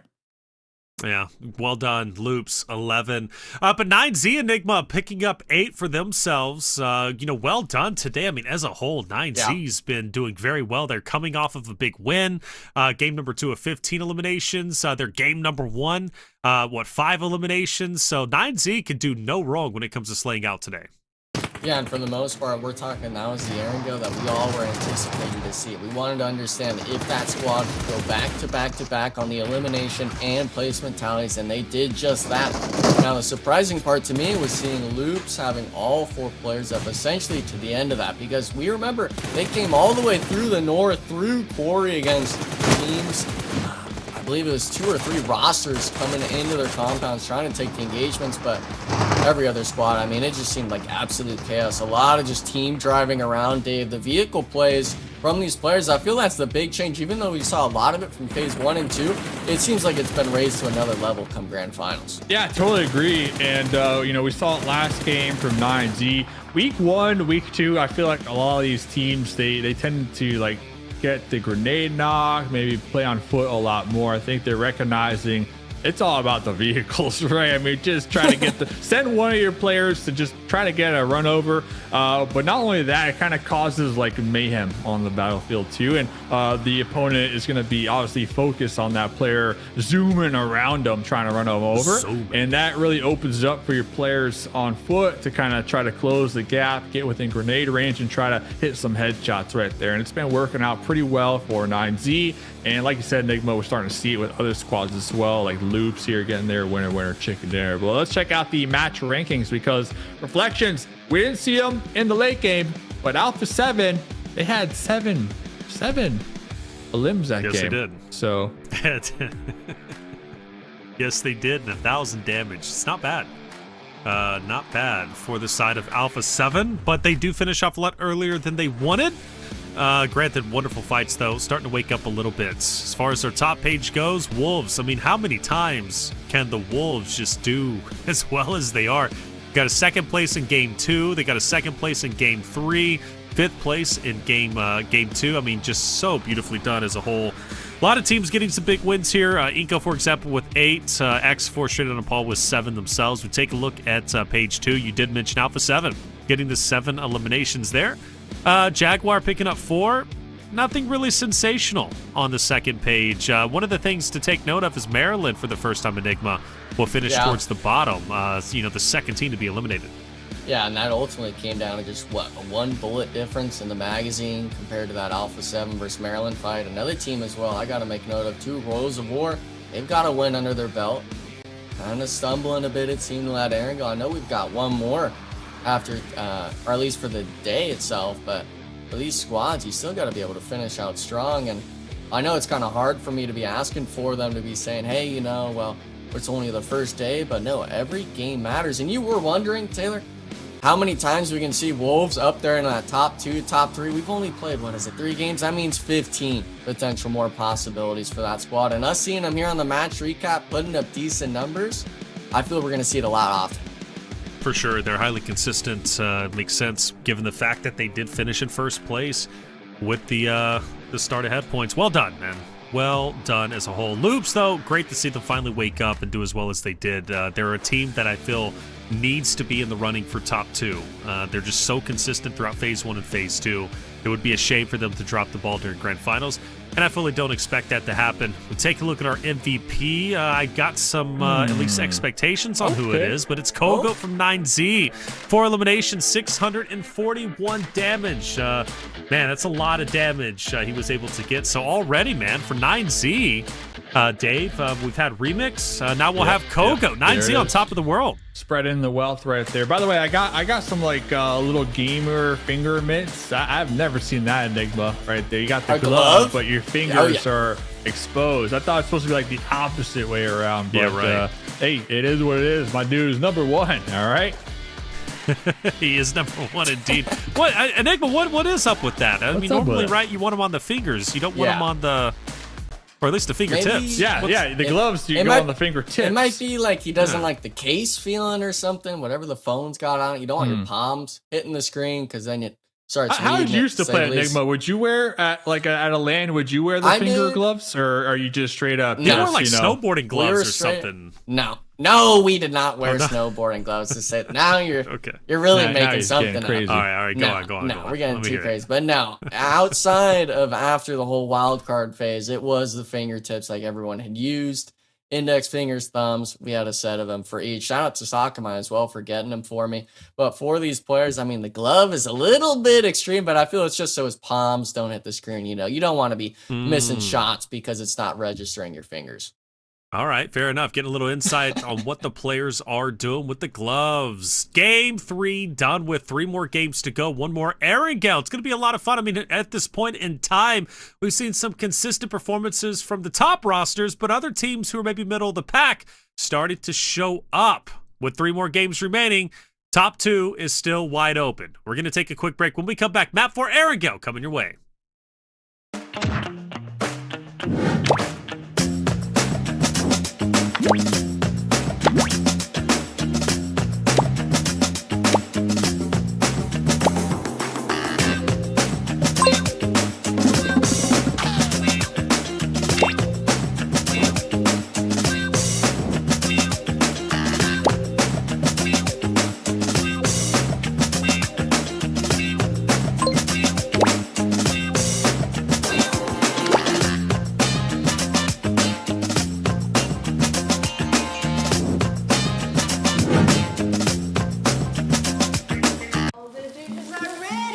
Time to dig in. Hold on.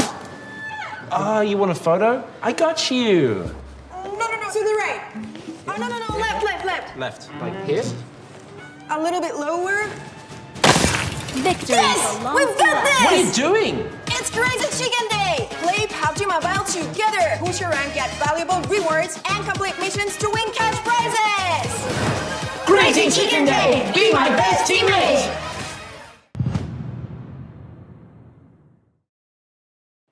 Hello? Okay. Oh my god!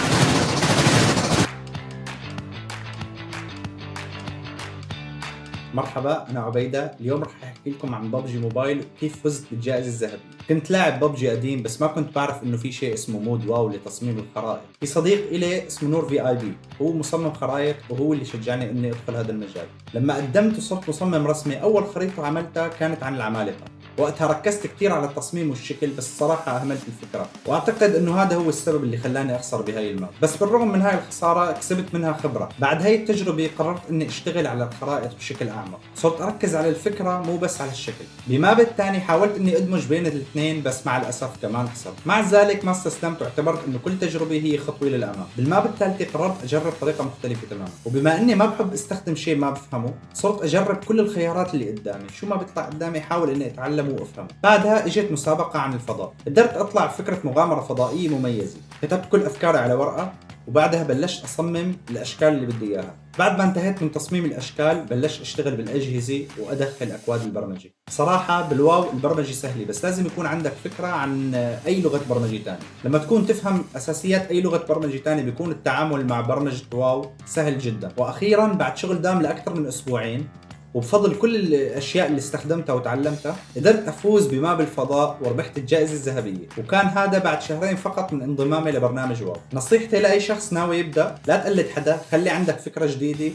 وتعلم كل التفاصيل الموجودة قدامك. استخدم كل قدراتك اللي تعلمتها داخل فكرتك الجديدة، طبعا اذا كانت تتناسب مع الفكرة. بالنهاية شكرا لفريق واو ستار على الفرصة الرائعة، وان شاء الله يعجبكم الفيديو وتكونوا دائما مستعدين للافكار الجديدة اللي راح اقدمها.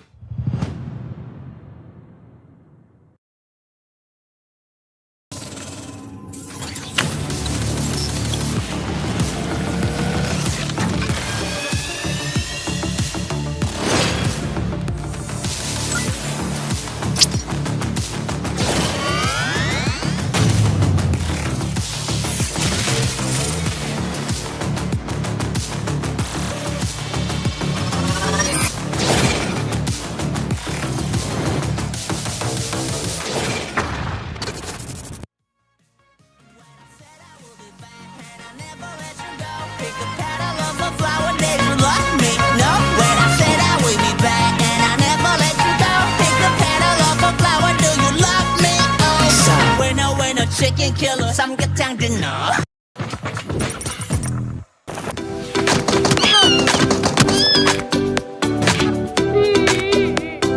Get rewarded for assisting teammates in ranked classic mode. Earn co-op points by rescuing, recalling, or healing teammates. Reach 100 points to redeem co-op supply crates at any shop and match. Open them to get random supplies. Work with your teammates to claim victory.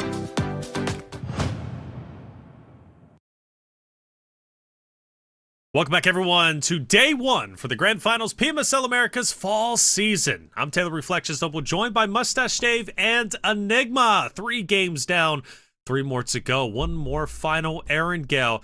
We've already had 2 crazy zones. Why not get a third one? Let's take it the overall leaderboard heading into the next game. You have to assume Wolves start to get tied up there for first place, and yes, it is, because Dave, Loops have jumped up. Loops are now on the come up here, similar to what we saw from Loops in week number 2. So keep your eye out on the Brazilian powerhouse Loops now coming on up.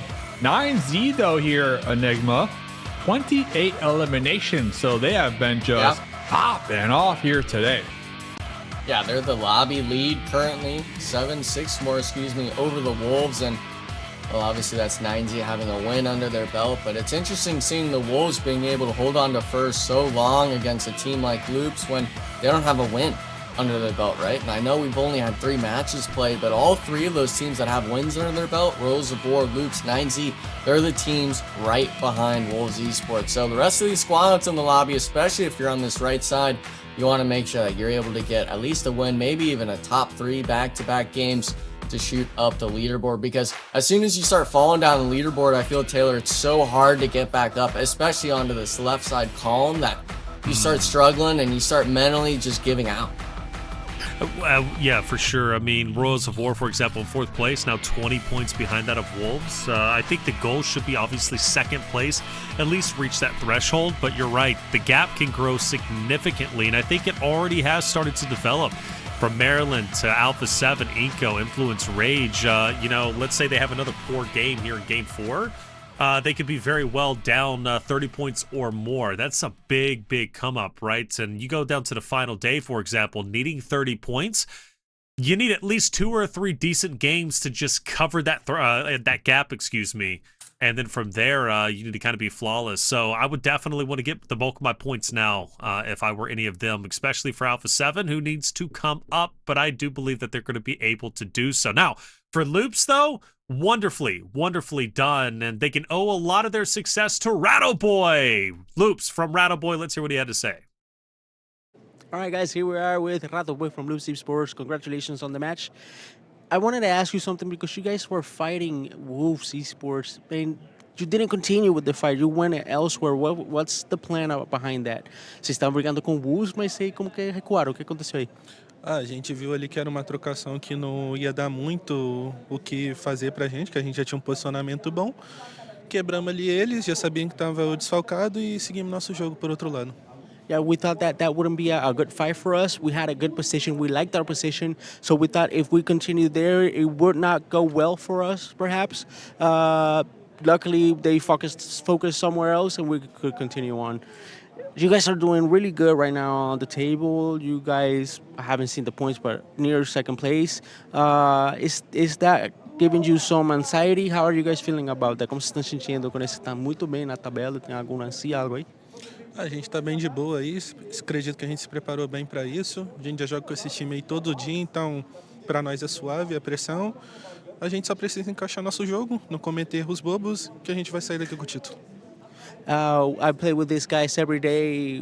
We feel very comfortable. I think if we continue our game and not commit dumb mistakes, the title is ours. Thank you, bro. Congratulations. Let's go. Thank you, Sarpatch, for the interview. That was Rattle Boy from Loops, and I like the end quote there, Dave. As long as we don't make any dumb mistakes, we won't have dumb results. So easy to do, so easy to do, Enigma. Nobody ever makes mistakes, so as long as they don't do that, they're going to win this, man. Honestly, week number 2, they were looking like a team that honestly wasn't making mistakes now that I think about it. This last game, they were looking like a team that doesn't make mistakes here, Enigma. So looking at the Loops, dude, I had Alpha 7 being number 1. I think it's the Loops. Loops, they got their eye on the prize, man. Took they one game for him to prize. It took one game to lose all faith. Halfway through first day. Listen, let's make a bet. Let's He make a giving bet. out. If He Luke giving or out. Alpha 7 finish in first place, reflections, you got to get a little eyebrow slit like 7 Oh, did yeah. yesterday, man. That's the bet. That's the such bet. a dumb bet, though. Loops absolutely could do it. Alpha 7 could too. I'm not doing it. I'm not delusional. I'm just man, saying and they now haven't we're done a well chicken. today. I don't think an eye slit would look good on me. I really don't. I mean, I 7 really don't. rocked it. I'll be honest. Because He had it locked in.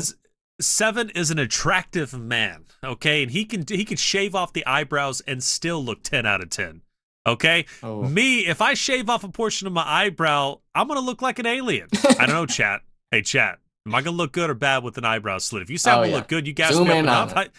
All right, here we go. Yeah, let him know. Zooming on in. On Get that the one, or buzzer do we out. want the Get other the one buzzer now? out. Do it See, today, right man. here. Do it today. Yeah. So, chat, would I look all right? If you gas me up enough, I might do it. I am one who gives in to compliments, and if you say Seriously. I'm actually going to improve my look, I'll do I think it. it would, man. I think it would. I would do anything. Hey, listen, but if it's first and second, you got to do 2 of them on the same. Oh, there you gotta go. do 2 of them. So There you first, go. second, loops, True. A7 first, second, you got to lock in and do True. both. Or Who, maybe one who on did each. I'll that? let you decide. Was that Revo who did that? There was one one of of them. them. That was what you needed to do to be on Alpha 7 like a year or 2 ago. You know, you needed the Gotcha. eyebrow slit in Oh, order yeah. to Right, qualify right. to be picked up. But yeah, listen, Enigma, we need you now, man. We need you. Ooh. So let's see. What's the bet for Enigma? Pink hair or shaving the head if VIP come in first place. That's a good one. I'll give it to you. I'll give it to you. That's a good one. I'll get Pink the hair or VIP shaving the logo done in the head. How about that? I'll get it shaved in just right on the backside here. Just boom, locked in. Yeah, I Locked like in. it. I like it. I think a tattoo of VIP would be more appropriate if that happens. Okay, but Taylor, now what are we doing about Dave though? Because we can't do the mustache. That is true. right? But it's got to be the eyebrow. We can't touch the mustache, Guys, as much as I'd love I'm to. gonna tell you something real quick that I never told anybody before. Uh-oh.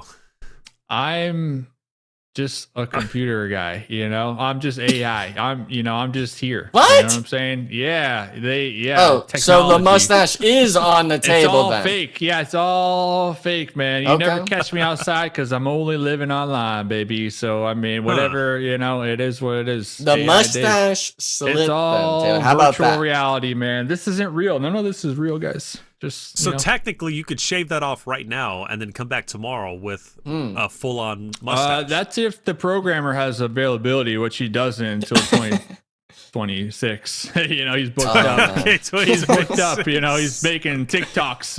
Right now with AI. So All right, he's booked well, up. But yeah. so man. going into next season, next spring season, he'll be around, and we could test if that you can theory. get a hold Shave of off the him, yeah. mustache. Like I said, he's Yeah. busy. So I'll find a way. I'll send Okay. out a good old email, or maybe smoke signals. I don't know what he likes. Whatever. I'll find a way. Even if that throw rocks at his window, I'll figure it out, man. Hey, chat, let's go. I've been watching you guys out there. You guys are getting wild. For some Because reason, we're Max getting Man's not wild, even out man. there. They're just Huh? feeding off of our energy. Yeah, well, they definitely are, which is scary because they're going rogue. Chat, you're going rogue. Let us know, man. Game number 4. Let's get predictions out there. Okay. Who's taking game number 4? I mean, get wild with it too. Team Jaguar. Come on. That's Jaguar actually a takes good game pick, though. 4. They've actually been slowly climbing. I don't think that's that spicy. I don't think that's as spicy as you think it is here, Reflection. So get spicy then. Give me some spice. I think real spice is looking like Amazon gift card. There it is. That's real spice right That's there. the real Boom. spice, baby. Claim Hey, it. get your spice. The Claim spice. the Amazon gift card. Type it in chat. No, type it into the. Like, it in okay, chat. I want you to get The chat. You're I like Giving it it to someone else. Type it up Chat, in let me be chat. honest with you. I gave 8 vials of blood earlier today. I'm out of it. I don't know. I'm Dude, losing my it is mind today. off the So just stick rails. with me. I got to eat some more food or something. But we're cruising through, baby. We're cruising Cruising. over Erangel. and we're about to have a good time. Spicy take, though. Who wins it, Dave? Spicy take. I think Resilience is a spicy one. VIP, Okay, I agree with that's that. a spicy one. We already know they're going to be dropping all the way down there. What about, straight on Nepal? That's a spicy one. That's a real spicy boy right there. So I think those 3 teams are the spiciest you can get here on this map. Is it on me then? Am I going first on the pick? Yeah. Man, I'm going SON, baby. Get the boy Leon back out there. He was a little under the weather coming into this, but hey, we got to lock in. We got to be, I think they go over towards Leon, he's getting a vehicle. Gotcha. Yeah. He's doing his thing. He's locked in. Okay, but no, my pick, we'll lock it in. SON. Yo, I'm locking it in for Maryland, baby. Yeah. We gotta go in Severny. Oh, man. Maryland's a solid pick. That's not spicy. No, it is That's spicy not spicy. because we've seen this before, and they throw every single time. I was about to say. They Exactly. throw every single time. So Exactly. let's see. All right. That is a spicy take, Enigma. That is a spicy take because he's right, man. Maryland, when they get blessed by zone like this, they find some way to butcher it. And mainly because, Alpha 7, when zones like this hit, they love to rotate up towards the north, so they're going to challenge Maryland. And it's the same thing for, like, United for Gaming, iNCO. Like, they love to send it up towards shooting range, ultimately Severny, obviously where Maryland's going to be at. So they're going to have some competition, and very rarely do they know how to play a zone where they get blessed. So it's a spicy take for sure. I'm giving it to Dave. And you know what? You make a great point. We've seen this multiple times here throughout the last 2 weeks. If I'm Maryland, I'm getting some loot really quick. And I might be looking to set up like a proactive little trap going near shooting range, anticipating the push from Alpha 7. We already know Alpha 7, they're probably going to use that main road up there in the north and drive through Severny. I mean, we've seen it multiple times here. So maybe catching them by surprise, maybe even like hugging the shoreline up there, Enigma, and just having all 4 of your squad mates ready for like a crossfire action when they're rotating by could catch them off guard instead of just, calling it what it is and staying in Severny and getting pushed by like 2 teams at the same time, grenaded every single angle. If I'm Maryland, I'm looting real quick, and I'm thinking and I'm planning ahead right now. Yeah, and especially against Alpha 7, as long as Maryland's not the squad taking the vehicles and rotating into Alpha 7, it'll definitely be a favored fight for them. Have it the other way. We saw last game just how detrimental it was for Maryland, even with an opening knock, to just lose players one by one to the Alpha 7 spread. So that's an interesting take. I like the idea of shooting range. The only issue for me is that's towards the center of the circle. I was thinking more the eastern side, especially VIP being all the way out there towards Stahlberg, Kameshki. They're going to be the team coming in from the other main road towards Severny. And really, if I had my pickings, Taylor, of fighting Alpha 7 versus VIP, I'll say it. I'd rather take VIP over the Brazilian squad. Yeah, I think so. You take the weak link, right? It's not to discredit VIP. It's just VIP has not a good performance today. Arguably, Alpha 7 hasn't either, but might be starting off a lot earlier than we expected as Resilience starts to move up, and Lynn is going to be the first one to spot Molina Madion from Resilience roster. Influence Rage also moving up along with Team Liquid. It's going to get busy. It's going to get busy as all the teams want the shoreline, right? They want to move up and they want to have that shoreline ability because for them, it's a safe bet. That shoreline is most likely going to be in the next, 2-3 stages? So it's going to give you an opportunity to definitely set up nicely. Alpha 7 has also moved up towards the shoreline themselves. For Maryland, still sitting pretty. But I don't think they're doing shooting range, Dave. I think they're going to stay put at Severny. Let's see.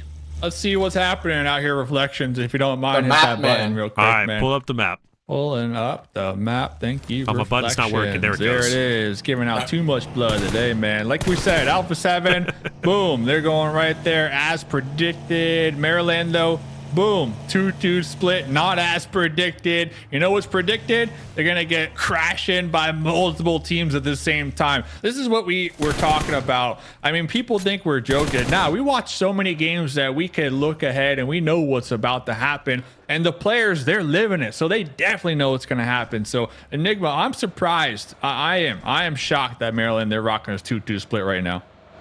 Yeah, and I'm surprised they're even holding it in Severny. Maybe they'd be able to split the shooting range bunker or that hillside just west of Severny, as well as the compound Mozo's currently occupying there in the center. But for all these players, for the most part, when I look at it, it's really a matter of playing chicken with one another. Are you going to understand that a team's a 2-2 split? Are you going to be able to see if it's a solo or possibly a 4-man if you were to take the engagements? And unfortunately, a lot of these teams, they've got to weigh out the risk versus reward. Stage 1, Northern Circle, we're looking at the center of the circle shift. It's not worth it for these teams to really take the chance and look for some of these engagements, especially with it being so centered. But now we're taking our eyes to the eastern side. This is confusing VIP, to me. yeah, one of them knocked, and it's going to be Resilience actually full sending up. That was from the warehouse here.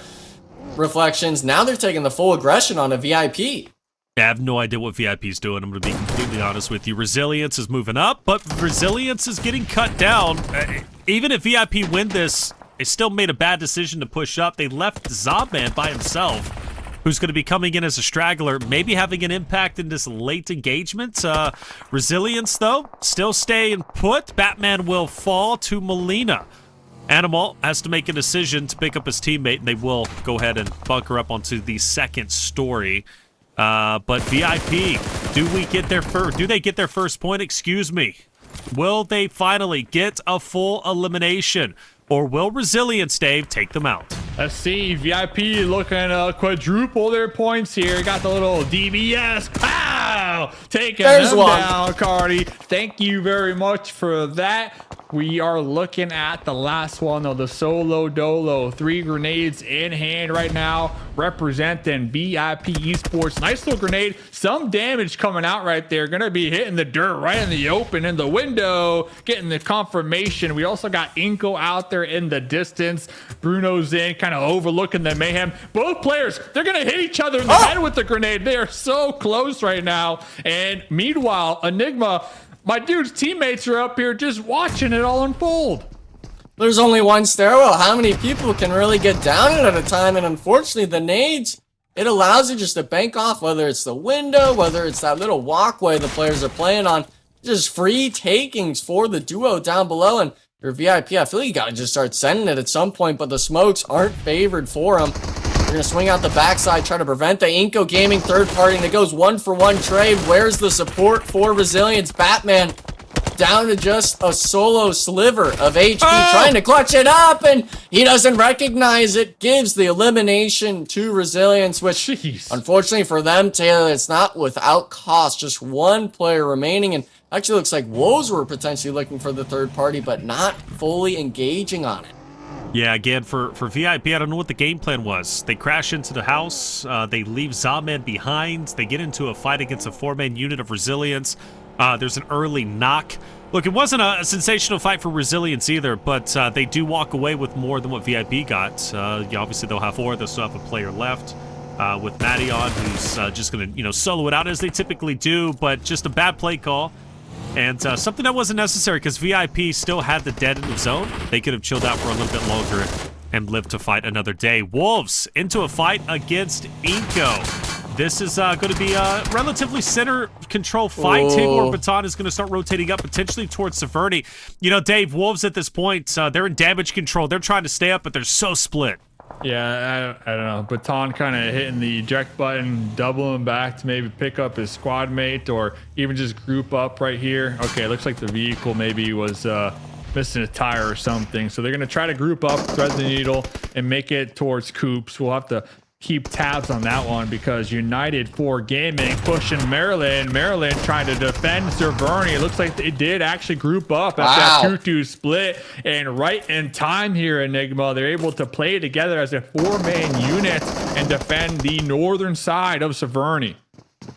Yeah, and it's all about that eastern edge, right? It's all about them being able to control the majority portion of Severny. And we actually saw 2 of the players as soon as they got the knock already on top of the United 4 Gaming members. So expecting a crash, playing it to perfection, not even having a knock onto one of their squad mates. And I believe it was Squash mostly, having 3 of those 4 eliminations from the crash. So nice stuff for them. But while that was going on, they allowed Wolves to take that southwestern tip of Severny, not the main portion, but that singular warehouse with the wall that fully surrounds it. So not too sure if they're going to look to potentially try to clear out the Wolves or maybe try to shift themselves towards that center spot of Severny, take shots at Jaguar, potentially teams like iNCO Gaming or Loops farther out. But a lot of these teams now, They're starting to make their rotations in. They're trying to weasel it in. A lot of these bunker spots still up for the taking, it seems, Taylor. I wonder, though, if Influence Rage is going to try to hold a split or if they're really going to just try to condense down and stay as a 4-man. Well, being in the center, there's a lot of eyes that could potentially be on them. Luckily, they're in vehicles. The ones most at risk, I think, is going to be Little Boy, opposite of Team Liquid. And Madion is down. Bruno's in. Guns him down. iNCO picks up a free elimination. iNCO will be at a total number of 2 and also well within zone. But, you know, the next 10 seconds, we're going to see how it's going to shift, Dave. And, man, a lot of teams are going to be in full sprint to get to the next stage. I'm hoping for some more water. Yeah, there we go. Yep. Some more water in play. And, well, Alpha 7, talk about the 2-2 split. Looks like they're going to be trying to group up over here, most likely. Maryland still in Severny. You got the Wolves also. They're going to have to defend right now because INF are looking to potentially crash them right now as well. So I think the Wolves doing a perfect job at seeing the next circle pop here, Enigma, and immediately grouping up and setting up a defensive position. Here comes Law, though, with the Scar 3 times. Little lead peek action. Looks like Federal was knocked out in the process here. And Influence just trying to find somewhere safe for the time being. Some type of hard cover. But it doesn't even matter because these grenades are connecting and landing right on the money, Enigma. Yeah, and unfortunately for Influence Rage, they had 2 different ideas of where they were going to slam. A duo being all the way down south, and the others just pulling up right on top of Coop. So easy shots for the squads, and we saw the nade even through the window. It doesn't matter if you get safe, if you hug the building. There's always Squash, Seneb, any of those Maryland players still congesting down into it. But we're wondering as well in the south, this Crossroads compound, it's iNCO Gaming tested, missing the shots when it matters most. Vitin clutching it up for the players, and now with a knock like that coming through, it makes this a 3v4 situation, and it's actually just going to be a solo here on this side. Bruno's in alone, left in a 1v1. They both have shotguns, both have decent enough HP, but where's the support from either squad? Just trying to push the initiative, and for the most part, I'm wondering, do you go through the window? Do you try to support it when it matters most? But the shots come through the windows, and the nade connects still, Taylor. I'm thinking Loops is done, but he's saying, no, thank you. I'm still up for grabs. Yeah, Vitten's throwing out all the utility he possibly can, but he doesn't pop the med kits, and he's getting taken down from Wolf, I believe, straight out of Nepal from a distance. And well fought for sure. But Loops will be finished off much earlier than they wanted. Last game is all they got today so far. Jaguar versus Rose of War. Tonka puts the final nail in the coffin. He'll get Erangel and Erangel and his other teammate back up into the fight. That's for shooting range. Winning that solidifies that position. Just in time, meanwhile, what other fights clutching potentially out are right brewing up? Well, Wolves, Maryland are getting relatively close to each other. Team Liquid straight out of Nepal are going to be close. 9Z wants to maybe go up to IG, but IG's going to dip away over to where Xforce is currently at. So, Dave, things start to settle down just a little bit. Teams finding some much-needed real estate. Yeah, settling down just a little bit. Looks like Wolf from straight out of Nepal trying to do some scouting over here in Severny. They're really trying to avoid iNCO. So I think now that Wolf is safe, they might end up grouping up on him, honestly. That might be the play. And if they get a nice little circle shift kind of going their way to that to that east side, well, it'll definitely help them big time. So X circle does going up. Alpha 7 solid position. Alpha 7, they're gonna have to probably fight here shortly with Xforce if I had to guess. Enigma. Meanwhile, 9Z, they've been playing this game nice and slow down in the south of shooting range. So we'll have to see what they end up doing because Team Liquid are also down in the south too. So we might have some fights brewing here very shortly. Yeah, and I feel a lot of these teams are going to have to make the decisions of, do we want to try to contest the hillside Alpha 7 occupies? Are we going to try to full send into Severny, where currently 3 teams now occupy? Or are we going to look for the shooting range section, which is mostly in the open? But I'm seeing on my screen 2 teams desperately. You're wondering what they were going to do. Team Liquid and 9Z. I believe 9Z is actually full pulling up onto Team Liquid. They do have a little bit of this ridge line here to work with, but they're definitely looking for an engagement here, even with the split from TL. There's going to be a moment where you have to start taking some of these shots, some of these engagements, and well, for Team Liquid, their only goal here is to push them back. It looks like 9Z will circle back towards the western edge. But with taking so much time here, Taylor, I feel this is all for naught. Yeah, potentially. I mean, let's do a few. I mean, it's tough because if they do push into Team Liquid, it's not going to necessarily be an easy fight. iNCO has been known to third party. And iNCO does move into Team Liquid. For 9Z, though, I mean, you know, it's either fight Team Liquid or it's fight IG. Those are pretty much your two options. And as they take a couple of shots, they start to break away from each other, splitting up the roster once again between IG and Royals of War. For iNCO and Team Liquid getting dangerously close to each other, driving cars right next to each other. I do wonder when finally someone gets out, starts firing some shots, starts engaging. None of the teams on the south portion, I would feel comfortable if I were any of them. Outside of Royals of War, you know, they're still bunkered up. They're okay. But for Team Liquid, iNCO, 9Z, IG, none of them have real estate. None of them have an opportunity to get inside hard cover and finally rest a bit. They're on edge, Dave, because they have to stay out in the open. Yeah, it looks like Team Liquid, the duo over here on the high ground, going to be applying some pressure, just kind of letting iNCO know, like, hey, we are up here. Don't even think about it. And that's going to be forcing iNCO to kind of push on the edge right there, the circle, actually taking some shots from Kowski. So iNCO specifically, they're going to have some decisions to make, and they're gonna have to make it pretty quickly because the next circle is about to pop soon. And I believe that's why iNCO, we see them here, Enigma, just in their vehicles, just trying to wait it out as long as possible before making that call. And it looks like they're gonna be pulling up on the other side of this ridge line here, and Mythic from Team Liquid within grenade range now. Yeah, it's all about the nades, the utility usage that comes out. I feel sorry for Team Liquid, though, because you want to save these for later on in the match. But if a team pulls up on you, you've got to make the most of it. And for Mythic, does find one good prime nade going over the top and getting the thirst. Fortunately, while that's happening, Royals of War going for third-party shots actually knocked and thirsted Kowski. So both teams losing a member to their name now. 7 had to wait for his teammate. They are both going to be in the circle here, but with such little time and little room really to work with, I'm not sure which of these teams will really be able to come out on top on this engagement. And the shift actually pulls all the way to the east. I feel if iNCO Gaming might even be the play. Yeah, go down into the bunker. You've got to allow Team Liquid to take over this because the man disadvantage here, Taylor, if you lose this fight 10th place, you're not getting any points. Not at all, right? Not at all. So you have to pick and choose your battles, and I agree for iNCO to disengage, go down, and maybe even have some of these third-party teams start to get involved against Team Liquid, finish them off, and maybe you have an opportunity to kind of push back up and then take down Team Liquid or whoever's up there.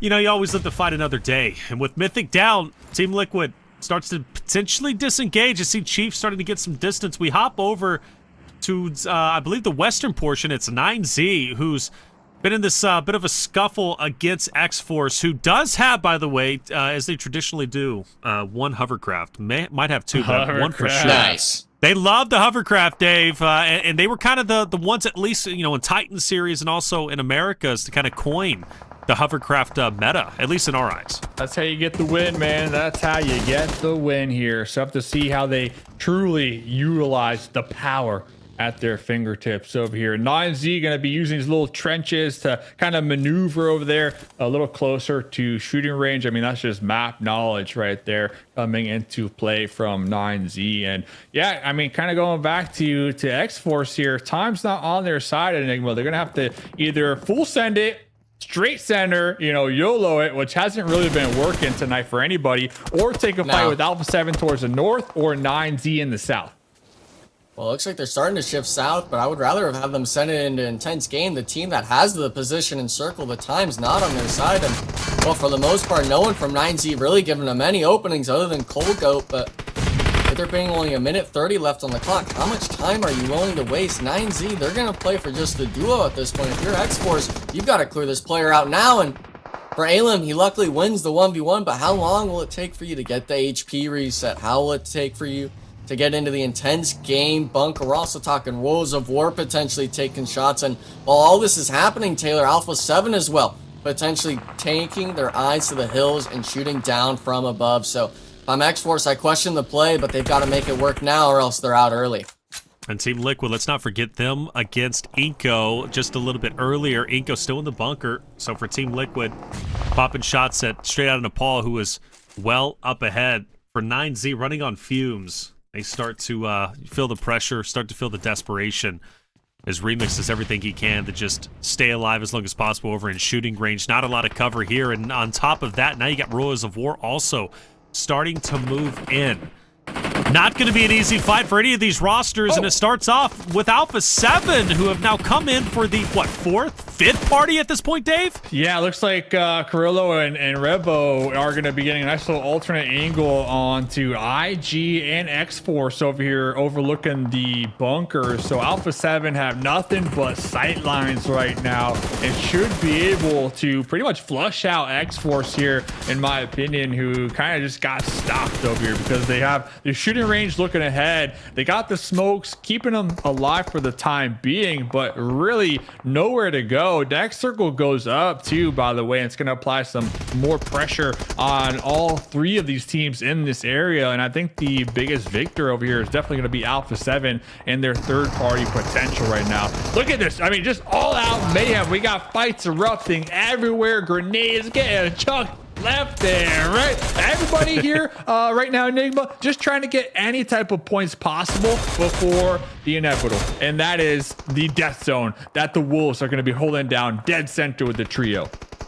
Yeah, and a lot of these teams only 1, 2, maybe 3 eliminations, already losing players on these sort of shooting range engagements. And for Team Liquid, luckily we just saw one of the teams go out, but we're talking 9 squads. We're talking 9 squads currently still struggling to get into the circle shift. We're talking 0 placement points up for grabs if you go out. And unfortunately, oh man, a thing that I don't want to see. You just made mention of them for the Wolves having the reign of terror down on their shacks. iNCO full slammed them 1v2, I believe, taking their spot in circle. So for all these squads, the only one that I'm really comfortable with their position here, Taylor, is going to be Alpha 7. They've got the whole mountainside to work with. Oh yeah, they're chilling. They're happy. And this could very well be the game they needed to turn the tides, to turn their luck around. They were in 8th place going into this game. With a solid pickup here. Plenty of elims to go around. They could jump all the way up to top 5 for sure. And by the way, I'm glad you pointed out iNCO taking over Wolves' position. And the reason why is iNCO had to go to the bunker. A lot of people might have been thinking, okay, you know, they're pretty much done and dusted, right? But because they waited down there so long, they were able to finally break away. Nice shot from Klaus. That's going to take down Erangel. Defeat was also finished off just a little bit earlier, and Ruins of War will end their run in 9th place. 7 eliminations, though. That's a lot of elims that they were able to accumulate, but finished off just a little bit too short. Maryland, Alpha 7 on the northern portion, and Maryland's been quiet this game. Well, no, they haven't. Excuse me, 7 eliminations, so they could definitely do this. Yeah, it looks like they're able to apply just enough pressure to kind of force Alpha 7 to push a little further south into IG. So Maryland definitely trying to claim the north for themselves right now and look ahead. Over here, though, Alpha 7 looking for some eliminations. Yeah, oh, no. Beautiful vantage point right now. So now Maryland, they're going to be wrapping right behind the cover that Alpha 7 were holding down. Alpha 7 being fully aware of this one, and they're going to be looking to reposition and take the fight and not let Maryland overthrow them over here, Enigma.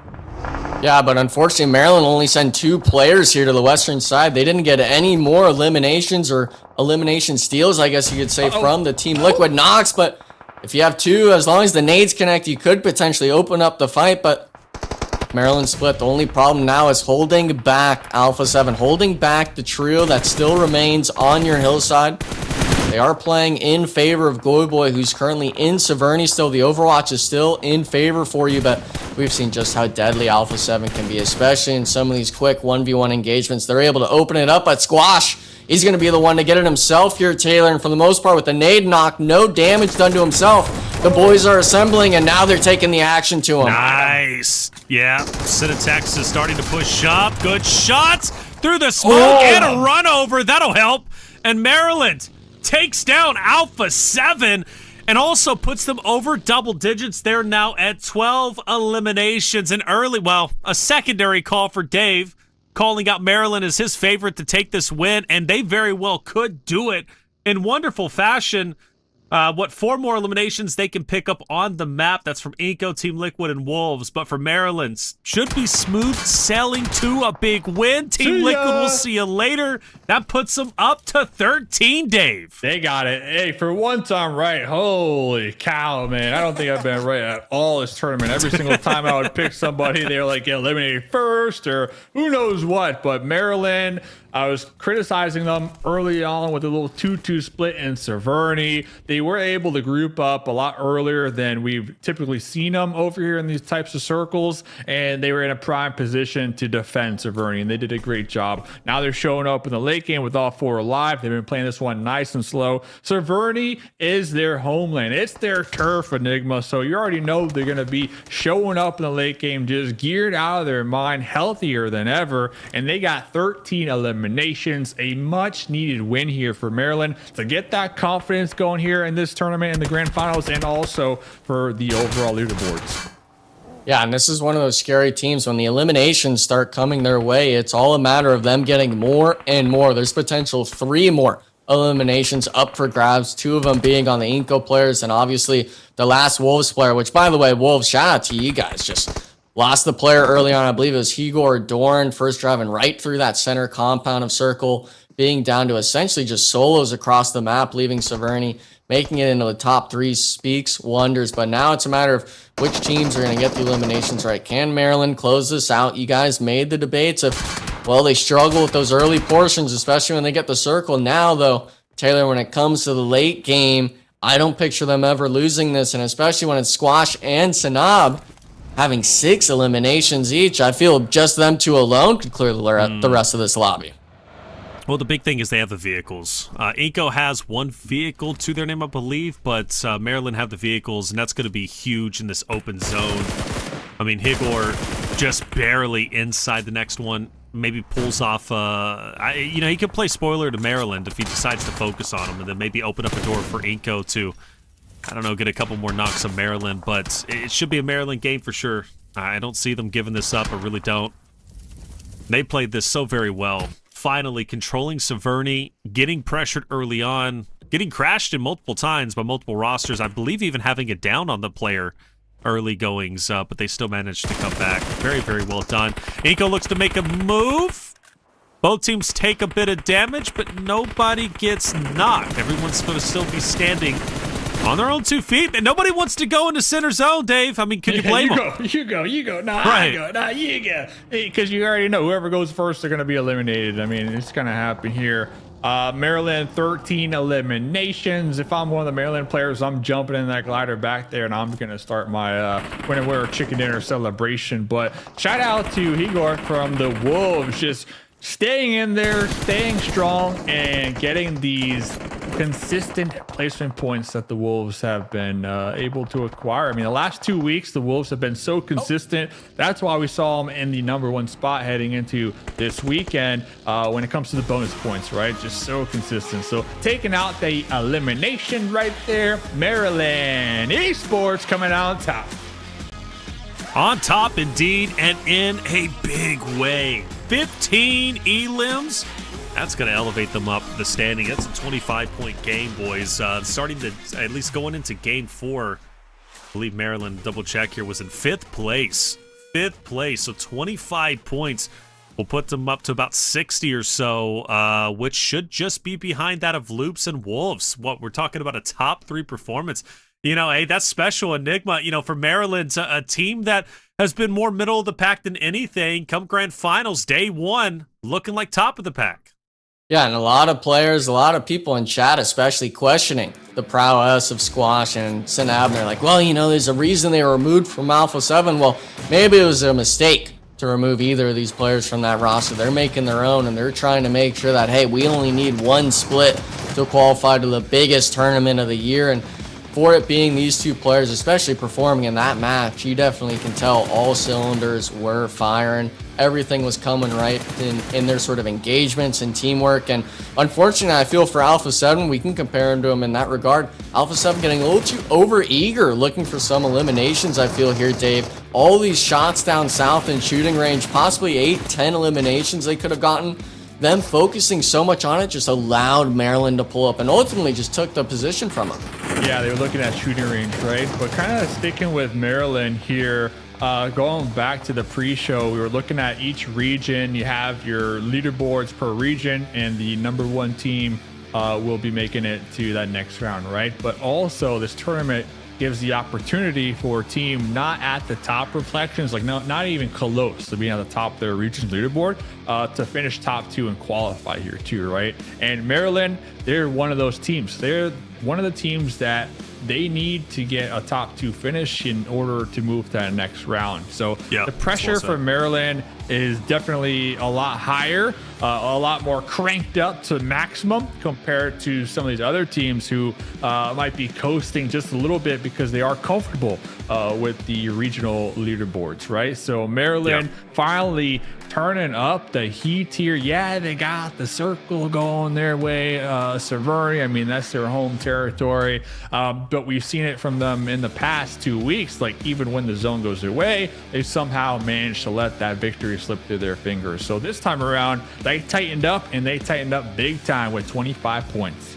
Yeah, it's a big game, isn't it? I mean, 15 eliminations, one of their highest elimination games, at least to my knowledge, and they do it when it matters most. Day 1 of Grand Finals, 25 points, huge.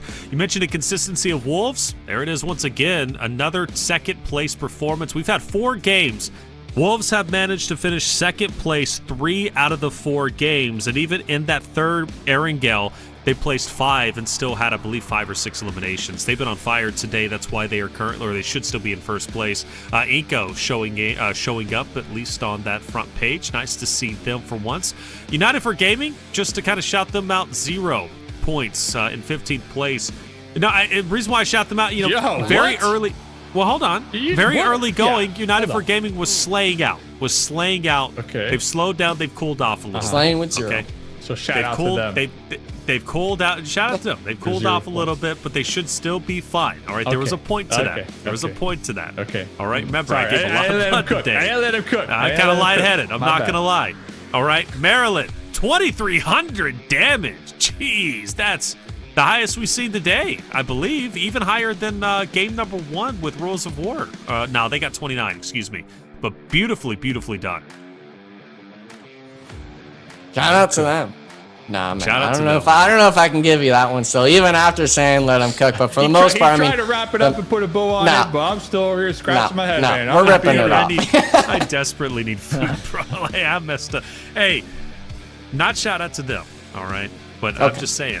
They could Listen, do now a you're lot taking better. it away. They could do a lot better. Taking it away. All right, let's take a look. Match MVP. Who do we got? We got Squash. 6 eliminations. And mind you, Cinetex had 6 himself, but Squash gets the most damage. So he will be your match MVP. Squash, man, he's on a vengeance.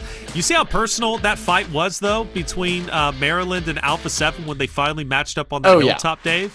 I mean, Dave, they were pushing directly into each other, and the reason why is Squash and Cinetexa both have history with the Alpha 7 roster. Yeah, there was a nice fight, not gonna lie. That was a nice fight, but I still do believe Alpha 7 had a little more on their plate at that moment, right? They were focusing a lot towards the south for shooting range, but I think that goes to show you, like, Maryland's decision making to take advantage of that, right? They knew Alpha 7 were in that area because both teams kind of got next to each other with their vehicles scouting, but then Maryland recognized, like, hey, they're taking shots over there. They're taking a fight, and instead of just camping it out, playing to a late game, holding down their spot, they were proactive with it. And I think that was the heads-up play right there for Maryland, and honestly, the game-winning play, in my opinion. All right. Well, it is going to shake things up at the top for sure. I do wonder if that game was enough for Maryland to be top 3. I think it was. They should trail behind that of Loops and Wolves, but they are making great headway. Again, a team that started the day, I believe, relatively low off in the standings. You brought up a great point, Dave. When it comes to PMGC points, Maryland, they didn't have any, right? So they do have to qualify by being the top 2 teams. They cannot cruise by, and they absolutely want to be at the next stage. And I think they have the potential to do it. They're playing on all cylinders. They're doing a great job, and they're looking a lot better than they did even at the start of the day, starting in 6th place. 4 games done, 2 more to go. You won't see Erangel again. We are finished, at least for the day. We got 2 back-to-back Miramars coming your way after the break.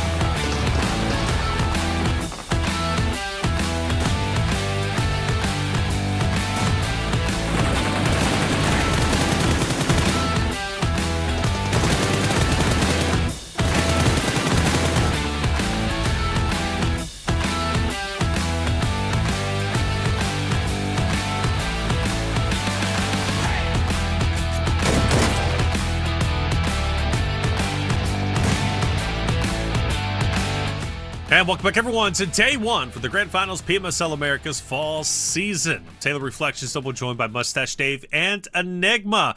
We've already watched Rondo. We've also watched Erangel. Maps are done. Now we got 2 Miramars, 2 more games to go, and the standings are quite exciting, to be honest with you. Dave, let's take a look at it. Wolves still in first, but Maryland go up even higher than I was expecting over Loops after that wonderful Game 4 win. Yeah, and don't forget, we're looking at the Wolves. They came in hot today with 24 bonus points. Meanwhile, Maryland only had 13 bonus points. Loops had 23. So Maryland definitely shooting on up the leaderboards here, especially with that last winner chicken dinner, Enigma. Yeah, and essentially, if we take away those bonus points, they're sitting first in place tied without those bonus points. And a squad that's kind of surprising me as well when we're looking at it. Loops Esports, they had such a dominant Phase 2 performance there. I felt they were the squad that was going to be up there neck and neck with Wolves and obviously Maryland. And I feel even seeing them with only 56, it's a little too low for me. They were the squad 1 point difference between Wolves when it came to those head start points. And unfortunately today, it seems like outside of that one win we saw from Loops, they haven't done much. That's right. Consistency is going to be key. It's a 3-day grand finals. This is only day 1, but you can't just have one explosive game and expect that to carry you right each and every day until the top 2 comes around. So Loops for sure going to have to step it up. Alpha 7 does move up to 7th place. Nice to see Team Liquid though actually on the top page, top 8. I haven't had, many shining moments necessarily, but I feel like they've been performing better than they did in Phase 1 and Phase 2. So hoping they can turn things around in Grand Finals. Yeah. That would be pretty awesome to see. We'll take a look at our maps. Huh? They were until you just cursed them, right? Look, man. I'm no Max man, but I can be a little bit of a curse. Miramar coming up next. Excited for this one for sure. Maybe we'll get a fresh winner. We haven't had a repeat winner as of yet, but it's been highly contested for the top 3, and Wolves have been very consistent. They just need to get over that hump, get themselves a game win on Miramar. Speaking of which, I'm thinking Maryland's got the most American logo, by the way. Just saying, Maryland. And their name is Maryland, I know. Right? Maryland with the bald eagle, and they're from Brazil. I mean, I think we need to swap up some team logos out here, guys. They got the eagle and everything. Yeah, Maryland's that team, and they are that team on Miramar, 4th overall in the power rankings. But this is where the Wolves start to howl, where they get loud, right? This is where they really turn up, and I'm thinking they're finally going to get their first win in this next map. The next one, I don't know about that one, Taylor. I was thinking maybe the last game of the day, kind of close it out. Quite literally, there's no reason for you to disagree with me. Quite literally, there's no reason to disagree. I just felt it's out of spite. Okay. Yeah. For what? What did I do? What? Shout out to United for Gaming with Zero? And then you removed it, and then you just dangled it in front of him. Like you're doing some crazy things before the break. Yeah, all right. I wasn't a fan. Eating chicken in your smoothies, I heard. I don't know what I was listening to. That's not true. There's no chicken in my smoothie. It was a chocolate chip smoothie. Okay, with chocolate chip. There was no chicken. Chocolate chip. Okay. To give context, I sit down. Producer's like, "Oh, what'd you get?" I said, "I got a protein shake and a banana." He says, "Roasted chicken and a banana." I said, "No, dude, a protein shake and a banana." Get your Amazon gift cards. Plenty of bananas out there that you can earn on Amazon, as well as your protein shakes, maybe even a roasted chicken. That's what you want the Amazon gift cards for. We're quite literally feeding the chat one gift card at a time. Let's hop into Miramar. It's going to be a lot of fun. Map 5. Almost towards the tail end of day 1. This is where if you're a team, especially you're not happy where you are in the standings, where you say, okay, now it's time to step it up, finish the day strong, get that confidence. More importantly, close that gap between yourself and second place, top 2. Doing that obviously makes you feel a lot more confident going into the day 2 competition. Dave, where are we going? Yeah, totally agree with you. I mean, if you had a rough start of the day, of the grand finals, I think try to end on a high note, right? On Miramar, get a couple decent points, couple good team fights. That way you're warmed up coming into tomorrow, the midway point of the grand finals. So the Wolves, intense game, Loops, all these teams extremely consistent on this map here, guys. But after the last game win from Maryland Esports, I'm kind of feeling another win coming out from the boys from Maryland Esports. I'm not gonna lie, we see them right here. They're gonna be flying out towards the north here, Enigma. Maryland, I'm a big fan now. It doesn't take long for me to become your #1 fan.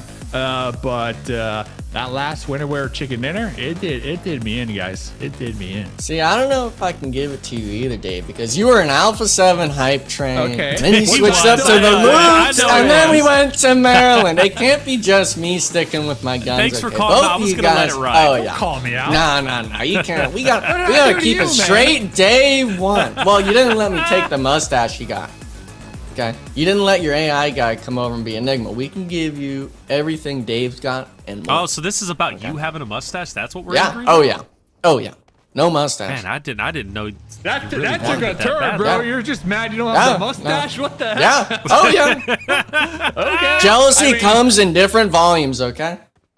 It could be dude, just listen, a mustache. Listen, this is all I got, guys. Let me have one thing. All right, literally, Whatever, this you're like all- 6'4". You got a lot. All I got going for me is a mustache, honestly. So not to get too dark, but come on, give me Okay. something. Let me just Not hold to on get to it. too dark. Yeah, bro. This what the heck? broadcast is off listen, the whenever people want to rails. bet, they're like, "Oh, shave that mustache." It's like, dude, that's literally all I got going on in my life. Like, let me just have Yo, one that thing, is bro. All right? wild. Combs. Let me keep it, Yo. please. Oh man. Dave, we got to talk after this, man. We got to unpack some things, man. We got to unpack some things. All right. Well, no hot drop. By the way, no hot drops at all today. Everybody, kind of, very grand happy finals, with man. their PO. I know it is, but I did expect. I don't want spiciness per se, but I did expect at least one hot drop for the day, and we haven't. We quite literally have not had any hot drops. 7 would be ecstatic if he was on the desk. He despises hot drops. Oh yeah. Absolutely despises them. All right. Well, we got Kaya on the scene with now the fan favorites, Mustache Dave with Maryland. Let's talk with Lennon, see what Lennon has to say. Hey guys, so I'm here right now with Lenny from Maryland. They just got a winner chicken dinner, and I want to start by congratulating you guys for the winner. So parabéns pela vitória. And I also want to ask you about how was your preparation for the finals, since you guys weren't so good in the round 1. Round 2 was a little better, but still you got second to last. So how was the work you guys done so far? Então, como que foi a preparação de vocês para essa final? Porque vocês não terminaram tão bem assim nas rodadas, né? Vocês não tiveram um desempenho tão bom no começo, foram melhorando. E como vocês se prepararam até mentalmente para chegar aqui? Eu acho que a gente começou um pouco frio mesmo, a gente estava sentindo o campeonato e a preparação foi totalmente mental. A gente estava com o psicológico um pouco abaixo do normal. E nosso jogo precisa de bastante psicológico, né? Porque é um jogo agressivo, a gente está toda hora trocando tiro.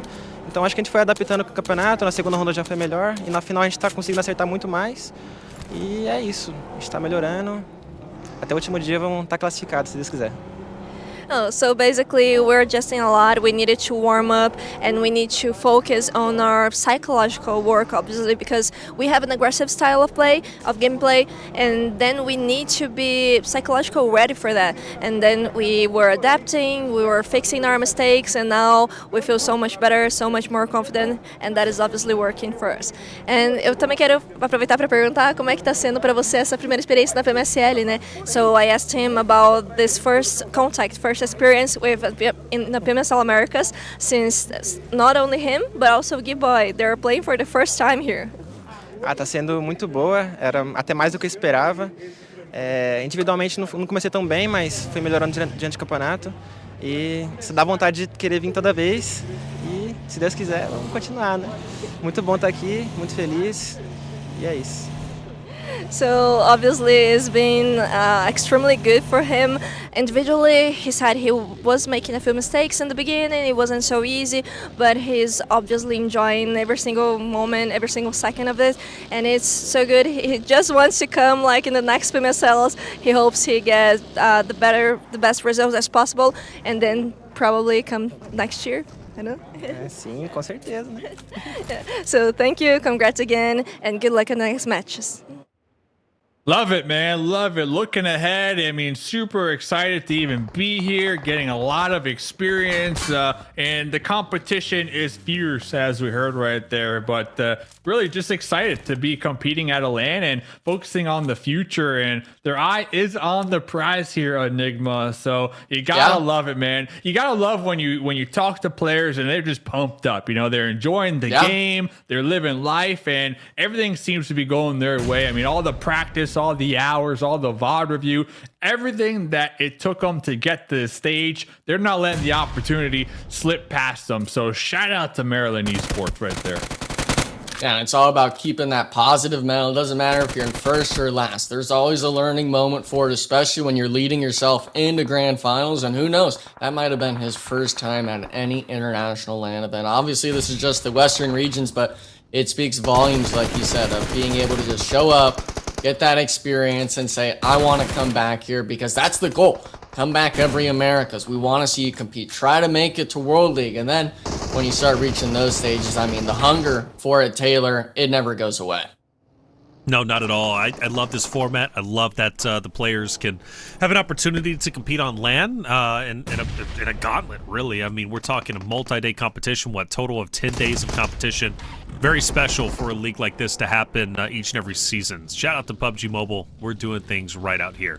9Z managed to pick up 2 eliminations on the hilltop as they get into a bit of a scuffle. They start to back away a bit, distance themselves from VIP, but as they double back, Batman and Prince start to move up. United for Gaming, they're gone. They're dipping, but it's 9Z and VIP. I'm curious if this fight will continue. The value of locking in this hilltop is going to be critical. I mean, you're pretty much dead center. You have a good line of sight on everybody around you. So there is a real value, Dave, to win and want to engage on this location if you're VIP. Yeah, and then just taking into consideration like the play zone, that west side is pretty empty. You're gonna have United 4 Gaming kind of rotating up there, but a lot of the terrain is actually gonna be taken away because of those mountains all the way out there in the distance. So pretty solid spot for VIP to be attempting to hold down, and it does look like 9Z, they kind of backed off of it. You know, they're gonna be respecting the bark from VIP up there, and for good reason, because it is still so early on. But holy guacamole, this next circle just pops and it's going all the way up to the north. And guys, I'm looking at the back-to-back Maryland top finishes now because of this play zone. You're not wrong. I like it. That's a good shout, man. I mean, good play zone, looking strong. All 4 members still alive. Yeah, they got a lot going for them. They really do. That'd be something. Nick from Maryland. If they finish the day off in first place, like, what is going on?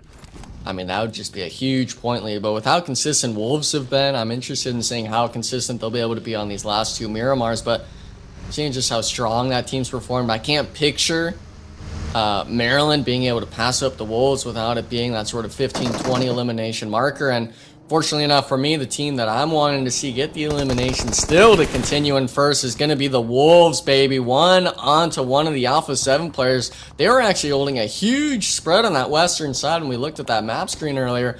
All that cliffside getting caught out on the rotation, and that's the issue. You start maybe changing up their strategies. We hadn't seen that too much from Alpha 7 in the last 2 phases here, Dave. I feel like they're pulling a little too many playbooks out instead of just sticking to what they've gotten them here for. Alpha 7 might be just using this lobby as, you know, some flexing, some practice. I don't want to say practice, but maybe, you know, trying out some new strats. I mean, they got Obscure on the squad here tonight as well, you know, taking that into consideration. So just trying to stay loose, trying to warm up, and really look ahead at days 1, day 2. I mean, Alpha 7, they're such a good team, and it goes back to just their veteran status that from one day to the next, they can make adjustments. They could do the VOD review, and they could be showing up tomorrow a completely different squad, getting back-to-back wins. I mean, that's just what we've seen in the past from Alpha 7. So I think when we're looking at this lobby specifically, if Alpha 7 are having an off day, that's your opportunity to get as many points as possible for the overall leaderboards. Because when Alpha 7 are firing on all cylinders, he just said, "No, I'm out of here." He just jumped off that bridge and said, "I'm out of here." what I was saying is once when Alpha 7 are firing on all cylinders and do have that momentum, that confidence going for them, there's really no stopping them. The true definition of a snowball team, and that's Alpha 7, guys. So I think teams like Maryland take full advantage of their lack of performance here today. All right. Well, Alpha 7, they're in the vicinity of Maryland for sure. Also next to Influence Rage. Dude, I think... I give up. Yeah, they've been struggling. They have been on the struggle bus for sure. 6 total points for the day excuse me, that was at the start of the day. My apologies. Xforce currently sitting at 22. So they started the day at 6. They're only at 22 at the moment. iNCO's happy they got into that fight, though, because that gives them even more valuable points. Granted, their numbers were reduced by 1, and they are going to be running the same route that 9Z is currently taking to get into the zone. We look at Wolves, who are now trying to converge together. Coops and Doran were split off. Higor and Baton are in hot pursuit to try and join them. Not a safe place to be, though, for any of those rosters. Alpha 7, Wolves, United for Gaming, all in the same area, and here they come. Alpha 7 straight into Wolves. Oh, man, we're talking just Doran here. Full 3-man of Alpha 7 pulled up. They're wanting the back in blood, having Wolves catching out Revo earlier on the rotation, but the issue is for Alpha 7, they understand a lot of teams are looking to occupy Monte Nuevo. This is the dead center position, stage 3, and even though it's so early, you're going to be hedging your bets, so to speak, on at least being able to move from building to building, giving yourself a shot at getting into that next circle shift. But question mark for me is when Alpha 7 is going to try to move on to Doran here. When will the Wolves potentially cross the road and try to wipe out the 3-man of Alpha 7? And as hard of a task that seems to be, I feel today is the best bet, Dave. If you were to try to continue to stop this powerhouse Brazilian squad, you'd be wanting to take them out here and early, but make sure you don't really even throw your games away, right? You want to prevent yourself from getting a little too overzealous, getting too active on the map, and especially with it being Miramar, I feel some teams are struggling to find that difference between aggression and passive play. Yeah, we're looking at the sight lines too. Like Alpha 7, they recognize that VIP are up there. So I think fortunate for Alpha 7, I don't believe VIP have like the scopes to really be zooming in over here. But they can still, pre-fire and just take some shots down range with like a 3 times or whatnot, and might get lucky and connect. But I think VIP up there on the hillside have a lot of power right now to kind of dictate who takes what fight in the CQC in Monte Nuevo. So I think all these teams just waiting it out, guys. Waiting it out to see and hope that these zones continue to center up, because a lot of our teams kind of hedging their bets that we're going to have a urban combat finish here on this Miramar game. Yep, it's going to be urban for sure for those rosters. They don't necessarily want to fight as of yet. We take a look at the outskirt teams, iNCO, 9C, potentially Influence Rage a little bit later on. iNCO, they're on the come up. How are they doing overall when it comes to point standings? 7th place at 30. So for them, closing the gap to top 2, they're one of those rosters that need to do that to feel confident going into tomorrow's competition. But 9Z starting to encroach on their position, and iNCO might be in a bit of trouble. 3 players up: Reyes, Fatali, and 1 more. This hilltop fight is important. Yeah, well, now as the zone does shift over to them, winning this fight could give them a little bit of rest and time to recuperate. So it's going to be big to win. Vitali, he's given up that high ground. I believe 9Z have officially taken over the hilltop, Dave.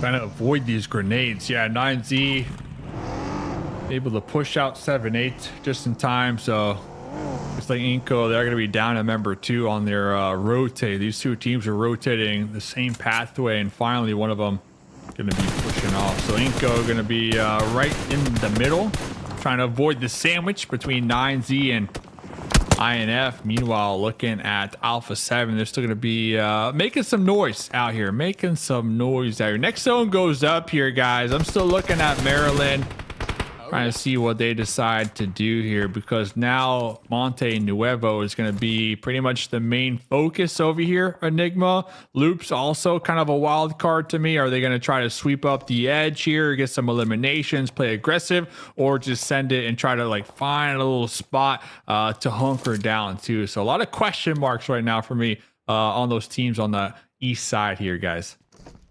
Yeah, and for the east side, I believe it's mostly just going to be intense game trying to get Rose War and Loops potentially going to have to rotate straight into him. I actually do believe, as I say that, Loops Esports rotating alongside Maryland all the way up to the northern edge of the circle. And yeah, we're talking Monte Nuevo, but with it being only stage 4 here, I'm wanting the zone to get toxic. I want it to get to the west side. I want it to go down south all the way up on top of 9Z's position, Taylor, because that would result in all these teams that decided to slam into Monty early.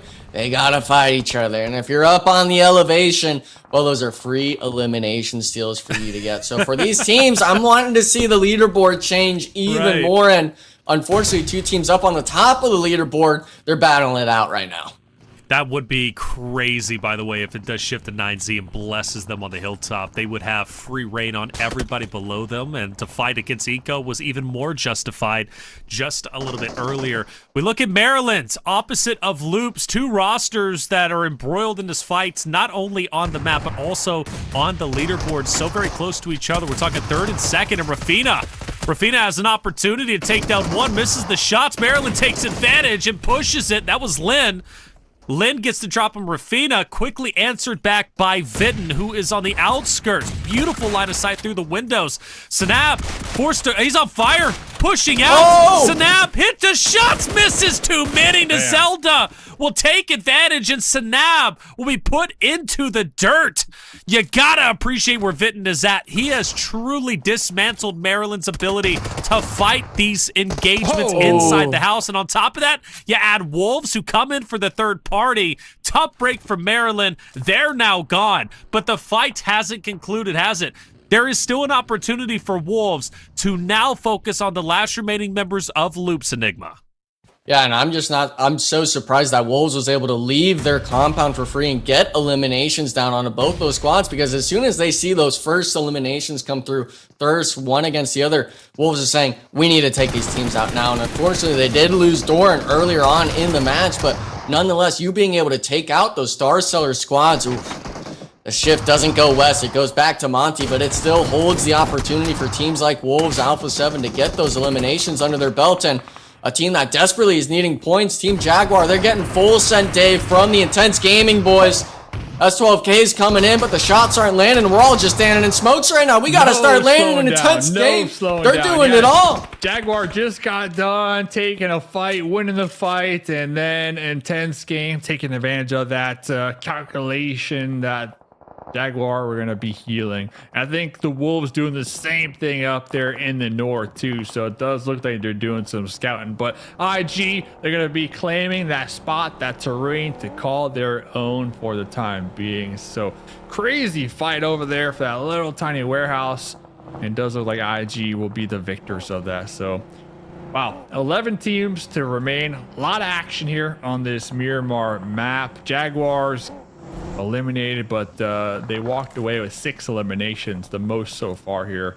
But we're only getting started, guys. We got Alpha 7 still making some moves. We got INF up there in the north, who are probably going to be wiped out from the Wolves here, and then the Wolves will have full control here. Enigma of the north.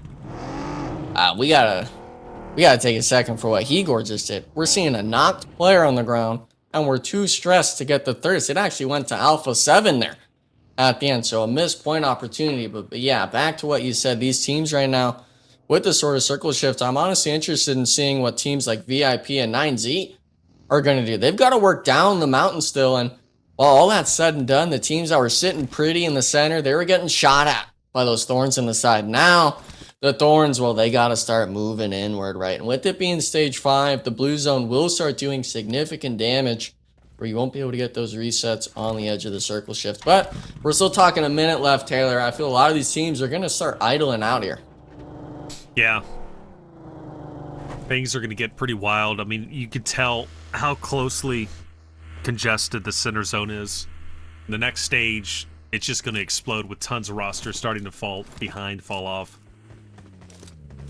And even this Wolves influence rage on the outskirts, that's going to be an interesting one as they move in. Baton is going to be at a great spot to potentially capitalize on the off angle against Lowboy and Law. We look at 9C, who's been holding on to this hilltop for a long time. They won it over iNCO earlier. They are now forced to move up just a little bit, and they will have to battle against iNCO, who's going to be here. Remix moves up. They look to Pincer and McGrellin, who is into smoke. Fires some shots, misses. Unfortunately, 7, though, on the outside can maybe make a move, and, well, not for long as he gets shut down, and it's up to Reyes with his roster to take down the last remaining member of iNCO, who happens to be, I believe, Vitali. Vitali jumps down. Not many options here, but just enough to work with. Great shots onto Remix, but through the smoky confusion, the shots don't connect. Vitali will fall, but a valiant effort nonetheless. iNCO are out.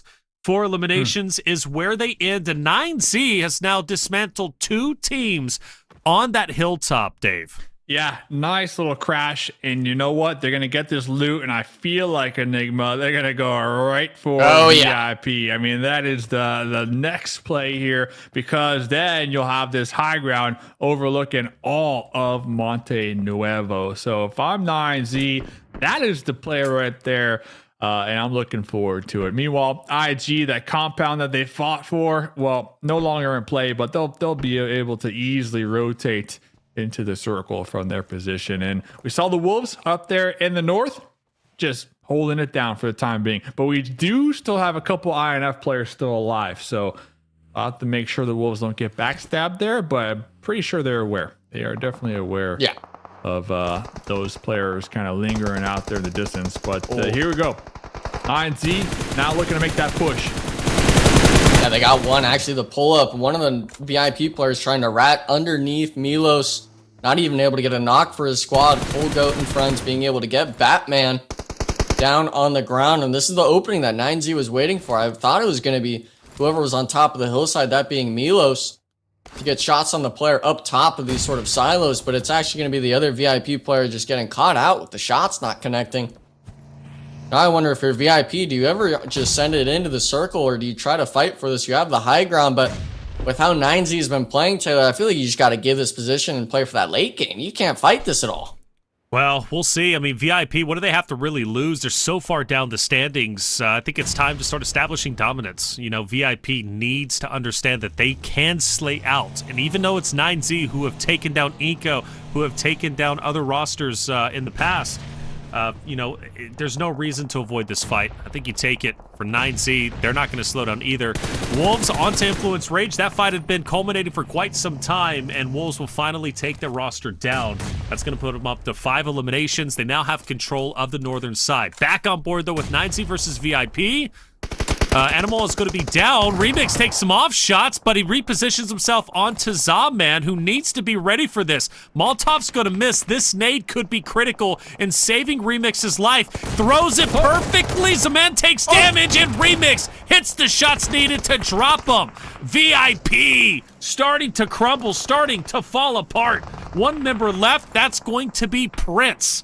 And VIP are now officially out of there. 9Z fired on all cylinders, and their next attack might be on Resilience off to their right. I mean, Dave, at this point, 9Z could, I mean, I said it before, I'll say it again. They can do no wrong. They have been on fire on Map 5 Miramar. Yeah, 9Z, definitely the squad to try to take out right now. 9 eliminations, Resilience. They were looking to maybe backstab 9Z. They heard the shots, and that was Resilience's moment to push uphill and kind of get the backstab. But 9Z, they cleaned up that fight so quickly that it really forced Resilience to kind of dip back into their cover. So they went back to their hard cover for the time being. So yeah, 9Z now up there. The Eagles in the sky. Meanwhile, everybody else inside the city. Monte Nuevo, Team Liquid, pretty center right there. Straight out of Nepal on the outskirts. But guys, if I had to pick, I mean, I'm feeling 9Z for this winter wear chicken dinner. They do have a challenge, though. They have a challenge because there's a lot of players inside the hard cover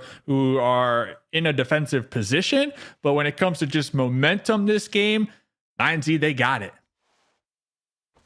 And 9 eliminations as well. My only question is going to be how they are able to fred off straight on Nepal's third party as well as the Resilience boys. You said earlier, Taylor, Resilience was looking for the third party. They haven't moved much. They opted to just not go up the mountain, but they're still down below, and we see it here now. Being able to work themselves first before 9Z potentially into the next circle shift. Your 9Z, I wonder, do you opt to just slam maybe potentially right onto the United 4 Gaming boys, or do you try to play this bowl sort of amphitheater just to your eastern edge? Time's ticking though, and unfortunately for them, they've got to make work of it now. You know, I think 9Z have a lot of work ahead of them if they want to win this game. I think what they've already accomplished, though, in Game 5 is tremendous.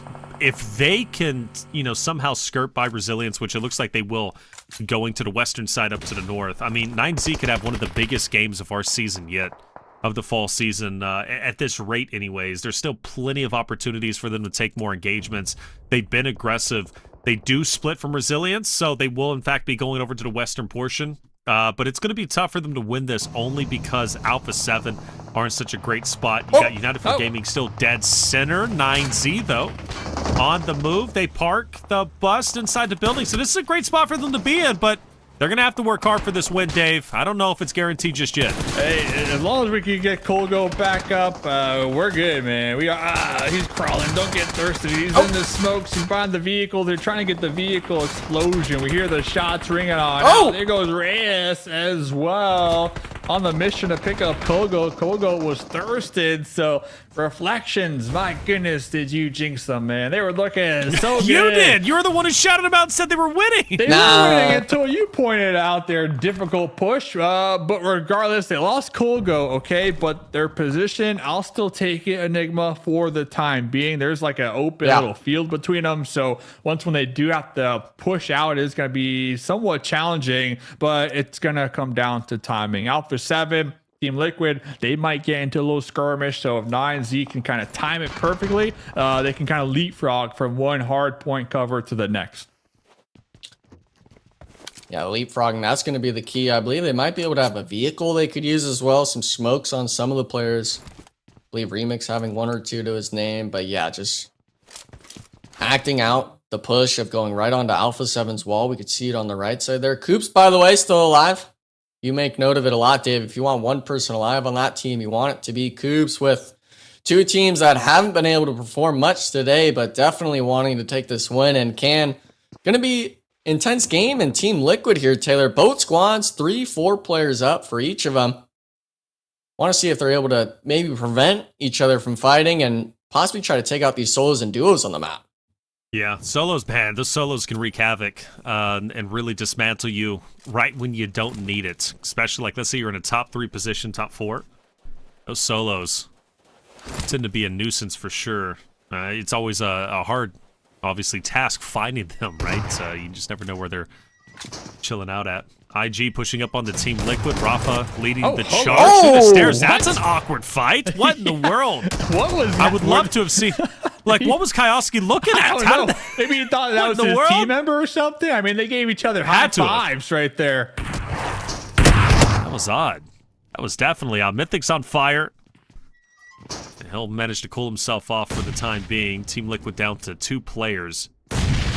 Just struggling to get anything going. My goodness. Coops is also rotating out. He'll finish himself off. That's Wolves gone in 7th place with 5 eliminations. One of their worst placings today, but still consistent when it comes to the slaying category. We're down to our top 6 teams, and I think Team Liquid might be the other team to exit very soon. We'll see. United have the zone position, by the way. Next circle, Enigma, it just straight up centers up. There is no circle. It closes on up. So United, they're going to be as center as you can be right now. Yeah, but they're going to be the squad that's not going to be able to take any shots really onto any of these people until they're in their building. There's so many walls and covers for everyone to work with. We see 9Z's angle just trying to work with the half-broken wall, but the nades, they can go over them.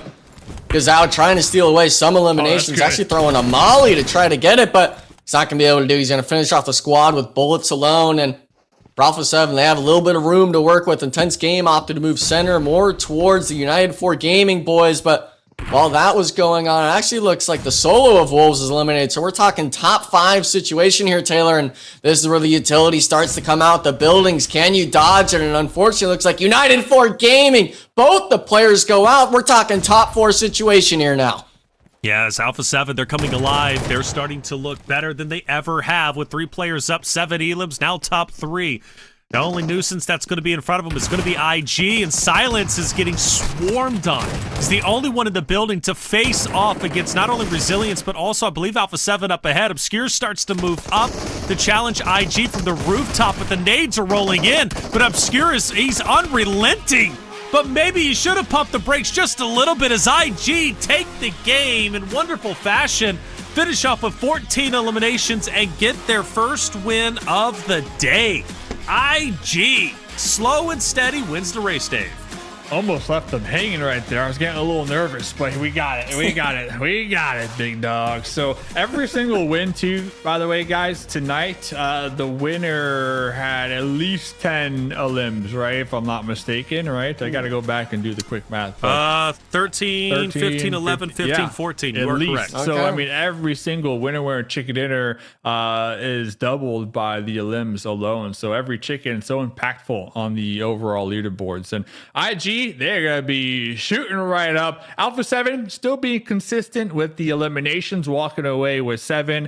9Z, not the finish I want to see, but 9 elims going their way. So another strong performance as we head into the last map of the evening. Maryland, only 2. Only 2. I was rooting for him. Only 2. It was tough, though. Monte Nuevo, the city, does not forgive anybody. That's right. Shout out to Maryland. It's a tough break for them for sure. No, this is big, though, for IG. Getting that win. I mean, they started this game in 13th place with only 17 points. Only 17 points. So they should break into top 8. And again, the narrative, what is it? For the last 2 games, if you're not happy where you're currently standing on the standings, you want to finish these 2 games strong so you set yourself up with a realistic opportunity to break in the top 2 in day 2's competition. So IG is well on the way to doing that. Vitali, wonderful job. It was 9Z, though. 9Z, especially towards the middle and even into the late game, did a phenomenal job. And we're talking about taking down iNCO Gaming. Before that, they took down, I believe, the Loops roster. They pushed up, pushed forward, took down VIP. I mean, just eliminated the Grim Reapers for 3 individual rosters, but all good things must come to an end, and they ended up getting finished off. But it was IG taking the game in the end. Resilience, they end up falling to Silence, who held his ground, and then Alpha 7 had no choice but to push forward, but IG was ready for it. Well done. And Padrino, look at the stats on him. 1,100 damage. One of the highest stats we've seen today, Enigma. Yeah, and we also saw the player cams afterwards, right? They were happy, but they weren't ecstatic. They understand that the job's not done. And for Padrino specifically, you could tell he was just dialed in that game, trying to make sure that every single team feels his wrath. And we saw it at the very end there, right? As soon as those solos started to get cleared up, it was almost like ants crawling over a cake. They're just everywhere you look, because Intense Game had that much pressure and that much confidence going into it. We talk about that momentum, that dirtball factor. These teams need to understand that those eliminations early in the game, they go further than just the beginning of it. It also leads you into the end game. We said it before, Dave, you made great T-work of it. Every team that has won has reached the double-digit elimination marker, and I expect the next Miramar to do the same. Let's see, one more game to go for day number 1. We got 3 days here in the grand finals, and the goal, top 2, and a bunch of money on the line here, guys. So Intense Game doing a good job. Alpha 7 starting to show up here as the night progresses. Team Liquid, Resilience Esports, couple points to walk away. Still obviously striving for more here, Reflections. Got to go for more. Never stop, because top 2, it can be quite elusive. Final game, don't want to be a couple points short. You want to make sure you get your money's worth here and now. Second page, look at the roughest I've seen it over our past 5 games. I mean, nobody really profiting. I mean, other outside of Team Jaguar with 6 total eliminations, therefore 6 points.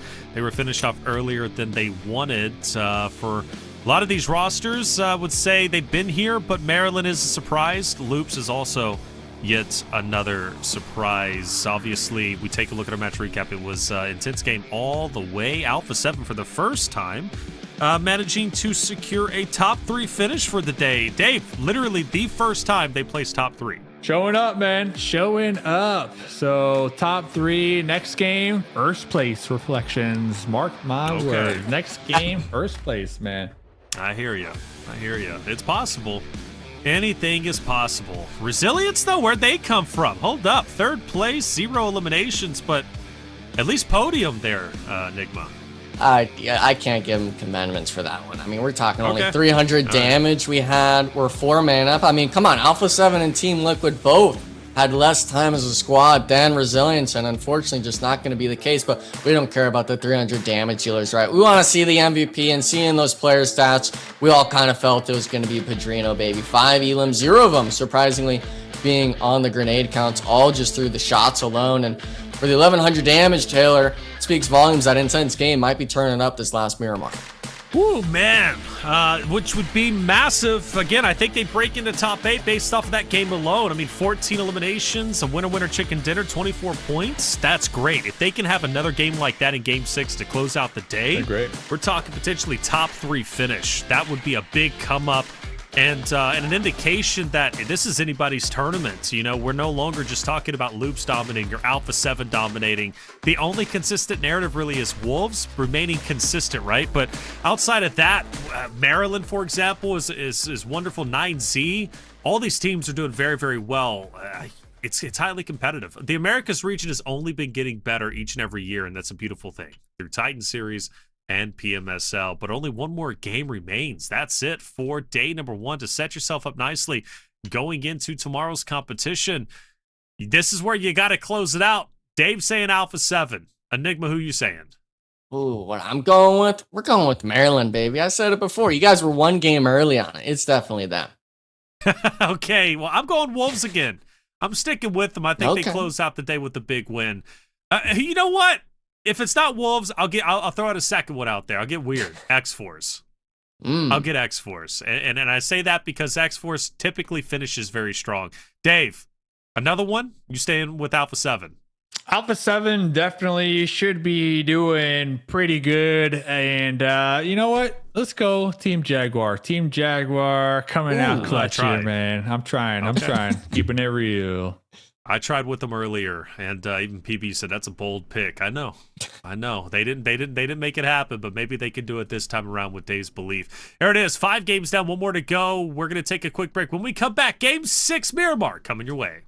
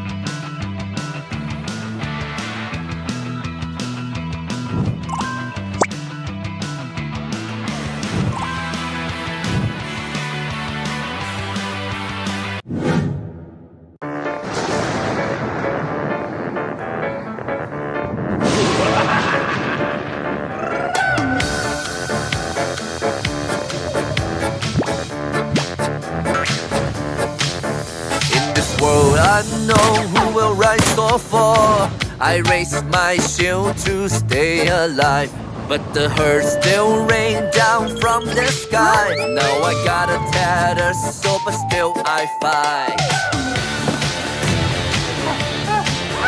Two jungles race left foes behind. Yet cruel misshapes still stalk my mind. My perfect form fears tire marks, but nothing stops my forward sparks. Too light, I risk it all, but stupid fate may call. Too light, I risk it all. No surprise can block my will to rise. Too light, I'll risk it all.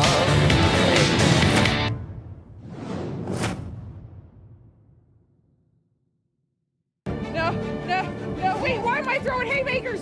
Oh, get us back to Erangel. No, bro, we got it. No. Oh my god, that's so scary.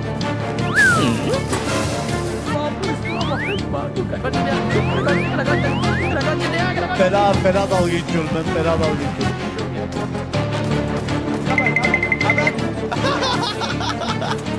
No! Why, bro? Oh, yes, you did. I found you.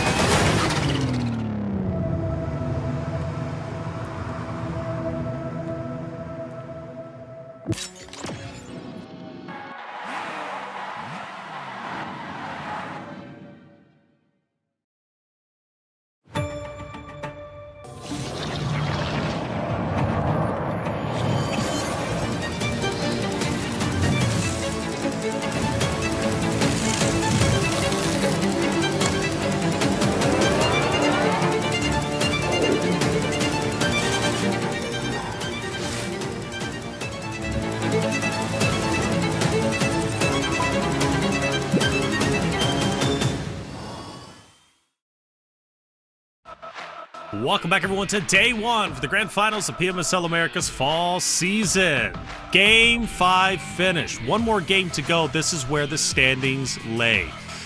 Currently, Wolves in first place at 77, 9Z just below them. 9Z jumps up quite a bit after dismantling 3 individual rosters, putting them up to 9 eliminations and a 5th place finish. They jump up. Maryland will drop down a peg. But one thing to look at, though, Dave, is how close it is in the standings for the top 2 race. When you go down to even Royals of War, right, at 48, not a lot to go to reach 9Z at 64. It's going to be highly competitive going into tomorrow's competition and ultimately day 3. Yeah, and it goes to show you just how important the last 2 weeks were when it comes to getting those head start points. Because honestly, a lot of the teams up here at the top, those head start points, that consistency that they demonstrated the last 2 weeks, it's got them to this point, right? Now it's all about just bringing it in and closing it out. So 2 more days to go. The Wolves looking to continue to just maintain their consistent points per game. One thing that I've noticed about the Wolves throughout this tournament, even with the different roster shifts, is that when things don't go their way, Enigma, they always have at least one player alive just focusing solely on placement points, and it's just been keeping them afloat. Yeah, and I feel a lot of these teams, we even heard it a bit, maybe that's why both the teams are going to be up there, but 9Z as well, saying we want to play more towards that late game, keep the 4 members up, and that was what we were stressing about Xforce and Wolves at the start of the tournament. Can you keep your solo players alive? And I felt like through all these 5 matches we've seen today, Taylor, they've been able to do just that, getting into the late game, maybe losing 1 player, but enough for you to be able to play the match out, and hopefully we could see it coming into this last Miramar. Yeah, definitely. Miramar, the last one of the day. No repeat winners. Do we finally get it on the final game of the day? The final chance to set yourself up nicely going into day 2's competition. Obviously, that's up to the competitors to decide. One thing is for certain, though, today has been highly exciting. We haven't seen any hot drops, but where things have gotten interesting are those third parties and the aggression from multiple rosters. 9Z, for example, stepping it up. Intense game, finishing off Miramar in the way that they just did. You go back to even game number 1, Royals of War taking Rondo, 13 eliminations, a huge game. Just a wonderful day as a whole. It really has been, and whoever finishes up on top is going to feel that much more confident in tomorrow's competition. We gave our predictions. Chat, let's hear yours. Who are you thinking? I'm seeing a lot of Alpha 7 love out there. I'm seeing a lot of TL love. United for Gaming, 2 very good rosters. We're looking to make an impact here. Cash out on your last Amazon gift card for today. This will be your last chance to get it. Of course, returning tomorrow, you have more opportunities. Make sure you're quick with it because there's people out there that at this point are professionals at cashing these Amazon gift cards. Hey, look, Dave, I'm not playing around. You're looking in the mirror, man. Looking at my reflection. Reflections. Oh, man. That's okay, deep. hey, I know. That's it. We're getting too deep here. I apologize. Man. Let's go Just blew my mind. Back to surface level. Back to surface level. Infinix, winner, champion deal. Level up with the Infinix GT30 Pro. Built for gamers, made for champions. Speed, style, performance for your next win. Infinix GT30 series. Outplay the rest. Get involved. Whether it be Amazon, whether it be Infinix. Obviously, all these products have brought you this product. PMSL America's fall season. We're super appreciative of that and you out there in the audience. Make sure you hit the follow button, subscribe button if you haven't already. We have 2 more days of grand finals left. This is just the start, but the ending for day number 1. Game 6, Miramar. Let's fly in. And let's see where we're going, Dave. Where are we going? The final game of day number 1, match 6 out of 18 here, Enigma. We got a nice little plane path starting in the south. Going to be finishing right on top of El Pozo. So I'm looking at this and I got a feeling, guys, because we had Monte Nuevo in our last match, I'm feeling a Los Leones finish on this final map. I mean, just keep the urban combat finish, keep it going, keep that storyline going. So I'm going Los Leones here for our final end zone. See, it's not calling to me. That used to be one of my drop spots way back in the day for competitive, but it's just, I don't see it happen. I'm looking at Graveyard right now. Keep the bodies piled up there, and, well, we can always add a few extra ones, but it's not going to be Los Leones. It can't be. But it could be. It could be Los Leones. It could be. Let's go, reflection. Let's go San Martin. Let's just go right in the middle. I respect it. Let's just keep it standard. Nothing weird, nothing crazy. There it is. 100%. Had to pull it over to San Martin, guys. I just felt that was maybe a finish over water treatment. I think, San Martin that'll be our focal point at the beginning, but we'll finish over at water. That's just how this game is going to go. And if I know that, the competitors already know that too. It's all scripted. Yeah. Oh. Even though you take it back from some squads, Taylor. Well, I'm never letting that make things go. interesting. Ooh, hold up. Do we have a bit of a hot drop? Molina's down. iNCO catches him off. Molina, as I take a look, I think he might be in... Well, no, he's not really in no man's land. This is interesting. You guys can't see this, but Resilience has 4 members, all identically placed, north and south, encompassing that of iNCO Gaming. You see it? So you got Resilience on all 4 corners of iNCO, which is quite interesting. I mean, all angles covered, quite literally. I felt like it might have been just a contest for a vehicle, but no, it definitely looks like Resilience was setting up for a play like this.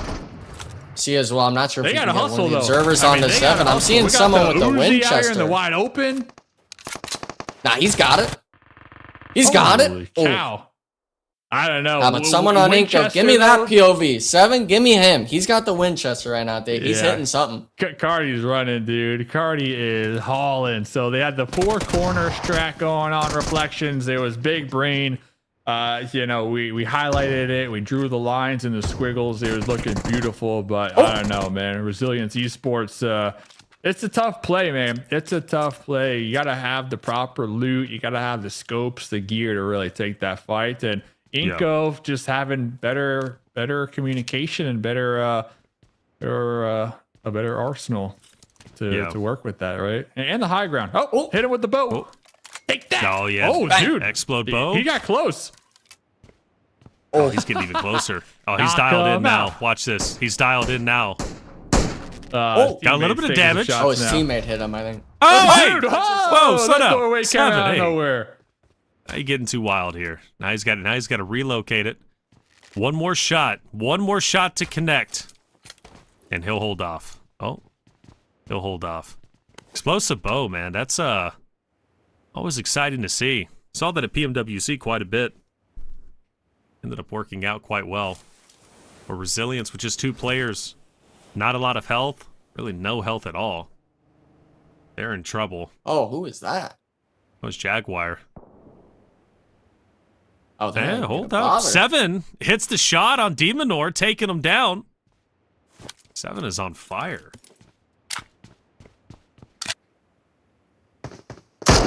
How long do you take being here?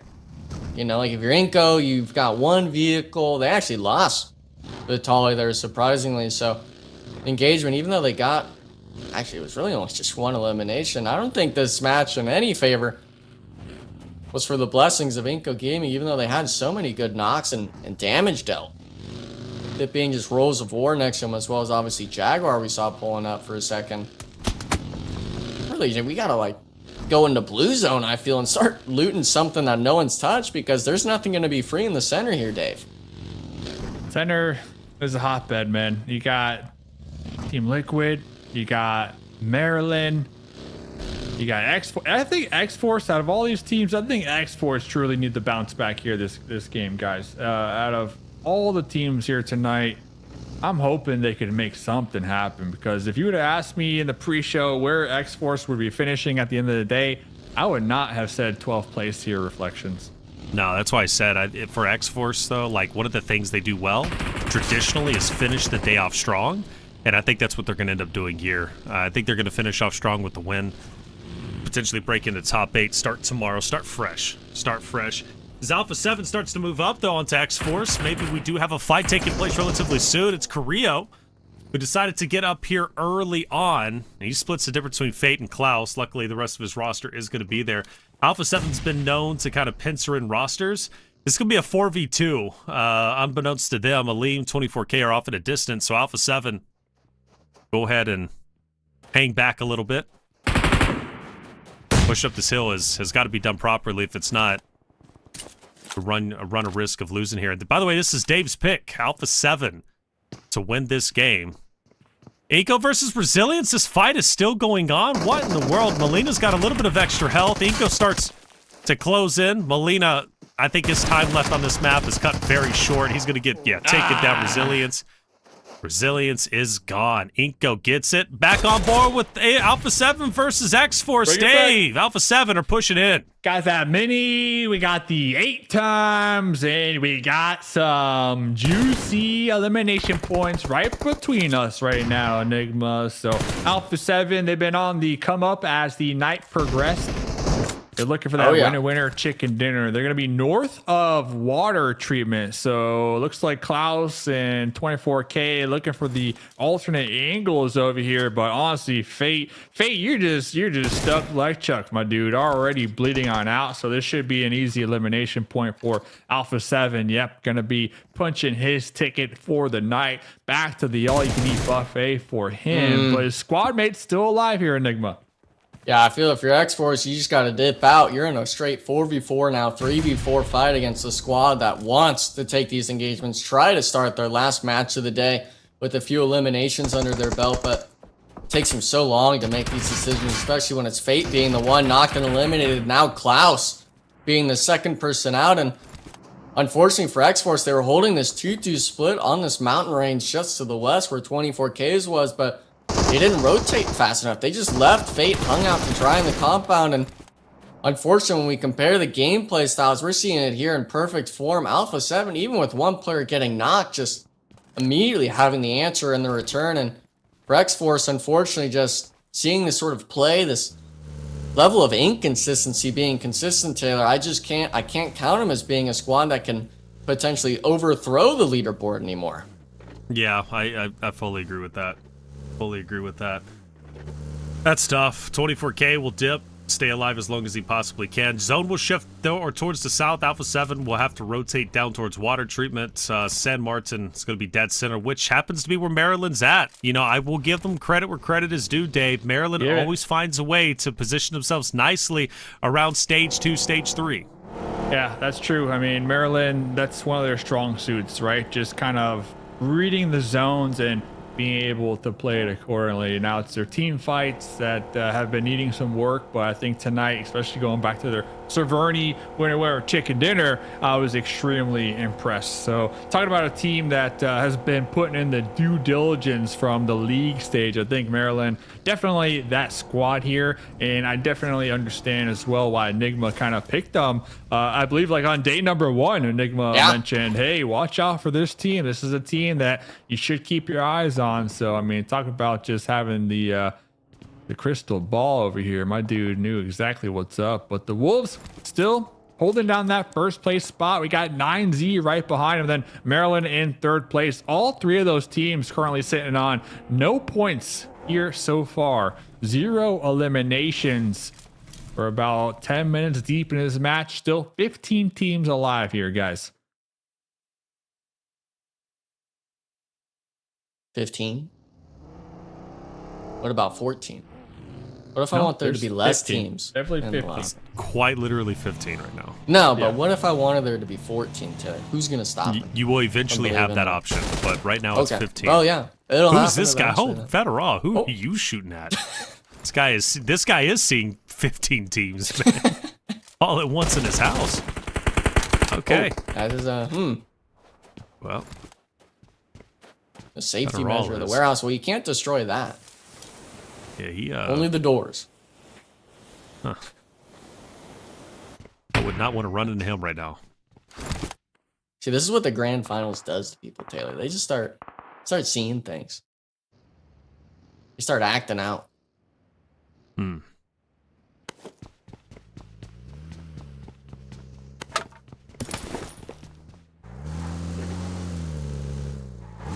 By the way, see iNCO, excuse me, on your screen. Team that needs to move up.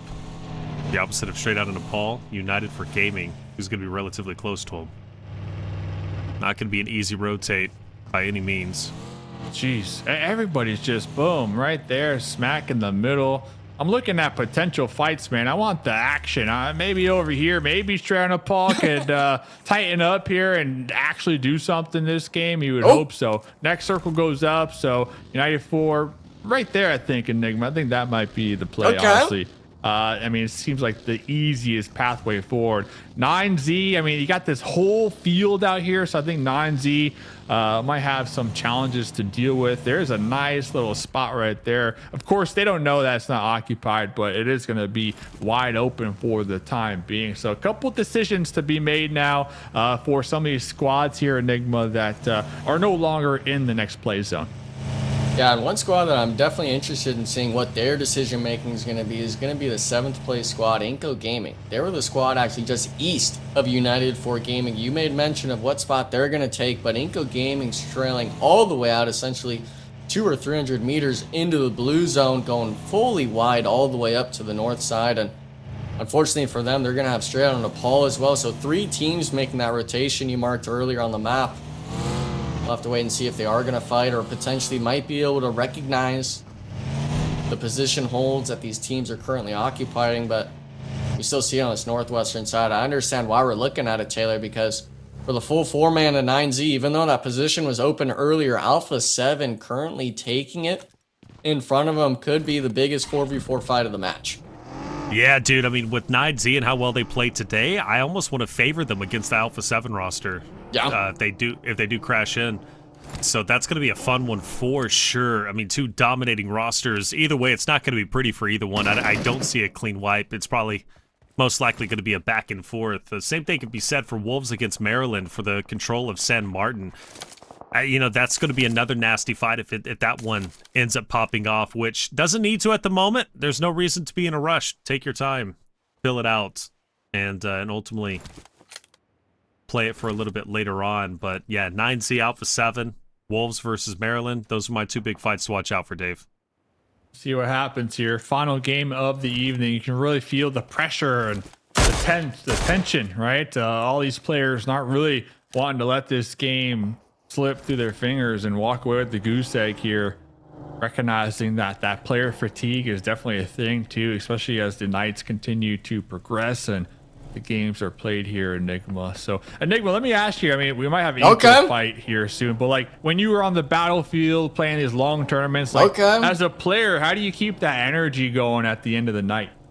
You got to be locked in. You got to understand that there's 6 games. Every single match matters, and that's a possibility for you to win. I mean, Jesus Christ, we've seen teams go back to back, back to back to back, 3. We almost saw Wolves get 4 wins in a day.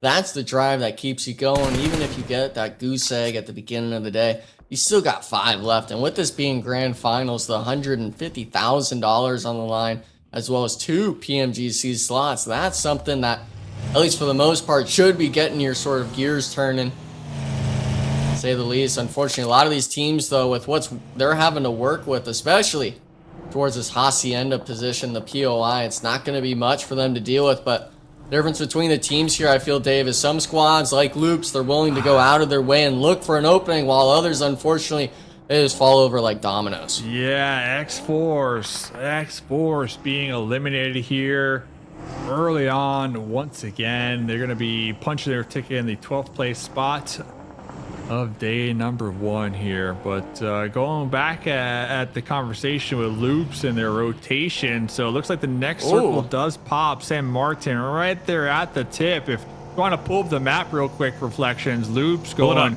for a ultra wide rotate right now, trying to avoid, so they were right here. So they're trying to avoid all the crazy action here, Enigma. They might opt to go there or even just send it as far as possible. So super risky rotate from Loops, in my opinion, that might not pay off here. But if it does, they're going to be alive and thriving. So we'll see what happens here. Yeah. There's a nice little ridge line right there, but it's going to be taken up by 2 different teams. Hold up, straight out of Nepal has a down player. This gives an opportunity for Loops to crash in on a potentially weak team. Not as weak as they're probably thinking. We can see the health up in front, but still an opportunity to maybe take out a roster and get some hardcover POI just on the outskirts of the zone. It's going to be a 4v3. Make that a 4v2. Leon down. Wolf down. Loops cleaning up straight out of Nepal with ease, it seems. And none of this would have been possible, and this crash would not have happened if it wasn't for that first down. If that first down doesn't occur, they don't hear the shots fired. Loops doesn't feel confident to push forward. But it's not over with just yet. You have one more player, KC, who's looking to make some moves against Loop. And, well, he's moving in. Shotty in hands. But doesn't hit the shots needed. Loops doesn't take the bait. They hang out. Can KC clutch this up, Enigma? Well, he's trying to at least. He's got the shot opportunity potentially on the buggy, but he's trying to vault, and it's actually going to be Team Liquid stealing away the elimination. All the third party's actions. Thought it was going to be one of the Loops members securing 1 elimination, but it will be Team Liquid all the way down south. We turn now northwest. Rolls of War. We were wondering when 9Z was going to make it into this circle shift. It's going to be stage 4, them finally touching the white part of the circle shift. Unfortunately, having Milos down, David right on top. Going to be able to get that elimination immediately, and unfortunately, Dave, I'm seeing 9Z. They're all hunkered down onto the bottom side of the ridgelines here. No control, really, to prevent Rolls of War from peeking over, but their saving grace might be here. Third parties coming in, I believe, from Maryland, potentially. So all these squads, they're fighting on the edges and forgetting about the backside. Look at this. I mean, we're playing King of the Hill over here. Literally, Rose of War up here on the top. You got Erangel still rocking as many 8 times we saw him in game number 1. Really utilize that weapon. Catching a slug right there to the dome.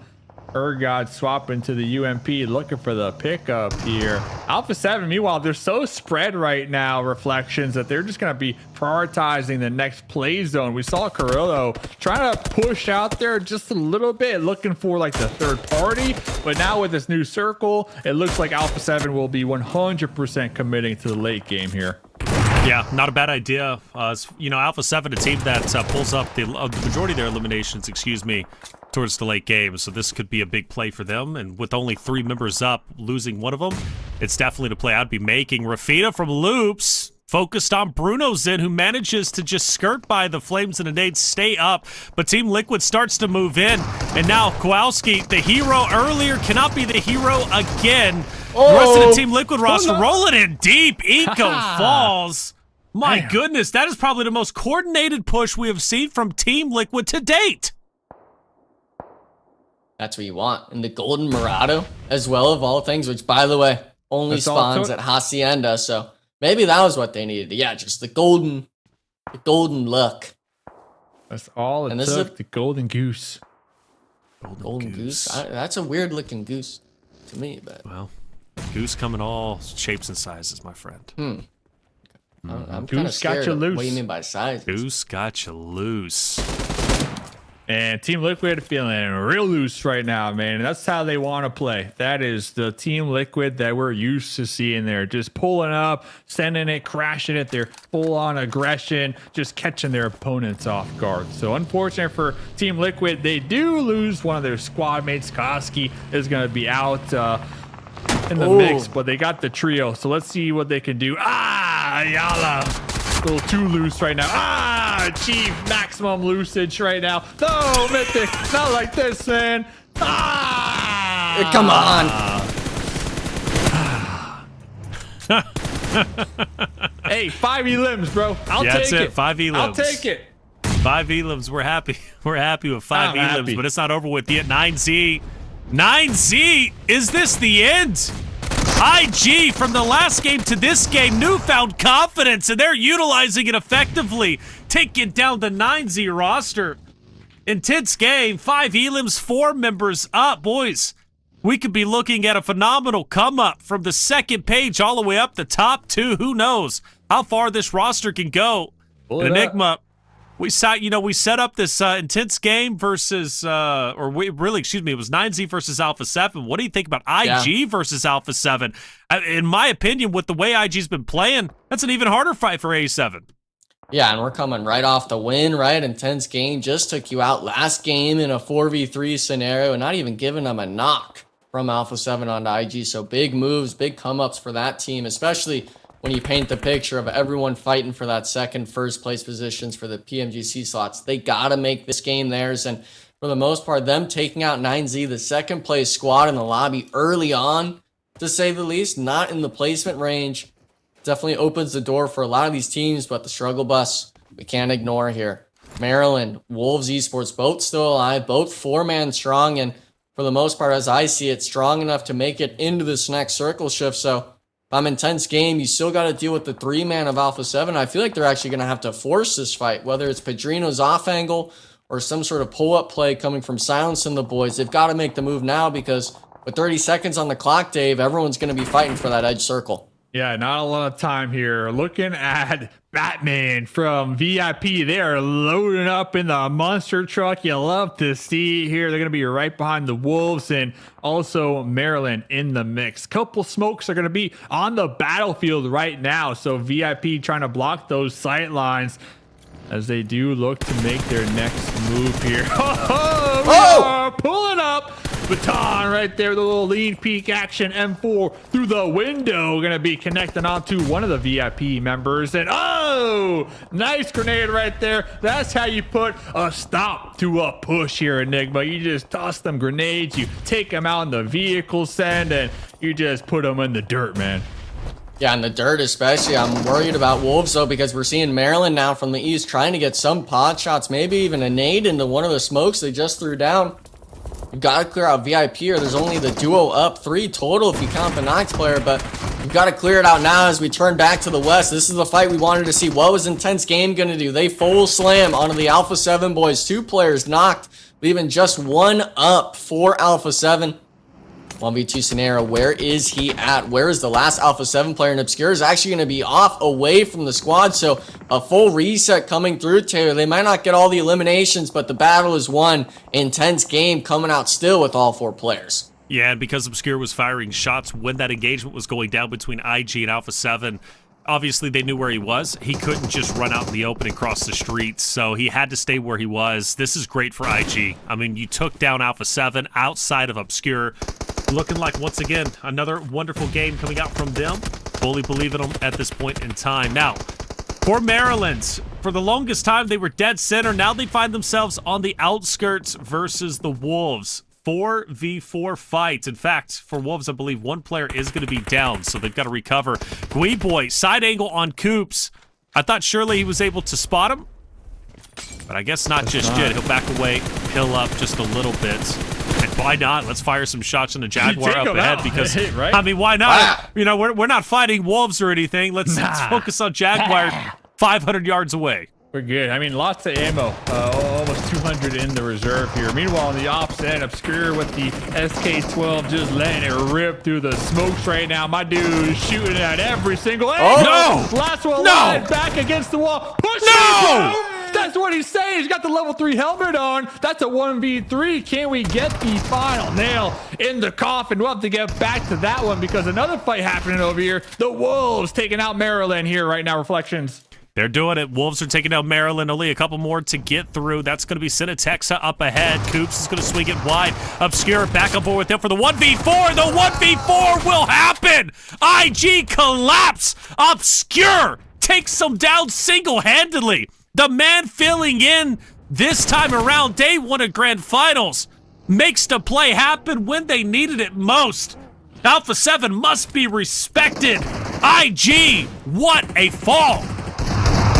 That's why you swap them in. We wonder where that Alpha 7 player went. Why are we putting Obscure in? That's the reason why. And he's doing that in Grand Finals. The last day, they had no signs of life coming into the day. Getting the 1v4, that salvages the day to say the least, but that's not the action itself. That's not the end of the game. Jaguar falls from the pressure of Influence Rage. Actually, 3 eliminations going for free. It's going to be the Wolves now, Dave, turning their sights towards the duo. Actually, a trio of Influence Rage, but really just 2 on the shack. Can they clean it up? They've got 9 elims. They definitely can make it into the double-digit range. Yeah, big come up opportunity right now. 9 elims for the Wolves, like you said. Alpha 7 with 6, and then Influence Rage with 5. So some pretty heavy contenders showing up into the late game here. Final map of the evening. We're only in stage number 7, so all these players, they do have some time to work with if they want to slow down just a little bit. But looks like little boy from Influence kind of stuck between 2 different teams. The solo from Alpha 7 here. Looks like that's going to be their main focus. Reflections, take them out. Take them out indeed. Everybody wants to finish off the day with a big win. That includes Obscure. Gosh, what a 1v4 against IG. Incredible. And just a long shot. If he wins this game, I mean, come on. Now you got to question, is it worth it to keep Obscure on the roster? Visibility. Coops takes some shot. Dorn is going to be down, by the way. Dorn is down. The healthiest roster is Influence Rage. Coops forced to now pull up and go big in this moment. He's got Law next to the shack. The rest of Influence Rage starts to move in. They've left Obscure. Obscure is now by himself, by the way. So second place most likely going to happen, and it will. Obscure. Wow. Now, a second clutch moment. 1v3. He just did a 1v4. And now he has a chance to get a 1v3. We could be watching history being made. This could be such a big moment. Question is, can he do it? Does he have it within him? And I think he absolutely does. If he could spot Lil Boy on the ground, then focus on the car, he's got this, but he's not ready. Takes a little bit of damage. Good shots on Lil Boy. Good shots on Lil Boy. Turns around for the turn and burn, but will fall short. But you cannot deny that Obscure single-handedly pulled Alpha 7 into the top 3 for a podium finish, but his Influence Rage with a tremendous victory to end the day after Game 6 Miramar with 8 eliminations, Dave. Keep that dude on the roster all weekend long. That's all I'm saying right there. Keep him on. And we saw that vehicle play come into consideration once again. I mean, they got in the car, they tried to wrap it around Obscure and catch him from multiple angles. So it just goes to show you, like, if you're a regular player like myself or aspiring to be a pro, it goes to show you like how important it is to try to keep your vehicles active and usable for that late game, especially when you have your whole team alive, right? Because I was thinking they were going to try to get that run over, which they could have probably done, but instead they kind of popped off and wanted to get that final shot into it. But yeah, I mean, Obscure with a nice, beautiful play here, guys, in this last game of the night. Yeah, play of the split, I would have to say. I mean, unless there's anything else that comes to mind, but beautifully done. And against a roster that had just won with 14 eliminations on this very map, right? So I think that's really impactful. Overall, plenty of good moments.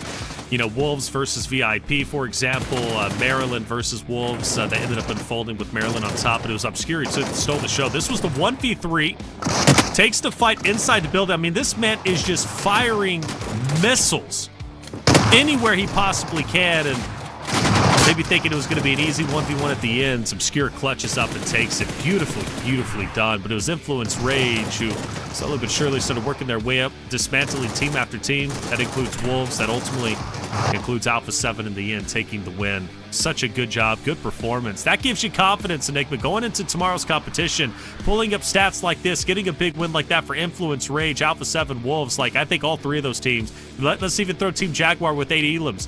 A great final game to end the day for multiple reasons.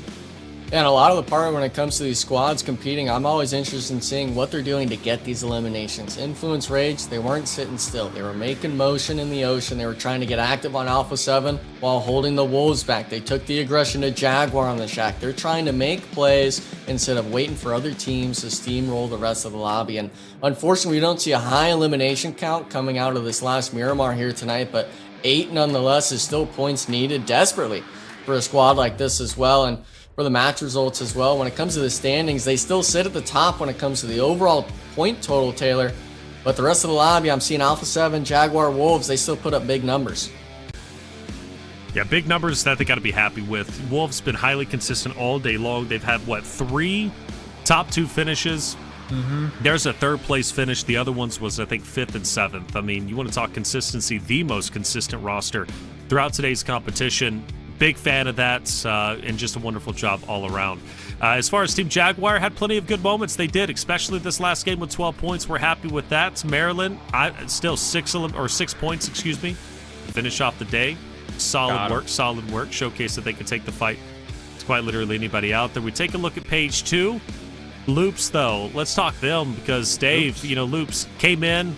They were up there in the standings. They had plenty of points right from the previous splits, and then all of a sudden, they have one good game, and then that was it. Loops only showed up one time. Yeah, I mean, we got this, we're in the last 3 days of the grand finals, right? And we had teams, it was a marathon to make it here. So Loops, they were rewarded with their head start points, but now I think is when teams who are far behind on the overall leaderboard, now in Enigma, you pointed this out, like this is when they truly lock in. There's a lot on the line for a lot of these squads. So you might see a completely different team come into this final weekend compared to the last 2 weeks that we saw where, players, they were happy to be here, but they weren't realizing the opportunity ahead of them, right? I'm looking at Maryland specifically, but looking at the MVP, there he is. Oh, yeah.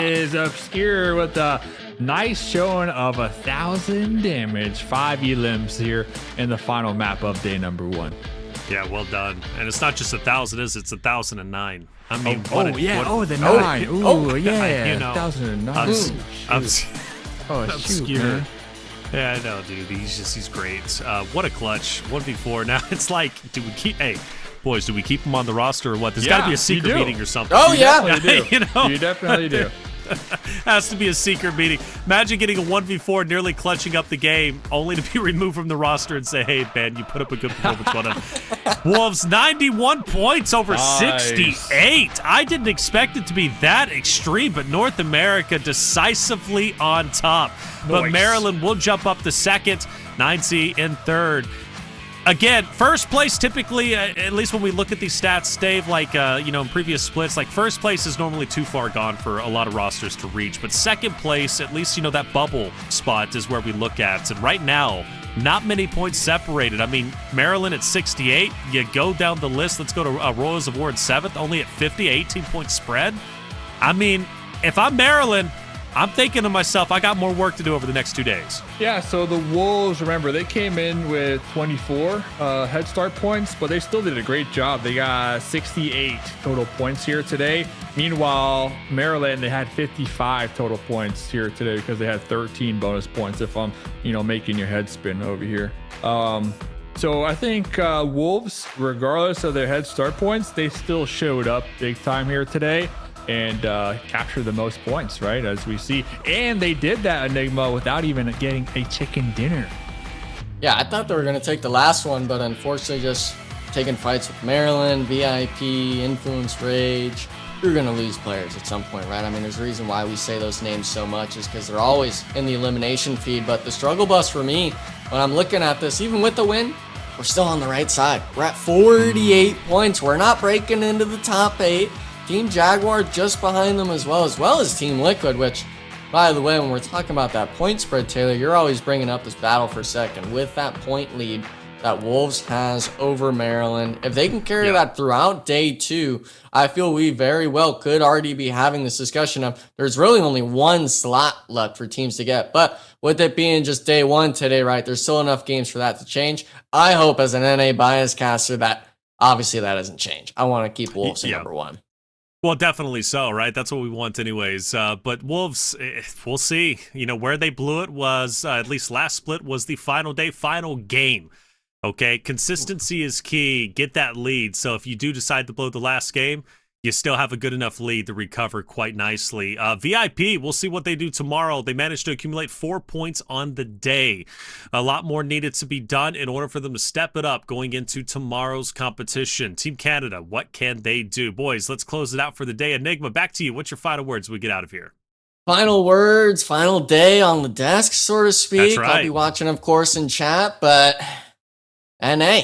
Let's keep it going. Let's get iNCO up there. Let's get Wolves back up there. I want to see NA on top. First, second, possibly, if we can get the chance. But if we can't do that, just one team. One team on the top 2. That'll be good enough for me. That's what I want to see. That's it, man. North America on top, at least as of now. And Enigma, we'll keep your spirit alive on the desk. Wonderful job throughout PMSL America's fall season. Dave, you will be back, though, over the next couple days. What's your final words? I hope so. Yeah, I hope so. If you guys don't shave my mustache until then or unplug me or just something Dave. like that, I hope so. But, yeah, shout out Enigma. Always fun. Always fun hanging out with you, man. And I like how Reflections points out VIP out of all the squads. He has to go there, VIP only getting 4 points here today. Shout out to Reflections. But yeah, beautiful day. I'm looking at Maryland to really continue to dominate here tomorrow, guys. They're on a steamroller right now, and I think they're going to keep it up. The momentum right here, it's like 75% tomorrow. One more chicken dinner, it'll be topped out 99%. So Maryland all day. Okay. All right, Maryland, let's see what they can do. They definitely had a wonderful day today. Hopefully tomorrow's going to be even better. Speaking of which, chat, we do return tomorrow for day 2 of the grand finals for PMSL America's fall season. We're getting that much closer to crowning our champions for the fall season and moving forward the 2 valuable teams who earned their spot to PMGC. Who's it going to be? Well, it's up to the teams to decide. And let's not forget, we also have PMGC points. 3 regions, 1 team from each of those respective regions, whether it be Brazil, LATAM, or NA, will also secure their spots. So when we get into the final day, it's going to be a fun discussion of the 5 teams that will be moving forward from our Americas region into PMGC. But for today, well, it's coming to an end. For myself, Taylor Reflections Noble, Mustache Dave, Enigma, our production crew, and you in chat, thank you so much for being here. Hit the sub button if you haven't already, because we return tomorrow for day number 2. Just hate to watch. I mean, it looks like United for Gaming actually going to be have a big advantage in this moment. And Dave, I don't want to see them let it go to their rival for the longest time. The circle coming up. Especially with you being the last player up. Got that player cam. He is just locked in. Here comes the push now. The pre-fire through the doorway. There's one. Uh-oh. Can we get the second one? We need to. We need confirmation. He's back in the building. 1v1. Pushing up, but Igor is holding on, and Demonor's weak. Oh. Perfect sight lines right behind that buggy. Oh, no. Using the crate to cover. Here comes the grenade. Yeah, I'm happy if I'm Rules of War. Tremendous in-game. Ayala potentially not even recognizing what intent. Game Adrian, a solo. One goes by, crashes in, we'll take you.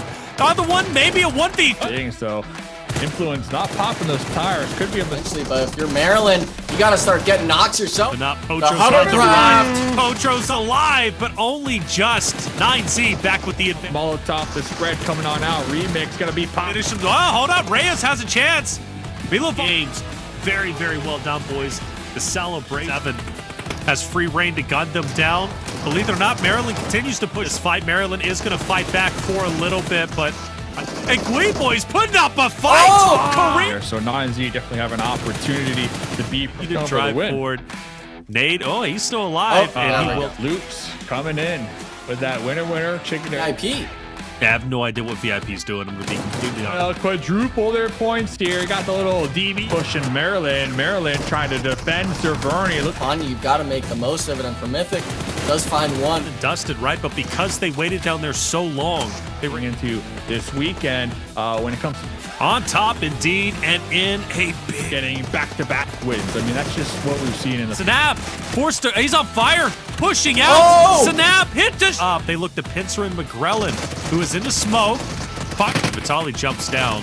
Not many critical in saving Remix's life. Throws it perfectly. Zaman pushing up on the team. Liquid, Rafa leading from the rooftop, but the nades are rolling in. But Obscura and get their first win of. They do look to make their next move here. Well, just letting it rip through the smokes right now. My dude shooting at every single angle. No! Last one alive, back against the wall. Swing it wide. Obscura back on board with him for the 1v4. The 1v4 will have by himself, by the way. So second place, most likely going to have takes a little bit of damage. Good shots on Lil Boy. Good shots on Lil Boy. Turns around into the top 3 for a podium finish, but his influence rage with a tremendous victory.